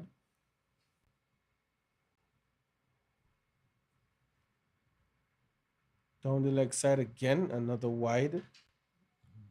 Straying a bit. Can ill afford those bonuses to the what is required in terms for the Jamaicans to be had. They have to try and avoid those wide deliveries. Yes, he's just missed his target a bit. Shorter delivery is going to be punched up to long off for 1. Well, quick is Dewar. He just touched down, and the moment there was an error, he was back really quickly. So very good running. That's the end of the over. Yeah, and I think the fielder was a little too casual in the deep down there. And then when the batsman realized the one who came and had a better vision to call back his partner, it was a good second run. So good cricket thinking there on behalf of the Jamaicans. Now comes a message out from the dressing room. Well, by a drink of some fluid, but also the message coming along with it. There will be a message because speculation. Wickets were lost in not great fashion. So they want to be thinking about the approach. Virgo, he's on 49. Dewar, 15. Dewar, who did not have an excellent time and moments in the field, he can do himself by salvaging a little pride by coming not out in this situation. Yes, he had his challenges, poached a few catches, grasped a few catches, and had a 1 or 2 misfields as well. But he's looking good with the bat and just needs to stay in, and he will be okay. Anil Uplal, 5 overs, 12 runs, 2 wickets. What a good spell, eh? He's into a very good spell indeed, Victor. Very impressive. And he seems to be having it on repeat, just basically hitting the areas time and time again. Good trajectory on it, good pace on it, not too quick. That one he pulled down, and the wall latched onto it and pulled it into the mid-wicket wide long arm boundary for 4. He moves on to 19, total on to 112 for 3. So Dewar latching onto that in a hurry, picked the length quickly, was back and hammering it. So Anil Ruplal, Victor, probably the first poor delivery we've seen for him in his spell, really.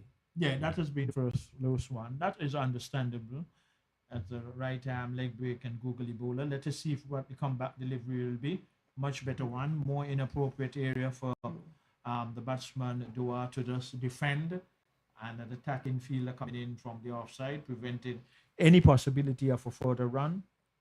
But Dewar, he has himself to salvage back some pride. He's coming forward looking very accomplished.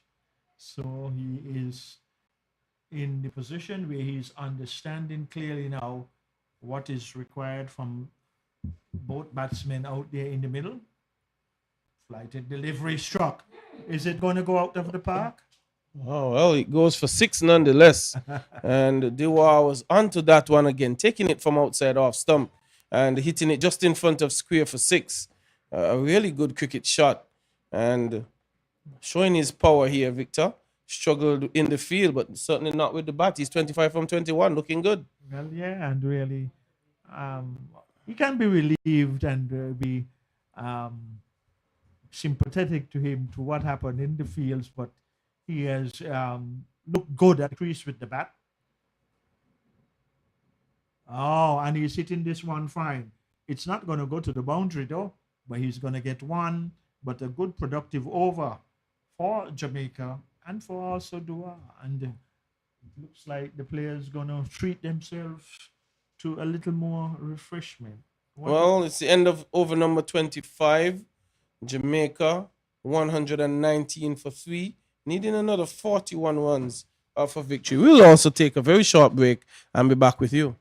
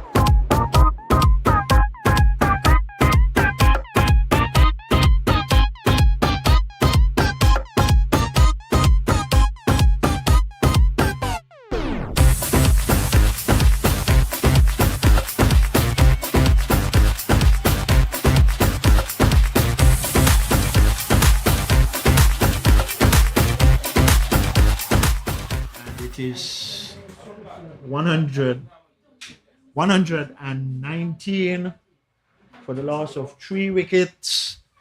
Jamaica, they are chasing 159.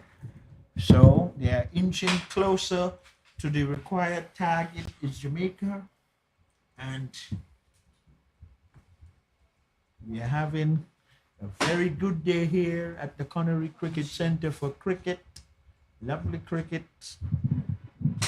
And here is one flighted and played and parried to short extra cover by the bowler.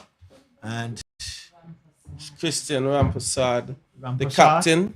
okay, well, taking things into his hands and trying obviously to take command and lead by example. Here is he from the community center end, being struck into the square leg area. It looked like they're going to get 2 and they're turning now for the second. He has to hurry, but they on the eastern side of the ground here at the Connery Cricket Center is the deeper area of the boundary. And in the meantime, though, 2 more runs, 121 it is for the loss of 3 novel, and they're getting closer to that required total for victory. Jamaica on the back foot, played down to a long on area. The ball is chasing hard, really making certain that he's restricting the batsman to 1 run.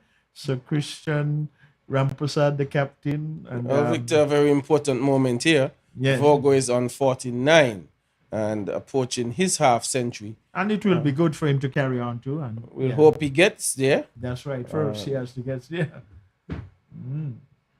Oh, that one been That given was some a air and bump it's and spun. turn. Yes. So Rampersad, Victor, with a very unorthodox sort of action, not the conventional off-spinning action that you'll see. So pushing it. This. Well, Virgo seems to be getting ahead of himself here. Well, and this, That's why I said once he gets to 100, not when. So he's 50. He's limping. Sorry, 50. He's limping somewhat there. That right leg. He's signaling to the pavilion, is it? You look, no? Okay. He seems to be yapping a little, as you quite rightly said. But Has that right foot very.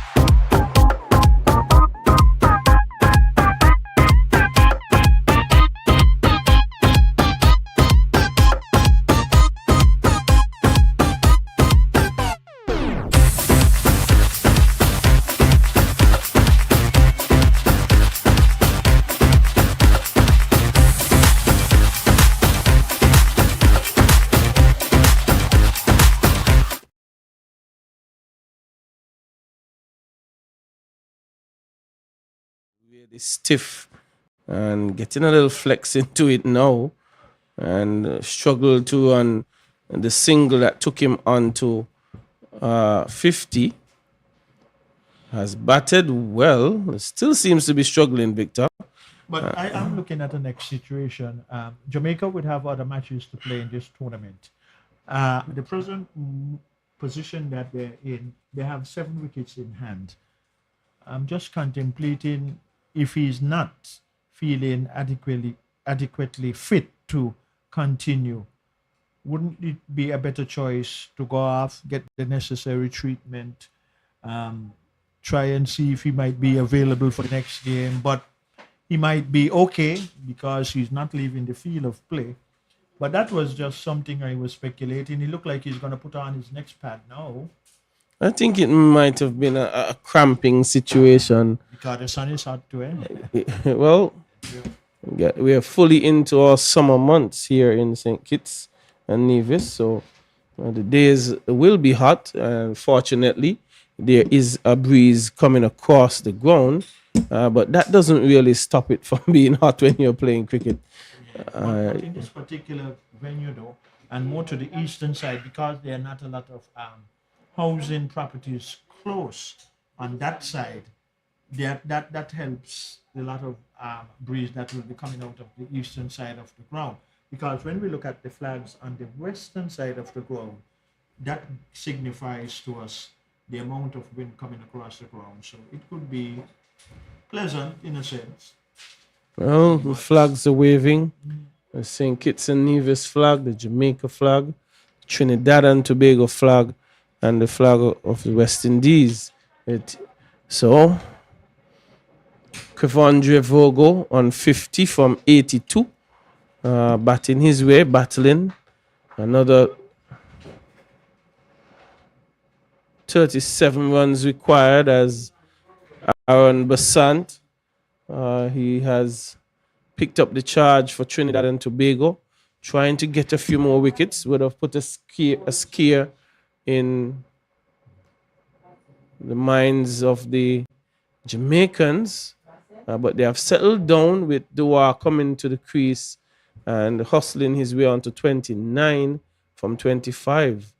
Kevondre Vogo has slowed down a bit, but he's batting sensibly, Victor, and that is what is required at this stage. Well, no pressure too on both batsmen.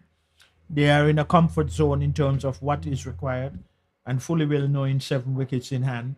But the 2 out there, and here is a loud appeal. Is that one for caught behind? But the umpire is not interested. Just asking his square leg umpire how many more legal deliveries in this over. But Jamaica should not be much in a bother at this particular moment. Never even mind a few dot balls that will be bowled. They are way above the required run rate now. 123, 159 is what Trinidad and Tobago scored. And I mean over. Well, it almost appears as if I thought Vogo is looking to go off, but just changing his gloves. I thought so for a moment too when I see him walking out. But after seeing the substitute fielder coming out and pulling out some gloves for him, possibly it might be a little soak in terms of perspiration and might have just not getting the grip as he would like on the bats. And players these days, Novel, some of them have 6 pairs of batting gloves. Yeah, they change them pretty regularly because some players sweat a lot in their hands and they need to have dry gloves all the time. There are players who use inners that keeps their gloves dry. But sometimes you're perspiring so heavily, everything gets soaked in perspiration and you have to change your gloves so you get a good grip on the bat. Well flighted. It's a full toss, really. 1-1 is had so far, and they will settle for that. And not sure how quick Kevondre Vogo is able to move at this point. So 1 was the sensible thing to do. But Christian Rampasad, the captain, flighting this one. And Virgo just coming forward.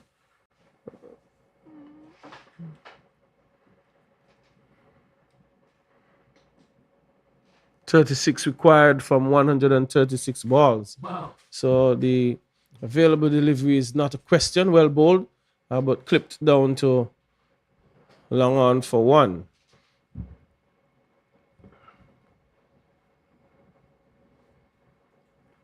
David Dewar. He has hustled on to 30 from 26. While Virgo continues a workmanlike inning, 51 from 90.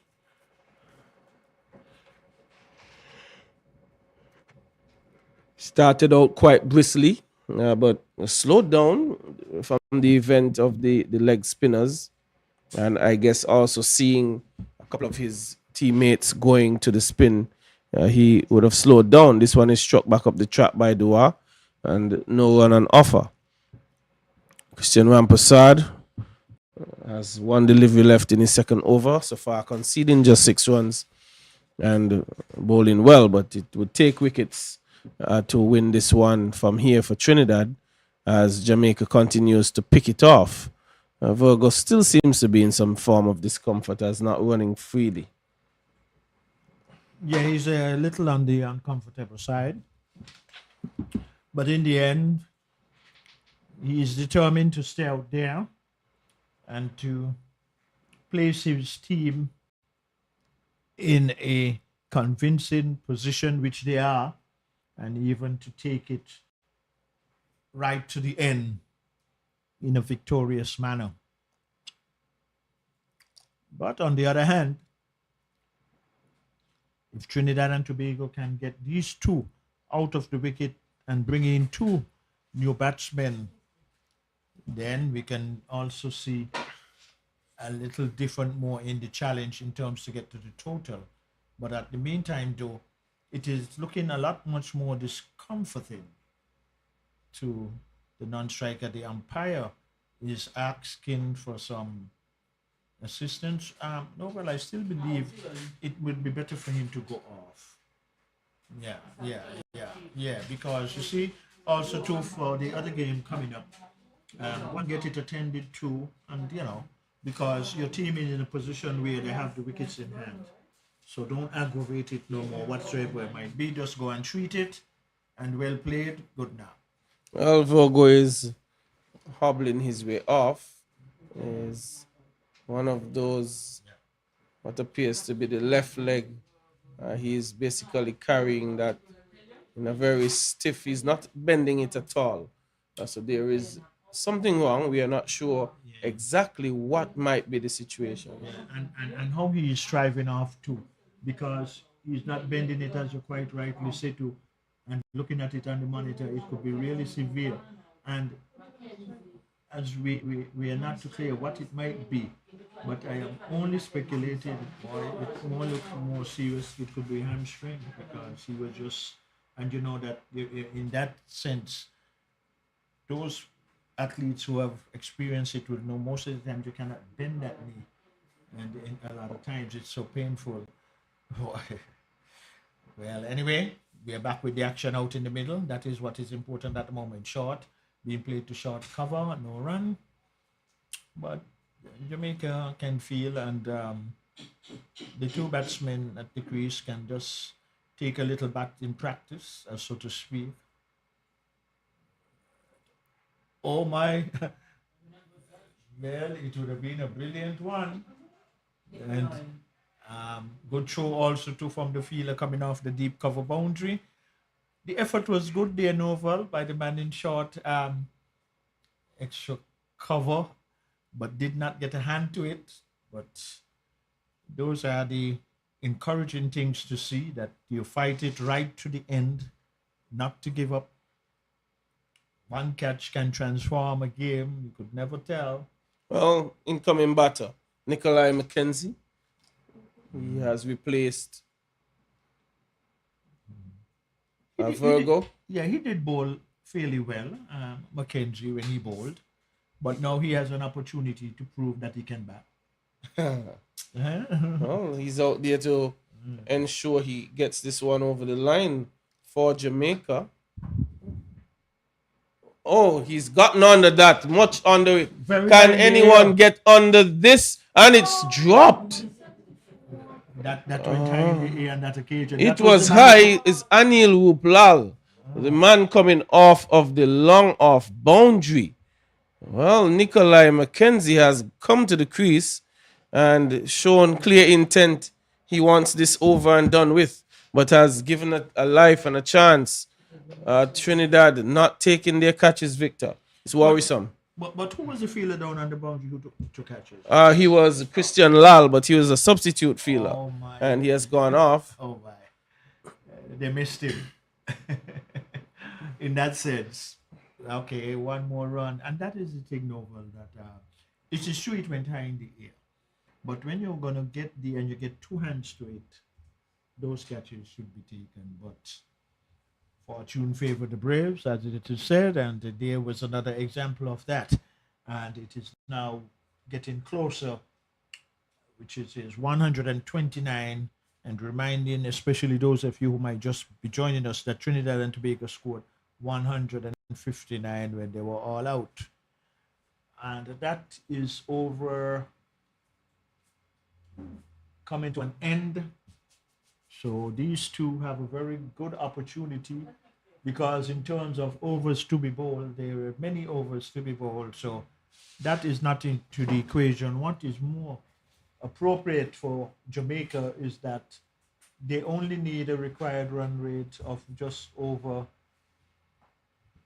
1.40. So, and also to wickets in hand coming on to bowl. And from that community center end. And Nikolai McKenzie up to this point, Victor, played 3 games, has 26 runs to his name, 16 being his highest. So can improve his batting average, which is just a little over 8.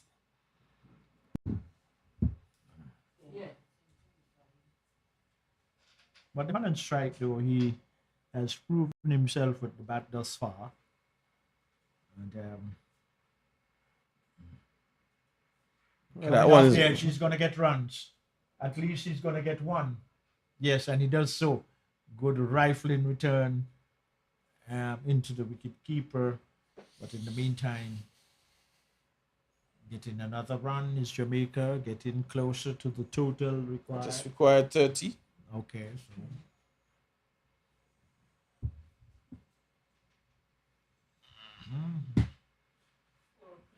yes,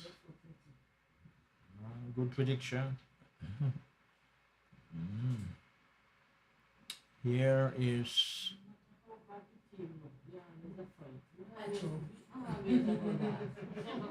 and one beating the batsman outside the off stump. First slip standing up. Wicket keeper also too. There's a short point, a deep cover on the boundary, short extra cover, wide long off. That is the offside field around the wicket. Flighted delivery. Good one. I like that idea too. Invite the batsman. You have nothing more to do than try to get wickets. The umpire is coming in from square leg. The players, well, he is satisfied now that they have gotten it on in its appropriate place. The wicket keeper just removing the bails, so all is well. Here is a delivery. Bounce and turn, passing the edge of the batsman outside the off stump. And here is Jamaica looking to take it home now. Flighted delivery, swung. It's in the air, but it's going to clear the man at short square leg. They run one. They're going to come back for the second quite easily. And luckily for him, it did not went close enough for the fielder to try and pull in a catch. But 2 more runs to the total for Jamaica. Ever inching ever so closely now, somewhat 28 runs more required for victory. So this would place Jamaica in a good position too in terms of how the tournament is going. And Jamaica's batting in this tournament too. They have gotten good scores. I think on more than one occasion they got over 200 runs. Well, they was set 209 by USA. One got to 192, and then they set 260 here against Guyana. I'm not sure if they were able to get beyond that, but they do have some batting capability. Yeah. And this is another opportunity just to win the game with the bat and take it home. Very important. Every win is so valuable to every team. Short being played down to long off. There's going to be an easy single. Victor, this is what I don't like. You see that jogging and chipping. Yeah. Get into the crease, look for two. Yeah, because the thing is that sometimes the fielder approaching the ball might just slightly take his eye off of the ball. And here is another one. Flighted, quietly played into short point and no run. So these two looking to take it home. And here, okay. And here at the Connery Cricket Center. Oh yeah, that works. And Yvette does ask us something. I'm gonna ask that. play continues. Play continues here. And here is a delivery short. Hammered and past the man at short mid wicket. They run one. Are they going to look for two? Oh yeah, they're going to get it now that he has misfield. And that is what we were speaking about. Running the first one quickly. The fielder just taking his eyes slightly off, misfield, and they capitalize and got the second one. Well, it just underscores the importance for running the first one quickly. Jamaica, 25 more required for victory. Aaron Bassant, he would like to squeeze another wicket out here to put Jamaica under some pressure. And David Duardo, Victor, he has come to the crease and batted brilliantly. He is 35 from 35. Now partnered with Nikolai McKenzie. And he has looked good. Unfortunate for Virgo, who had to go off with some sort of an injury. We're unsure if it's cramps or a hamstring injury. And that one just turned into the onside. No run. End of over number 31. 135 it is for 3. Wow. Good position. Jamaica have found themselves in 7 wickets are in hand. What we know for certain that if wickets keep falling, one batsman would not be able to come out to the crease again. But these two who are out there is doing well, and they're having a mid-pitch conversation now, exchanging a few words because they really can see from the manual scoreboard that what is required, and even though they might have it a little short, I think we have the official score as 135. So anyway, captain, yes, Christian Ramprasad from the community center end, right arm around the wicket, flight in, being quietly played to point. There was no need to attempt a quick single there. Fielder coming in quickly from short point, suggested to both batsmen to stay in your ground. Here is another one. Short, hammered, but there's a fielder down on the long off boundary. In the meantime, though, an easy single. And Mackenzie is there. Now he will be on strike. And Jamaica in a very comfortable position at this particular moment. And here is the captain, flight in, one coming off the face of the bat, going slowly to first slip, just a little to his right on the first bounce. No runs.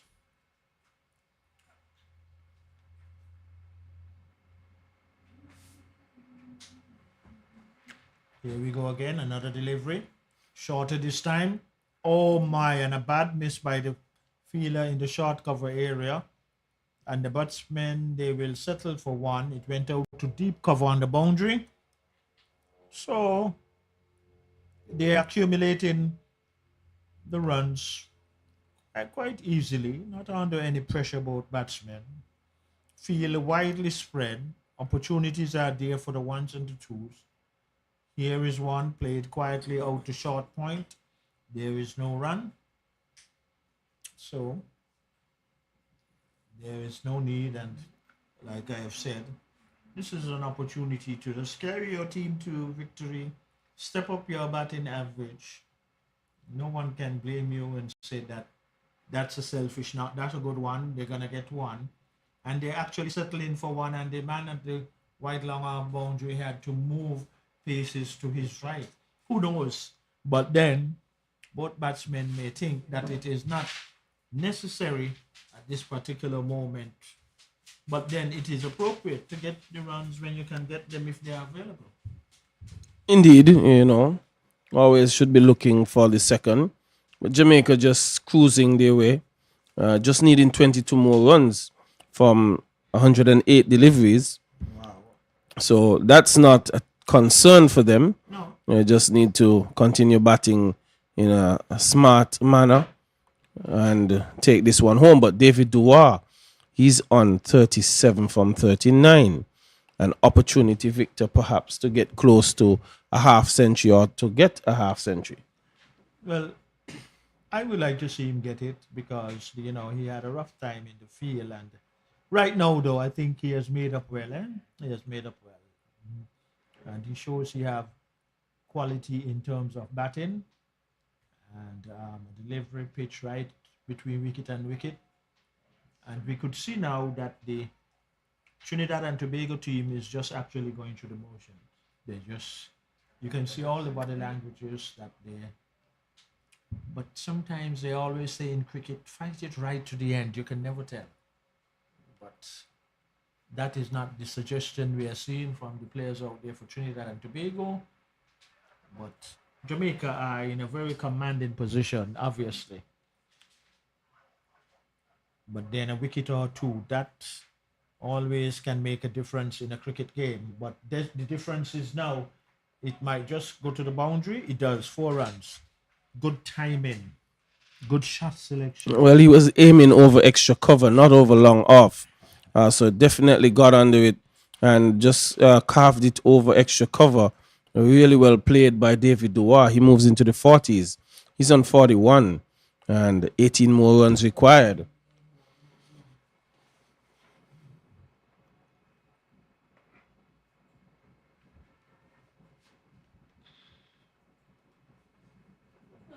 But all kudos to Jamaica, though, because what happened when Trinidad and Tobago won the toss? They lost some early wickets. And here is one being pulled. Is the fielder going to get to it? Unable to cut it off. It goes for 4. Okay, so getting closer to victory is Jamaica and both batsmen. But this is a good innings by our good friend. David Dewar, he looks good with the bat. He has batted sensibly. He scored quickly as well. How much do we have now? He's 45 from 44. Oh my. And only another 14 required. So he would need to get 5 out of that to get to a half century. An important landmark for him. And that will be well deserved. And if he does so, short, hammers it, gets another run. So he's moved on to 46. And that is also another factor in cricket to Novel. He did not have one of the better days, but having an opportunity to go in, and more so if he can be not out when the total has been achieved by Jamaica then there may be a lot of consolation from his teammates when they have their post-mortem of the match, you know. Well, one of the things it suggests about the young man as well is that he has shown the mental capacity to put those situations behind him in the field and not allow it to creep into the way he would approach his batting. And he probably is selected as a batsman. Know he had a bad day in the field, and know, well, hey, I can make up for this with the bat, and you know, show that the day at the end of the day, it was a reasonable day of cricket for him.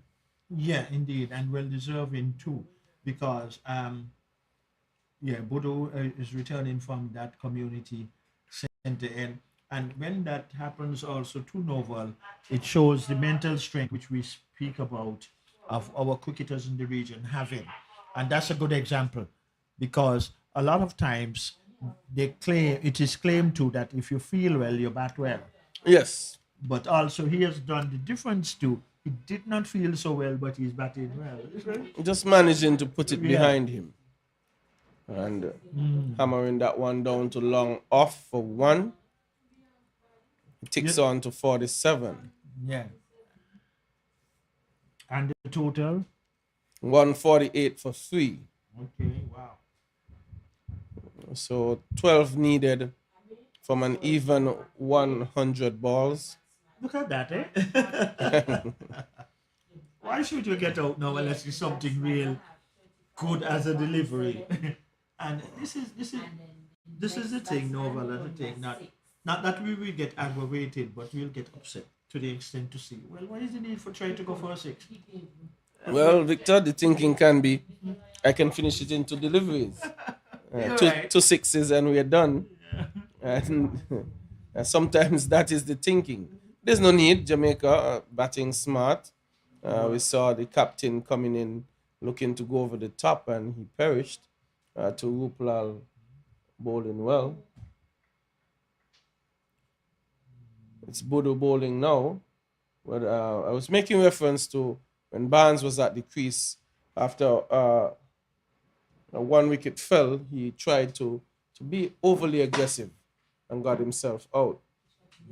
Well, I think where Trinidad and Tobago would have lost, they were too novel in a sense, whereby those 3 early wickets that went down early, even though the opening spell for the seam bowlers for Jamaica was a bit on the slow side, but then when the spinners came in, and especially the left-arm googly bowler, he bowled well, and I think he really was on a hat-trick at the time.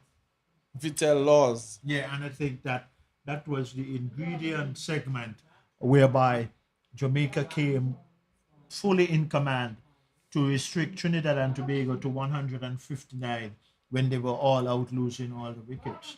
So 159 is what Trinidad and Tobago scored. So the 35th over is to come up. Now, the umpires are changing a ball. Okay, anyway, in any event, all seems to be okay now. It was just something about the ball because we see the third umpire coming onto the field of play. Bowler have the ball in hand. So, both batsmen having a mid-pitch conversation. And obviously, it will be good if we can just get that 50 now, which will be so well deserving by Dewar. But he is on strike, and he has what, 48? Okay. 47 is David Dewar. 47 is Dewar. Okay. So would he get it in this over? No, not from that delivery. Back down the track. This will be a well-deserving because I think it was also well calculated to in the terms of his shot selections. To your recollection, Novel, did he get a chance? No, and that's going to go for 6. That's it. That's his 50. And he also brings up the 150 for Jamaica as well. And very well played half century by David Dewar. And came in at a time when Jamaica might have been a bit rattled. 2 wickets fell quickly and settled himself in and started scoring. He's 54 Victor from 50 deliveries. Not really taking massive risks. When he's decided to go over the top, he's gone cleanly. So he measures his attempts to hit sixes. Yeah, and then to given his shot selection choices, they were very appropriate. And we can see the third umpire going out. Well, it came in our direction, but it seems like the ball is back now, and which would have gone in the area of the National Heroes Park vicinity, but it is back out into the middle. And at this particular moment, Novel, with just some 4 runs for victory by by Jamaica, they would be feeling pleased in terms of this outcome. First of all, they lost the toss to Trinidad and Tobago, and then when Trinidad and Tobago decided to bat, they only mustered 159 when they were all out. And now, in chase, Jamaica has only lost 3 wickets. So we are in the process now, and this can actually be close to the conclusion in this over. We will wait and see. Yes, one goes on the onside. We'll wait to see if the batsman got a touch.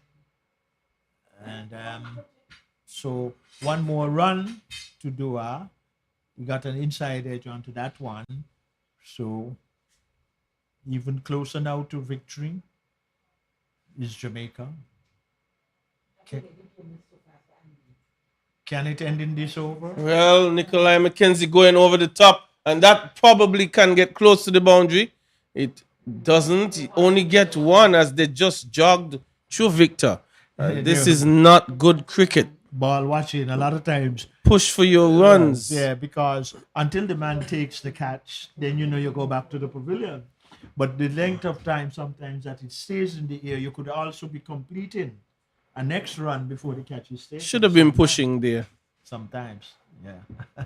Thanks. Well, Dewar was trying to end it with that delivery. How much more runs? Played a bit too early. 2 runs required. Okay. And wouldn't want to give it away. 55 he's on. Would want to carry his bat to the pavilion. Coming not out. I think he's going to finish it with a boundary. Well, he wouldn't be able to. He will go back to Nikolai McKenzie as this is the end of the over. 35 overs completed.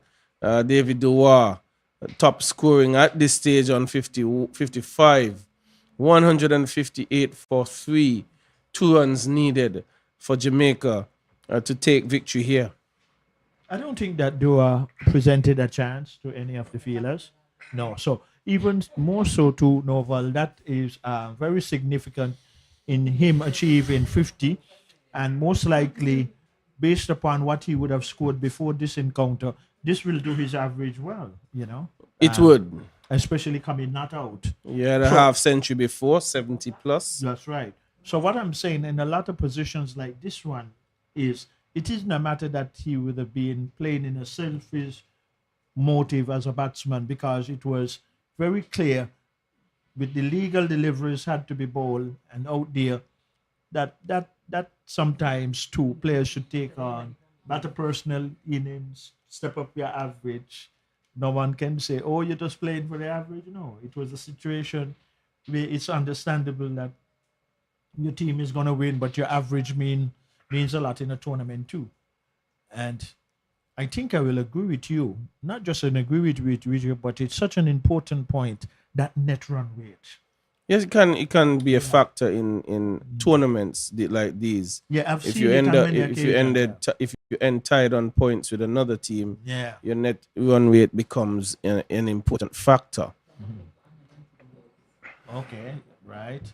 And that is a very thing in cricket that I like a lot, right? Because yeah. And you were referring that it happened in a women's game? Okay then. So And here is it. And we can say now, this is the conclusion of this encounter here at the Connery Cricket Center. One play down into the third man boundary, and it is for the players are doing the sportsmanlike camaraderie appreciation of greeting each other.